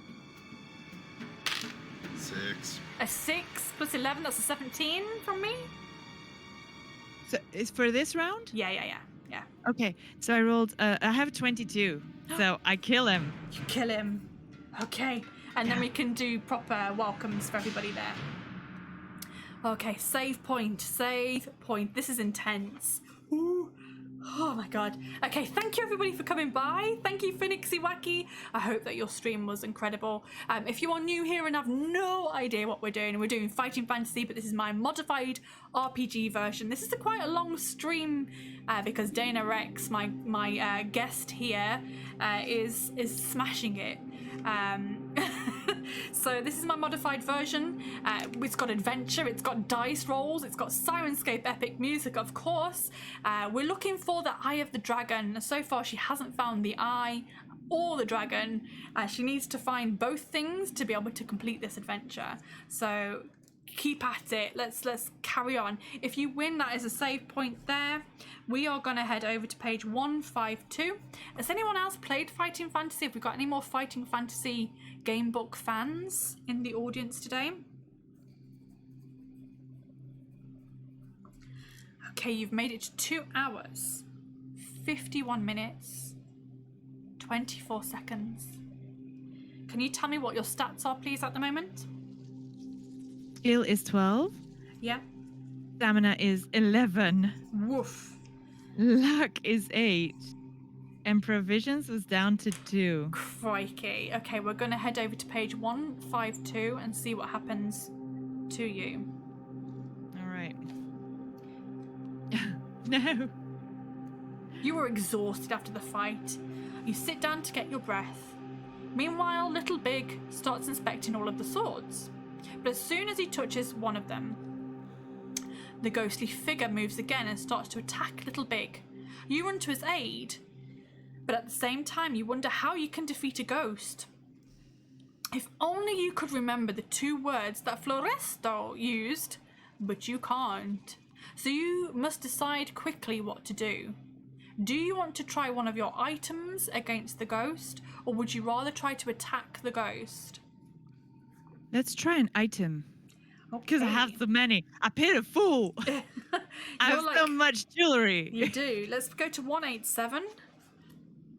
The ghost has been under the spell of Floresto for over 5 years. Yes, second life has gone too. Yeah, we're on the bonus life now. She got crushed by the walls. You pity the ghoul. Oh, I pity the ghoul. Good one. Good one. Good Yes. one. Good. This should be a sound effect for that, but I haven't got one. He's been under the spell of Floresto for over 5 years, acting as both a guardian for his collection of swords and also as a combat training partner. However, magical music can release his trapped soul back to its own world. Do you have something musical you Yes, could I do. use now? Have you got a golden orb, a tin whistle, or neither of these things? I have a golden orb. And it's got your album trapped inside, right? It has my album. So it's going to play my album when I touch it. Okay, let's And I'm gonna see. free the ghost. 347. You're gonna have to sing to it, I'm afraid. You reach into your backpack and pull out the orb. The moment you touch it, gentle music starts to play. What song of yours does it start to play? I think it might play With You. Oh, I don't Which think I know goes- that one. You don't know that one? I don't think so. It's number 5 on Babylon EP.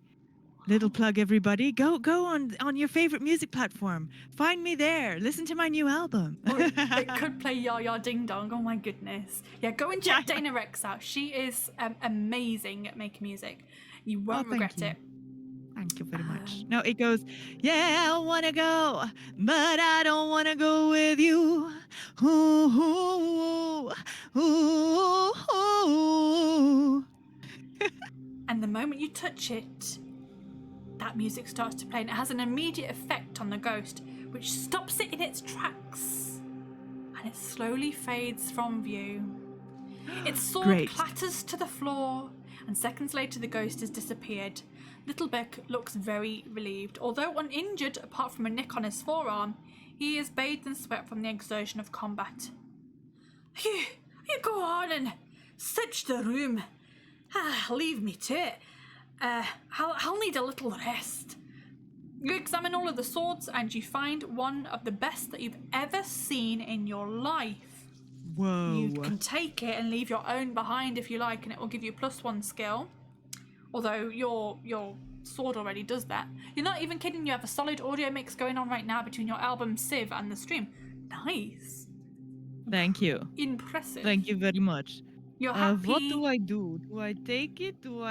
I'd like to eat provisions, actually. Okay, sure. Or should I? Let's wait a second. So what do I do? This sword gives me +1 skill, but I'm at max, so... Yeah, it's just the same. It does the same thing as your skull splitter sword that you're wielding there at you the go. moment. So you've already used skull splitter. It's kind of bloody, so you can pick up a brand new sword if you want to, but it will give you the same bonus. Yes. Well, I don't know. Is it something special? Something particular? No, I don't think so. It just says it's a nice sword, the best you've ever seen in your life. Okay. Well, then we'll just leave it. Leave it. You're happy with your decision? You leave the room and you walk on? But it's not called Skull Splitter. I know. It's not special. And Exactly. we head on over to page 94. During all of this commotion in the last room, you didn't even notice that a small hole had been made in your backpack by Floresto's sword.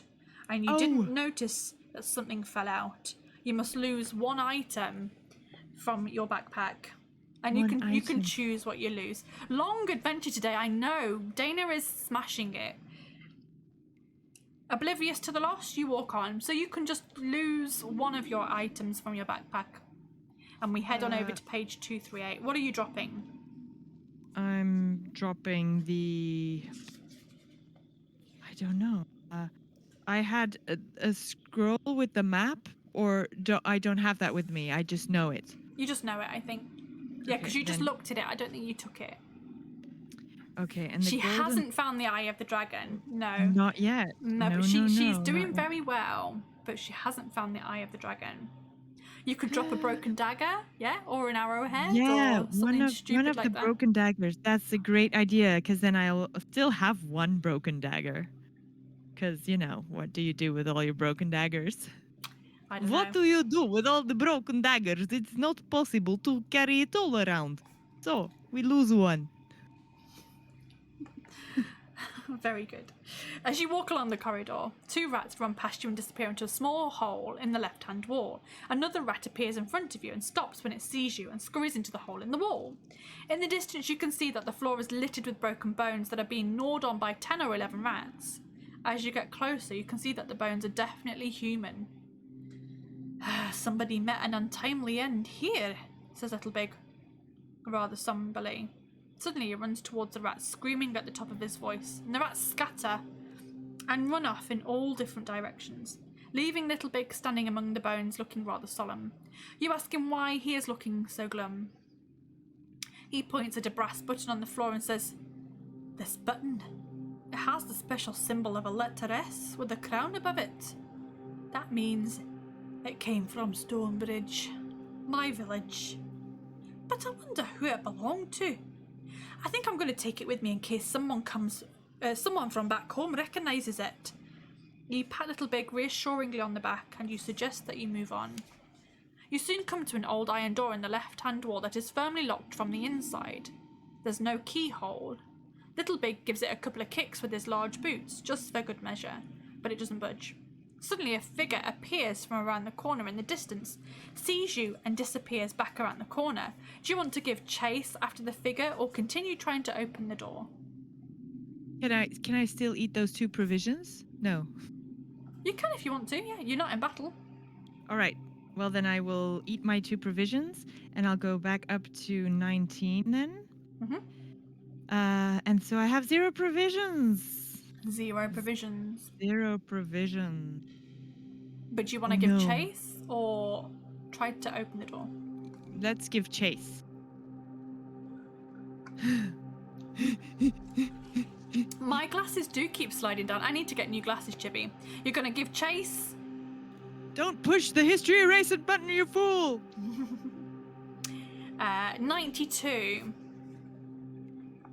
Oh yes, some of them do, Chibi. Some of them say you can only have one at a time, but this one does not specify that. Page 92 to give chase. There are some books where you don't have any provisions or anything to start with. With your sword in hand, you run down the corridor and turn the corner. A short distance ahead, the corridor ends at a T-junction where you see the person turn right and disappear again. As you approach the junction, you see a white symbol on the wall ahead. Turn to page 308.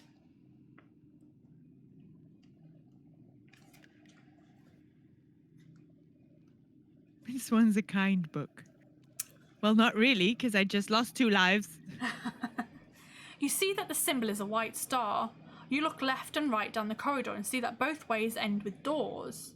There's nobody to be seen, but suddenly you hear an eerie, whispering voice from the left saying, "Come this way, come this way."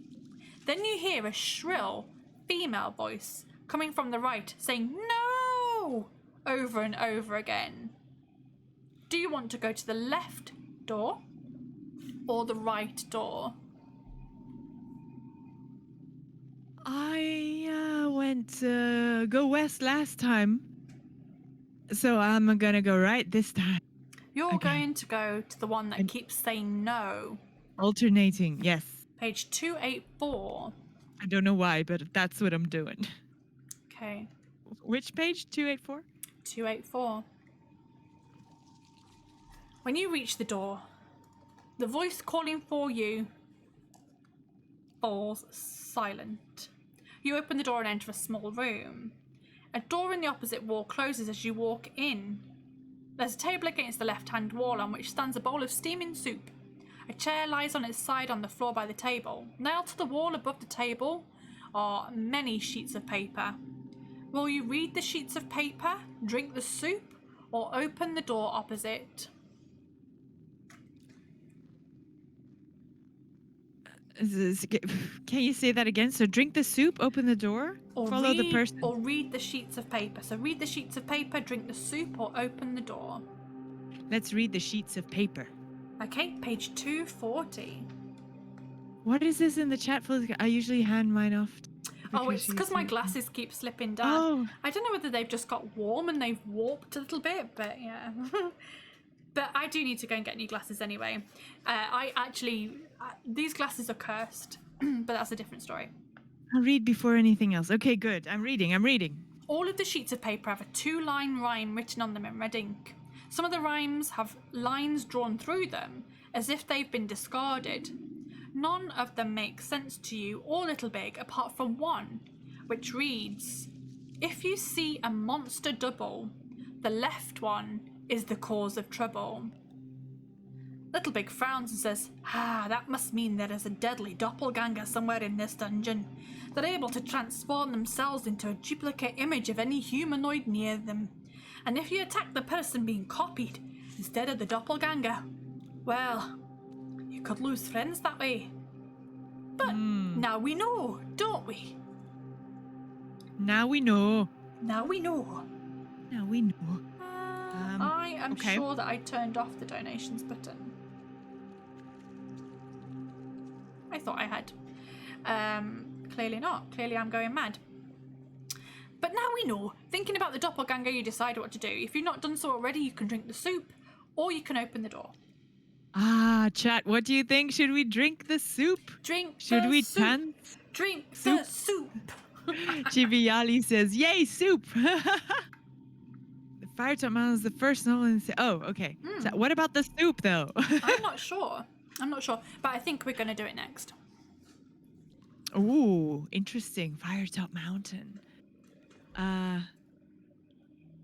Let's drink the soup. Drink soup. Page 89. Let's go crazy. What's the worst that could happen? Yeah, exactly. The soup is a thick, tasty vegetable broth that is very nourishing. You share it with Little Big, who slurps it down enthusiastically, wiping his bearded, dribbling mouth with the back of his hand before letting out a rather noisy and crude belch. That's good, he says, beaming. I wonder who made it. Add 1 stamina point. Oh, good. So I'm back to 20. If you've not done so already, you can read the sheets of paper. Otherwise, you must leave the door opposite. Page 312. Okay. All right. You enter another small room with a door in the wall opposite. Standing in the middle of the room is a small Eastern-looking girl with short dark hair and cat-like eyes. She's wearing a white silk robe. In her left hand, she's holding 2 sheets of paper, and in her right hand, she's holding a triangular-shaped crystal. In a calm voice, she says, "Hello, my name is Lolo Mai. My words of wisdom tell no lie." Do you want to attack her with your sword, speak to her, or walk past her to open the door? Let's speak to her. Page 249.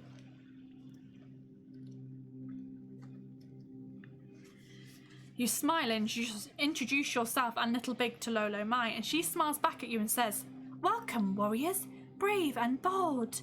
Do you seek the dragon made of gold?" Do you want to reply? Do you want to reply yes or no? Yes. 235.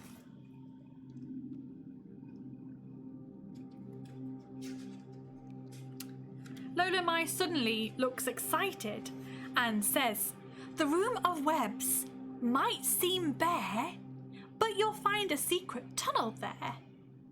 Beyond the weapons fixed in stone, the golden dragon stands alone." Without further ado, she walks over to the door opposite and opens it, gesturing you to walk through. You trust her and you do as she bids. To page 396.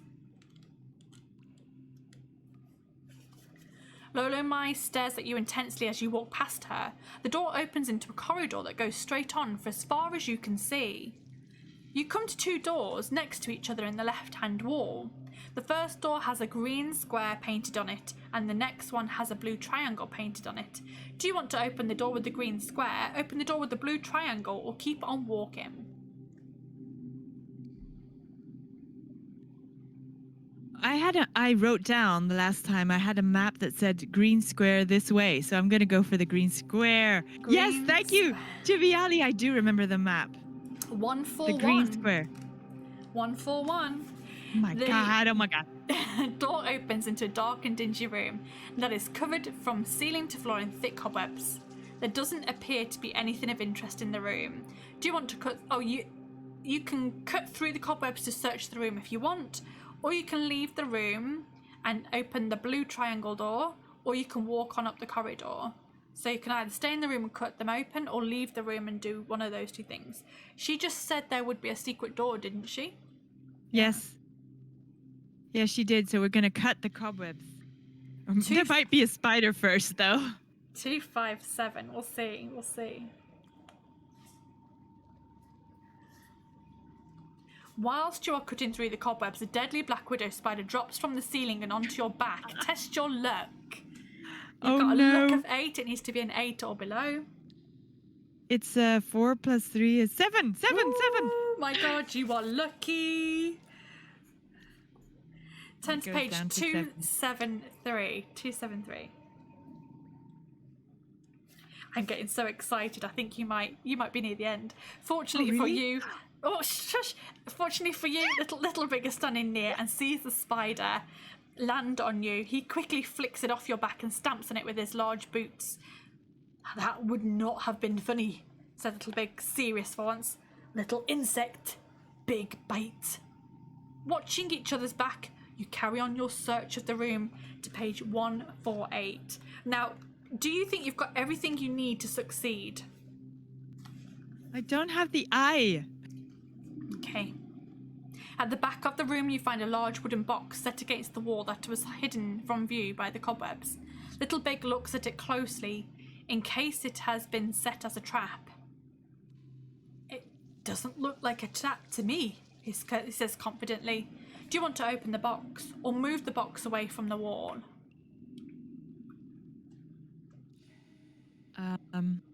Open it. Open the box. I've opened everything, nearly everything so far, so I'm gonna open the box. 289. Yeah, without the eye, it might be a bit difficult to win. Yes. Exactly. So I'm looking for the eye. I can't not open the box. You stand with your sword at the ready as Little Big prizes open the box. He peers inside and says in a moaning voice, "All that effort just to find 2 pairs of old boots." He hands 1 pair to you, and you see that there is a shoemaker's mark that you recognise on the sole. You tell Little Big, with some satisfaction, that these are elven boots that enable people who wear them to walk silently wherever they go. Without any hesitation, you put them on. Add 1 skill point. Really? Oh, I remember these. Lone Wolfie was here, I think. Oh my god. 1 skill, but I'm at max. You're at max? Yeah. Little Big complains that he shouldn't be wearing anything that has been made by an elf, but puts them on reluctantly, muttering under his breath.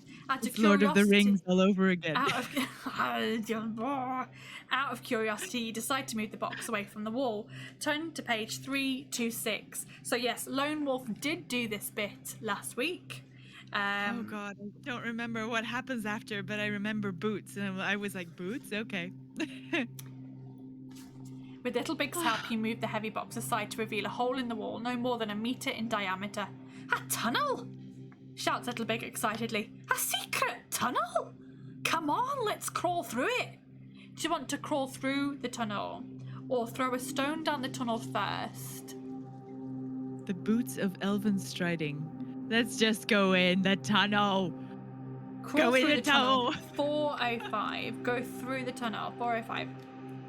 I'm so excited. What's going to happen? What's going to happen? Little Big sighs and says, I suppose I'd better go first, seeing as I'm smaller than you. Yes. And you watch him disappear into the dark tunnel on his hands and knees, and follow him a few moments later. 2 minutes later, Little Big calls back to you to tell that he's come to the end of the tunnel and that it leads into a cavern, and then you hear him scream. You crawl as fast as you can until you reach the end of the tunnel. Without stopping, you stand up and find yourself in a small cavern with rough sandstone walls. Expecting to see Little Big locked in combat with some fearsome creature, you are not prepared for what you do see. Running to attack you are two identical dwarves, both the exact likeness of Little Big. One of them must surely be a doppelganger that has turned itself into a duplicate of Little Big and used mind control to force him to attack. But which one is the doppelganger and which one is the real Little Big? You have seconds to decide. I know this one. I know Do you this want one. to fight the Little Big on the left or the one on the right? Yes, I wrote it down in my huge map. I want to fight the one on the left, the middle one, no, the left one. Fight the one on the left, page Little 97. Ooh. Convinced that the dwarf you are about to fight is not Little Big, but a doppelganger imitating him, you wield your sword in a frenzied attack. Suddenly, the dwarf starts to metamorphose into a hideous creature, some 2 meters tall with large scarlet scales covering its massive chest and an oversized, pulsating skull. Its eyes are large and red-veined and its mouth is small, but crammed with long needle-like fangs. There's no doubting who the doppelganger is now. It has a skill of 10 and a stamina of 10, but because you are fighting a doppelganger with mind control powers, you must use all of your mental strength to fight the mental powers of the creature, and each attack round, you must reduce your skill by 2. No. Yep. No. Little Big has managed to break free from the doppelganger's mind control, but will be too exhausted and drained to help you in this fight. It has a skill of 10. Password. Has a skill of 10 and a stamina of 10. You are lucky because you have a skill of 12. But next attack round and each attack round after that, it will reduce by 2. Okay, so wait. Let me get this straight. So it has 10 and 10. Yep. And after every time I attack, if I win or not, I reduce by 2. Yeah, it says during each attack round, you must reduce your skill by 2, as you must use all of your mental strength to fight the mental powers of the creature. Do you have much luck left? She has 8 luck left, so you could actually use your luck. 7. Oh, sorry, 7 luck left. So you actually could use your luck to try and do extra damage. So every time you hit it, you can use your luck to do extra damage. That might be the only way to kill this thing. Okay, and that's 1. I damage it with 1 if I have luck, yes? You will damage it by 2 extra. Really? Yeah. Oh, cool. So Good. it counts as an extra hit. So it will actually do and that's all the help I can give you, and maybe a reroll. Okay, shall we do this thing? Thank you, Chibiali. On a fail with the luck, it will regain 1 stamina, so you only graze it. Oh, really? Yeah. Yeah, if you fail on the luck, you'll only do 1 damage instead of the 2. But if you Okay, hit it, okay. if you are lucky, you'll do 4 damage instead of 2. Shall we get into this battle? We shall. Okay. Ta-ta-ta-ta! Let En us, garde! let us go. Skill of 10, stamina of 10. Okay. Ooh. I've rolled a 16. Oh, I have good. I rolled many. 11 plus 12 is 23. Okay, do you want to use your luck now to try and deal extra damage? Yes. Okay, so you need to roll a 7 or below. I don't know why I'm speaking louder. It's because this is tense. I rolled a 7. Oh, God. So 7 or below, you're lucky. Yes. It's now on 6 stamina. Okay, so I have 6 luck. Oh, goodness me. Yep, 6 luck now. The excitement. Oh, luck goes down to 6. Your skill goes down to 10. Oh, yeah, right. Okay. I've rolled I wasn't an 18. prepared for that one. I've rolled a 10 plus 10 is 20. Excellent. You hit it. It's on 4 stamina. Okay. I want to go for 1 more luck. Okay. You need to roll a 6 or below. 6 or below. Okay. A 3! A 3! You are lucky. Oh my god. It's on 2 stamina. Okay. And I'm on 8. Yes, you are now, yeah. Okay. I'm trying to breathe. One more hit and you've won against this doppelganger. I have rolled an 18. Oh God. I haven't. Okay. Do you want re-roll? Have we got a I re-roll don't know. incoming? Does anybody? Does anybody? Yeah, we've got a re-roll. re-roll. Thank you. 17. Now a 14 I rolled. Oh, boo. So I'm down to 18 stamina. Yeah. And also 6 skill, right? 6 skill. That's horrible. Thank you. Thank you to Viali for trying. I just need to do better. Okay, here I go again. Thank you, Raz. Yeah. I have rolled a 19. Ooh, I need to make my brain work. 6 skills, so that's 9. I'm at 15. So I'm at We've 17. got a re-roll. Hang on a second. Oh God. Still a 17. Oh no. Oh no. Oh no, no, no, no, no. Okay, so I'm down to 17 and then 4 skill, yes? Yeah. God, I need to roll high. Good. I got a 17. You got a 17. Okay, you guys, let me just think for a second. You literally can't do it, even if you had re-roll. Chibiali's done a re-roll. Okay. Worse. 20. Oh. A re-roll. Okay. I have what do I have? I rolled 2 a skill. 11 and a 4, so that was a 15. So now I have 2 skill and 15 stamina. Oh, God. Yeah, so I need to roll really low now. Yes, Like please if do. I could get like a double 1. Okay, I rolled a 15. That would be nice. You can't do it, can you? No, I can't. I can't. I'm gonna give you a free re-roll. Come on, please be double 1s. No, it's not. It's a 17. No, I rolled a 12. So skill is 0. You could still gonna beat die. me though. You could still beat me if you roll a 12 and I only roll a 12. Oh no, you can't. Super Quantum Yes, it was a Couple 13, has also 13. done a re-roll. 17 again. No. I don't want you to die.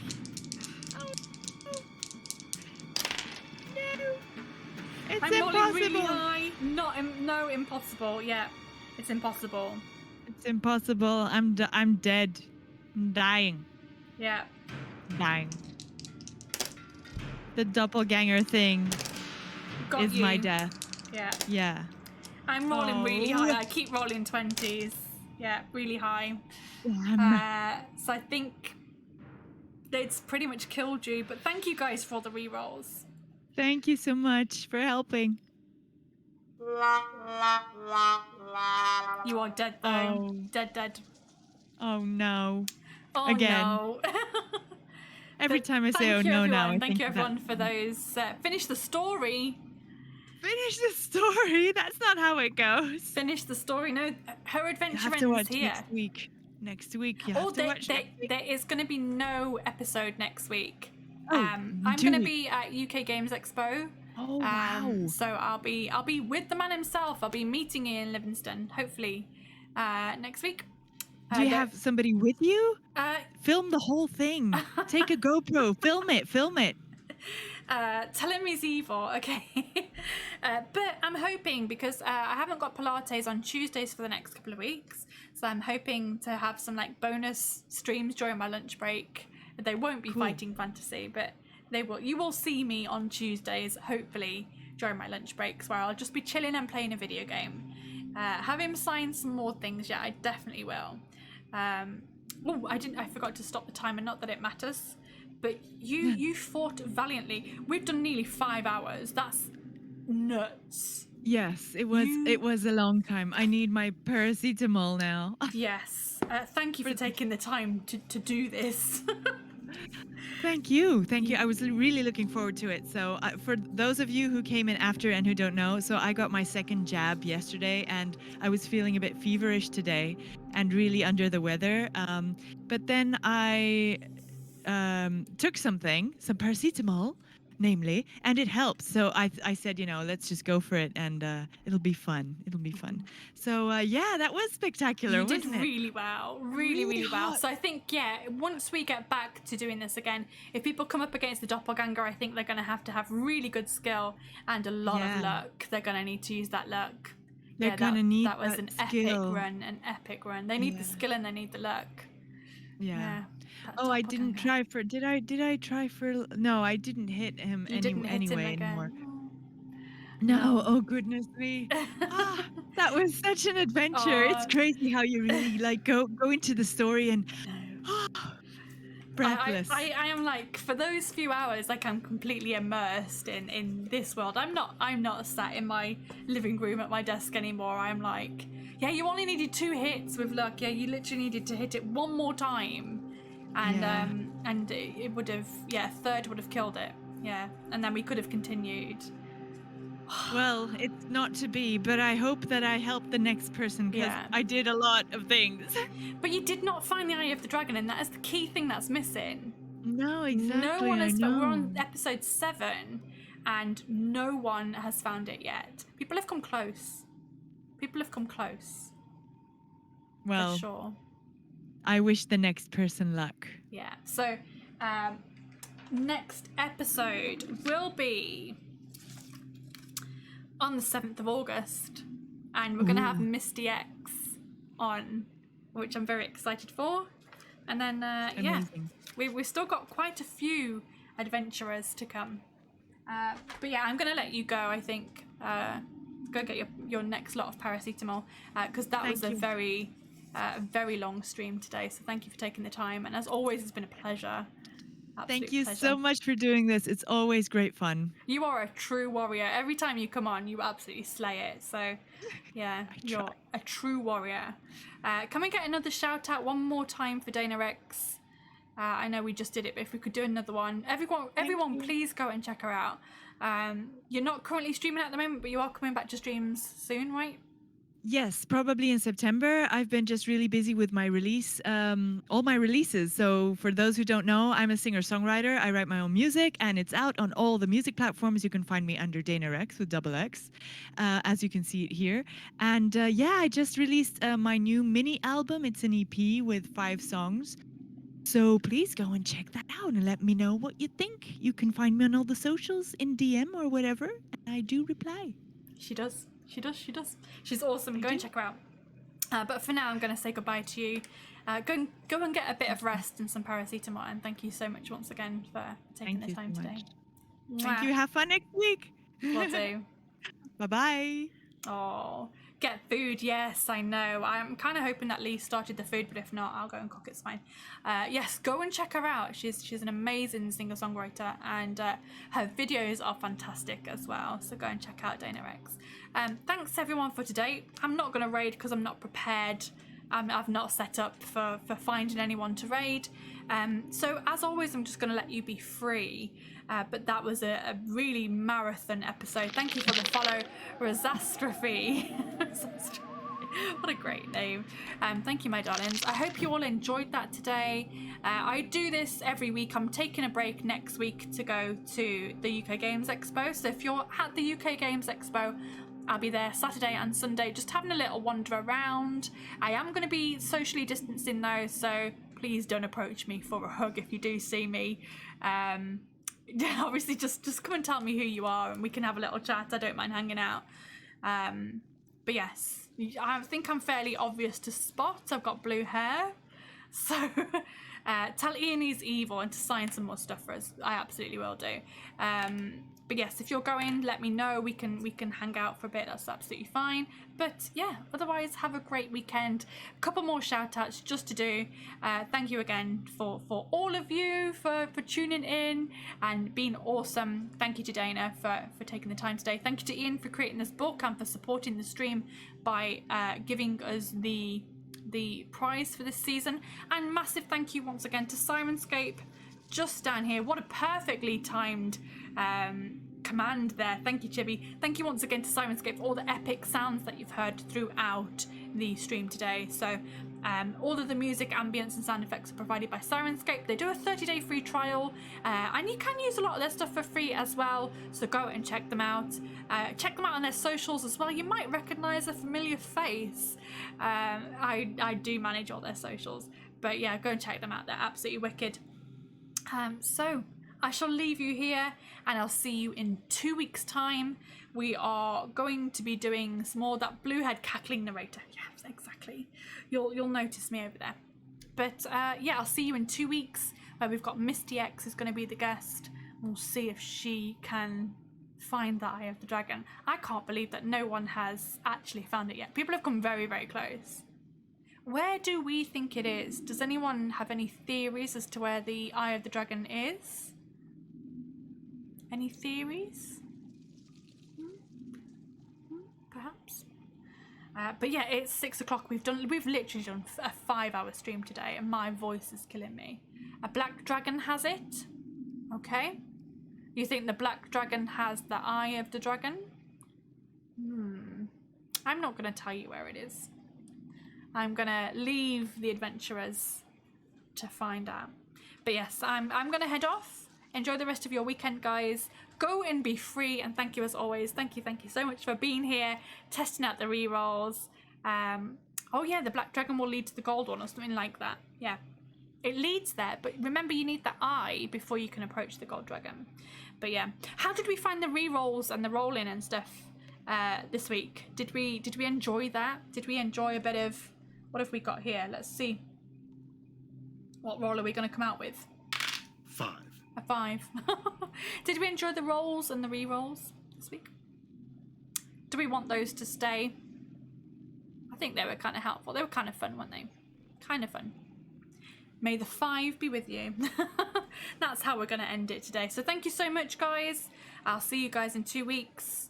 I might be around on Tuesdays, just doing a few little video games while I'm on my lunch breaks. I will be posting that on Twitter and in my Discord, so keep an eye out for updates. The rolls seem fun, and the voice announcing the result. Yeah, go and check out Discord and my Twitter. I always post updates on there. So I hope to see you guys on. Can it announce the results of modifiers? Oh, you mean with the plus skill? No, I can only set it up to do this.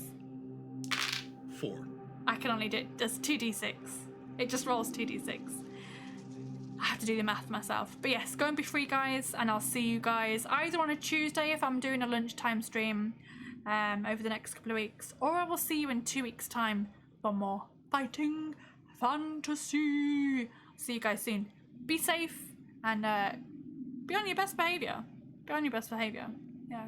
Don't do anything I wouldn't do.